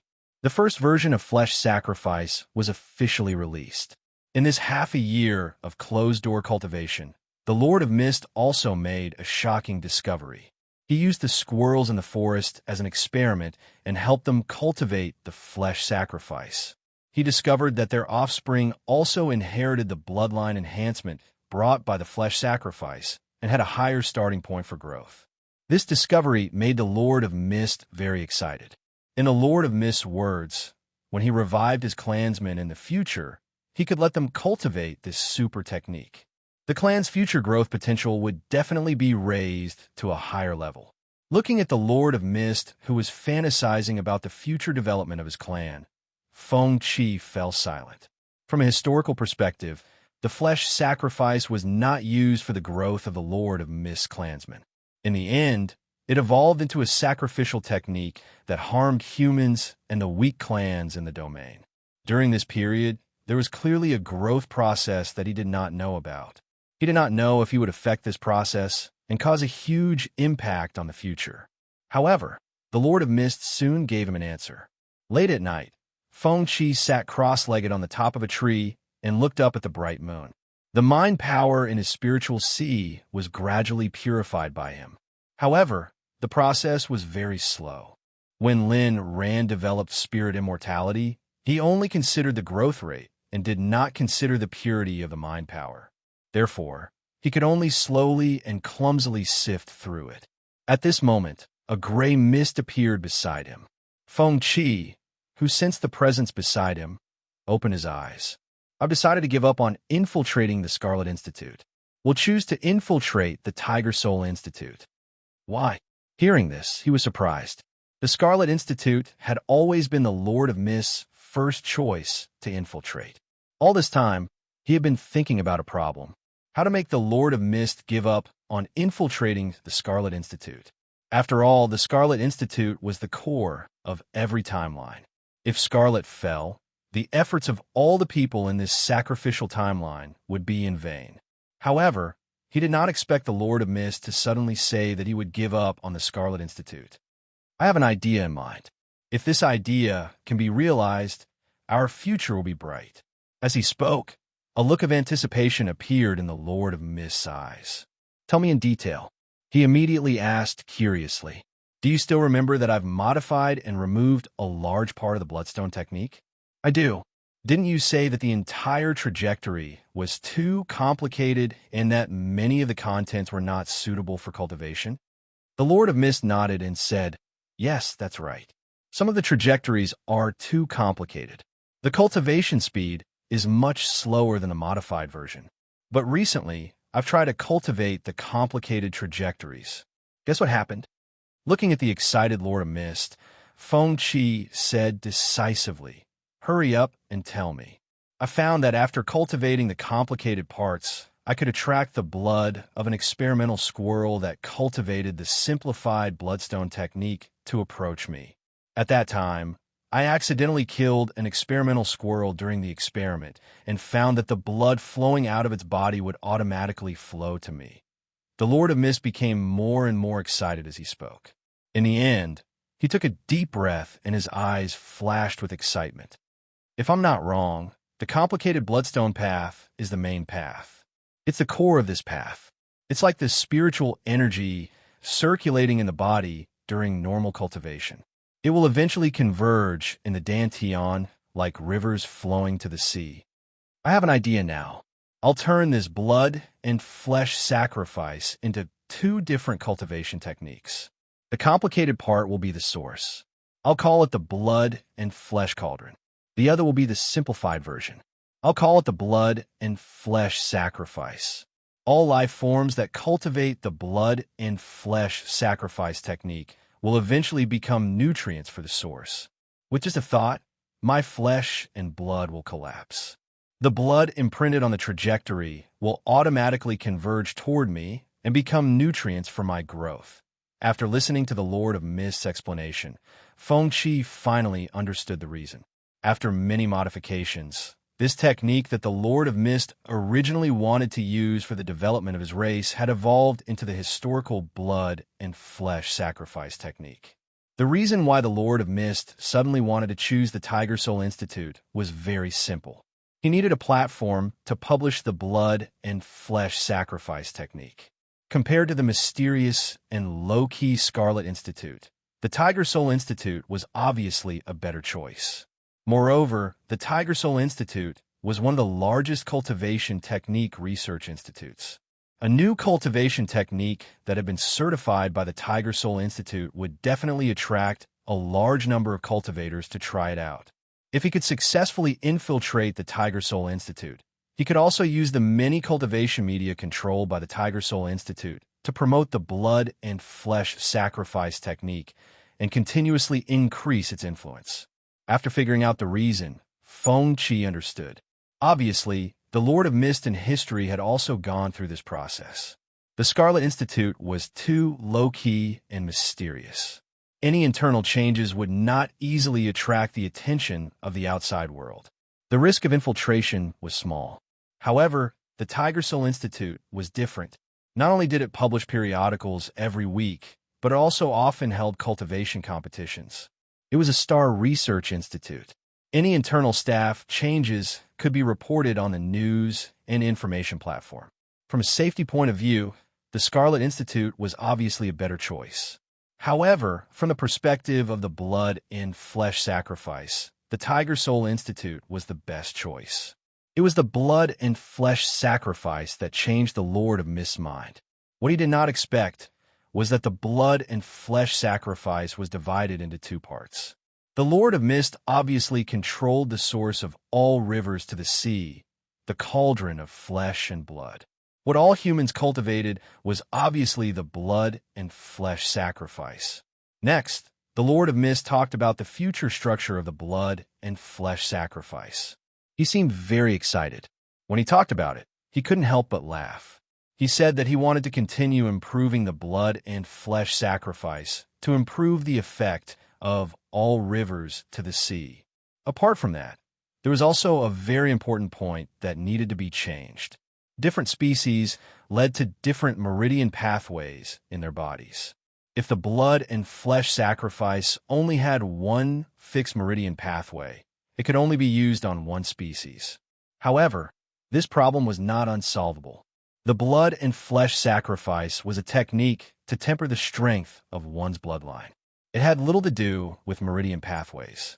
The Lord of Mist said that he could completely improve the blood and flesh sacrifice into a technique that purely tempered the body. He already had experience in this aspect. What was used on the experimental squirrel was actually the pure tempered version of the blood and flesh sacrifice.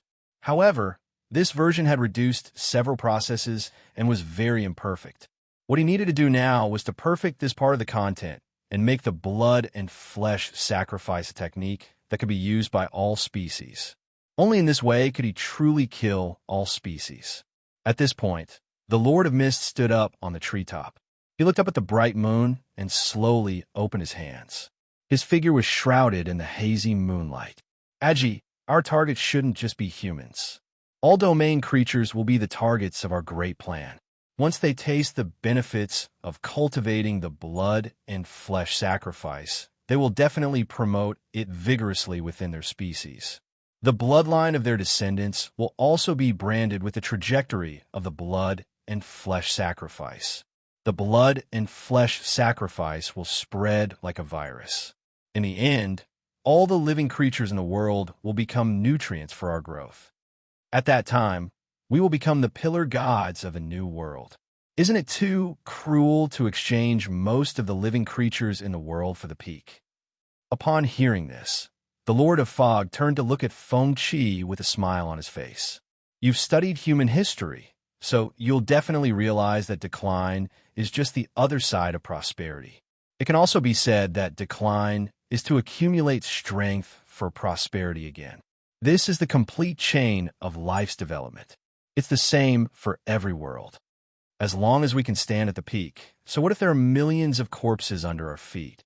While we bring destruction, we will also create prosperity in the new world that belongs to us. Chapter 255. Time passed quickly, and in the blink of an eye, half a year had passed. The Lord of Fog's closed-door cultivation finally ended. This morning, the sky was just beginning to brighten. Feng Qi and the Lord of Fog left the old mountain range and flew towards Star City. Along the way, he sat on the gray fog cloud and found that the Lord of Fog's movement speed was more than twice as fast as before. This was obviously related to the increase in strength. While living in seclusion, the Lord of Fog's strength improved every day with the help of the Bloodstone. Apart from that, after continuous improvements, the flesh sacrifice technique had basically been perfected by the Lord of Fog. Other than elemental special life forms, flesh sacrifice was suitable for all life forms with flesh and blood. During this period of contact, Feng Qi also understood why the Lord of Fog desired to climb to the top. During the research and development of flesh sacrifice, the Lord of Fog once said that as long as he could climb to the top, he did not care how many corpses he stepped on. Because in the Lord of Fog's understanding, the pyramid was like a pyramid. The food chain was in the shape of a pyramid. Only those who stood at the top would not be exploited, killed, or enslaved by the strong races of other domains. If he wanted to lead his race to glory, the only way was to climb to the top. But this process was bound to be cruel. There would be a large number of competitors along the way, and killing was inevitable. At the end of the day, everything was for the future of his race. Feng Qi could understand his philosophy. But in the end, there was still a saying. People who walked different paths could not work together. In terms of race, they were already on opposite sides. Humans would also be an obstacle on the Lord of Fog's path to the top. If he wanted to get rid of this issue, he had to ensure that the Lord of Fog's race would always be safe and not be disturbed by external forces. But if it did not climb to the top, he would not have the ability to keep his race safe forever. And in the process of climbing to the top, he would need to plunder a large number of resources to use and accelerate the race's development. This process could not avoid competition and killing. The more he interacted with him, the more he felt that the Lord of Fog was special. He used to think that the Lord of Fog was a bloodthirsty demon and could not communicate with him at all. But in this sacrificial line, he saw the determination, pain, desire, anger, fear, and other emotions in the Lord of Fog's heart. If it was not for this issue, he felt that he would have become friends with the Lord of Fog. But this issue could not be resolved. If there came a day when the Lord of Fog was no longer of any use to him, he would still make a move on him. The Lord of the Mist was willing to do anything to revive his people, and he was willing to do the same for the future of the human race, even if they were once brothers. After several days of traveling, they had crossed several domains along the way. Feng Qi and the Lord of Mist finally arrived at the north gate of Star City. Before they even got close to Star City, they had already landed near the main road. Looking along the main road leading to the Star City, one could see the towering city gate. The steel-casted city walls extended from the city gate to both sides for more than a few miles. At this moment, Feng Qi and the Lord of Fog were in a very sorry state. After living in seclusion for so many years, their clothes were tattered, making them look like refugees. Following the main road, they walked towards the north gate of Star City. On the main road leading to Star City, there was an endless stream of vehicles going back and forth. Most of them were military vehicles transporting supplies. There were no passers-by like them. 20 minutes later, They arrived at the gate of Star City. He followed the flow of vehicles into the city gate. Along the way, green lights constantly swept over his body. When they walked out of the tunnel, they found that there was already a staff member waiting for them. The staff member was a woman. She was wearing the uniform of the Star City Garrison Army, but there was no military rank on her. It was basically certain that she was an intern or a contract worker. At this moment, she was holding 3 bags of food in her hands. She looked at them with a complicated expression. As they approached, the woman said apologetically, "I'm sorry. The scavenger residences in Star City have been filled recently. These are 3 bags of food. Please go back." As she spoke, the woman handed the 3 bags of food to Feng Qi. Feng Qi was speechless. "You've misunderstood. I'm a resident of Star City. My ID number is 11,736. A resident of Star City?" The woman was stunned. She then put down the bags of food and pressed a button on her right wrist. The screen on the metal wrist was instantly activated. After a series of operations, she entered the verification page. After entering the ID number provided by Feng Qi's profile picture taken at Star City University appeared on screen. At this moment, the woman raised her head and looked at Feng Qi. After carefully sizing him up, after careful observation, she said, "I'm really sorry. It's my mistake. But to be on the safe side, you have to follow me for a detailed identity verification to ensure that you're not domain creatures." "Okay." He nodded without hesitation. Then, they followed the woman to the verification room. Another staff member came to receive them and used a device to scan their bodies. Feng Qi was not worried at all. Although he had undergone the demonic dragon rune transformation, his body's data had already been recorded in the Star City database by the Scarlet Institute. As for the Lord of Mist, there was even less of a need to worry. The Lord of Mist possessed Wang Yi's body. He was only the controller. There was no problem in using Wang Yi's identity to go through the verification. In less than half an hour, they were allowed to pass through the verification of their identities. Knowing that he and the Lord of Mist were both recipients of the Outstanding Contribution Award for Humanity, the woman in the city immediately expressed her willingness to send them into the city. Feng Qi and the Lord of Mist did not refuse. After the woman spoke to her colleagues, they got into the woman's car and followed the traffic into Star City. This was Feng Qi's first time entering Star City through the city gate. Through the car window, he noticed that there was a lookout tower every 10 meters along the way. There was a team of fully armed soldiers scanning the traffic back and forth on the lookout tower. The car drove for more than 10 minutes and passed through 3 checkpoints in the tunnel. When the car drove out of the last tunnel and passed by a sign that said Star City North District, their vision suddenly widened. Towering buildings appeared in front of them. Looking into the distance, they could see a cluster of technologically advanced buildings. It was a bustling scene. Everything in front of Feng Qi felt extremely familiar. "Where are you going?" the woman who was driving asked. "Let's get off in front." Feng Qi pointed at the intersection not far away. The woman did not ask further and stopped the car at the intersection. After thanking her, Feng Qi and the Lord of Mist got out of the car. After the woman drove away, the Lord of Mist curiously looked at the backpack on his back. "I noticed something strange. You always carry this backpack wherever you go. What's in it?" "It's an item I left behind before I lost my memory. It might be helpful in finding my clansmen." Hearing this, the Lord of Mist revealed a look of realization. Then he asked, "That's right." Then it asked, "You're more familiar with this place. Lead the way and find a place to stay first. Then we'll discuss the infiltration plan." Hearing this, Feng Qi immediately nodded. Then he led the Lord of Mist to the main street in the north of the city. They had already discussed the general direction of infiltrating the Tiger Soul Institute before coming here. What they lacked now was the deployment of the details. They had chosen to expose their identities before entering the city because of this consideration. Before coming to Star City, they had considered 2 ways to infiltrate the Tiger Soul Institute. First, they could directly infiltrate Star City and secretly find an opportunity to infiltrate the Tiger Soul Institute. If they chose this plan, the beginning was a threshold. They had never come into contact with the researchers of the Tiger Soul Institute. nor did they know the deployment of the Tiger Soul Institute's forces. If they rashly infiltrated and took over the body, it was very likely that they would not be able to return. To be safe, they had to hide in the dark for a long time. Then, they would gather detailed information about the Tiger Soul Institute in Star City before they could officially take action.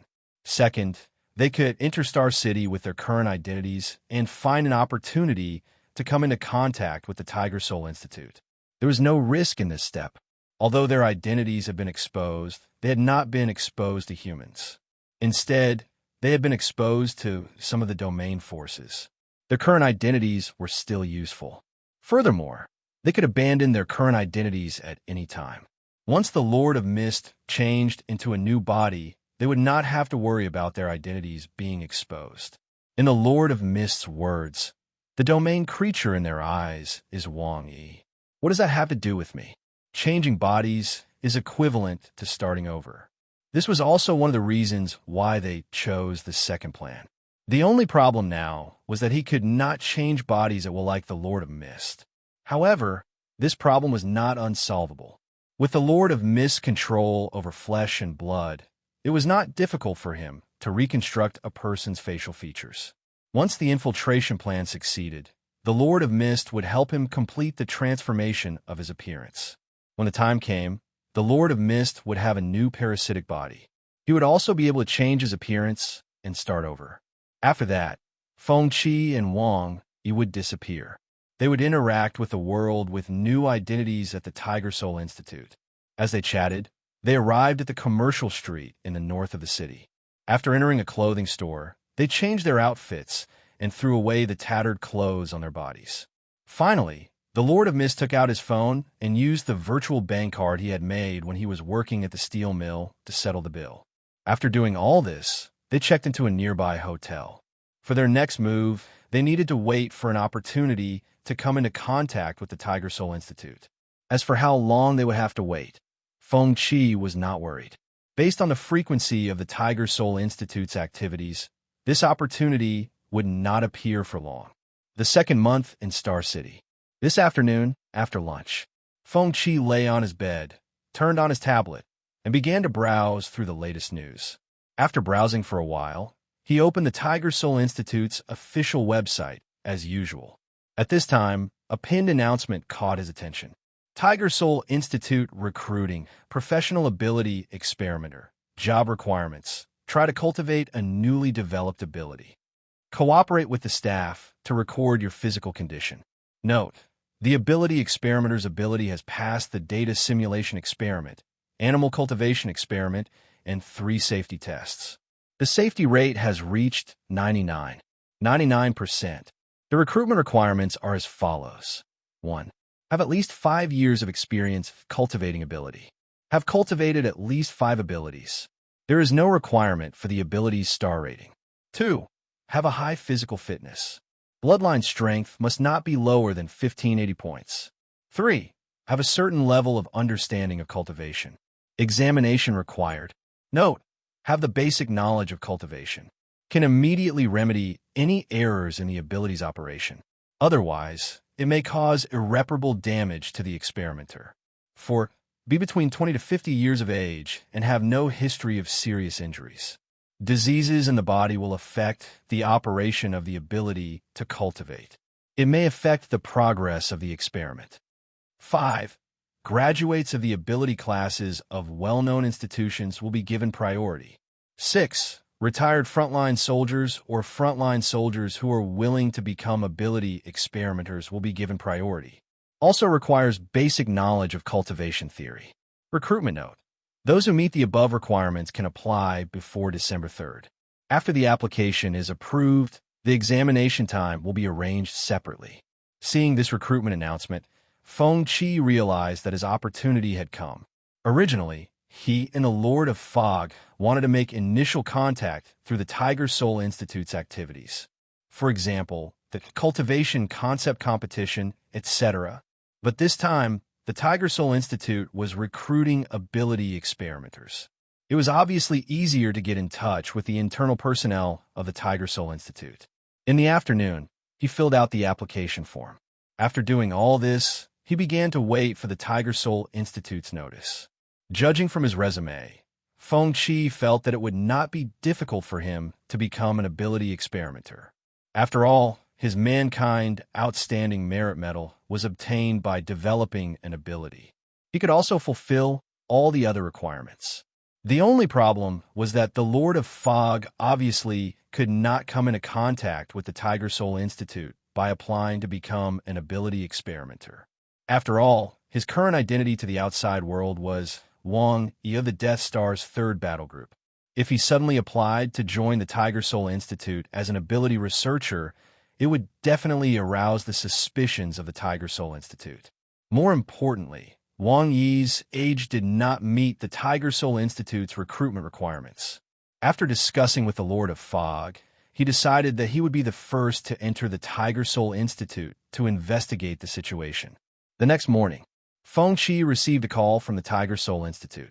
The staff on the other end of the phone told him that he could head to the Tiger Soul Institute to join at any time. Feng Qi was not surprised to receive this call. No matter what the outside world said about him, it could not hide the fact that he had once been successful in cultivation. Many years ago, he was even praised as a historical genius who could bring about a revolution in cultivation. With his resume, it would not be a problem for him to directly join the Tiger Soul Institute and become an ability researcher. Moreover, he was only applying for the position of ability experimenter. In the words of the Lord of Fog, this was called a dimensionality reduction. He also said that the content was very similar to a novel he had read when he was a leak in a steel mill. The name of the novel was The Celestial World Supreme Returned as a Security Guard in the City of the Celestial World. It was more or less the same meaning, using a sledgehammer to crack a nut. After receiving Tiger Soul's feedback, Feng Qi and the Lord of Fog discussed the follow-up arrangements for the infiltration plan. In the end, they decided that he would enter the Tiger Soul Institute first. The Lord of Fog would continue to wait for the Tiger Soul Institute to hold an event before contacting and communicating with him. At noon that day, Feng Qi packed his luggage and set off. He followed the address provided by the staff and arrived at the entrance of a branch of the Tiger Soul Institute located in the northern suburbs of the city. When he got out of the car, the staff he had contacted in advance was already waiting there. After greeting them, he followed the staff through the security gate and walked into the Tiger Soul branch. He walked along the technologically lit walkway for more than 100 meters. Along the way, he passed by several large computing machines and came to a door. Go in. When he heard this, Feng Qi did not hesitate and immediately pushed the door open and entered. The furnishings in the room were simple. The wall was filled with human acupoint diagrams, and the desk was filled with documents.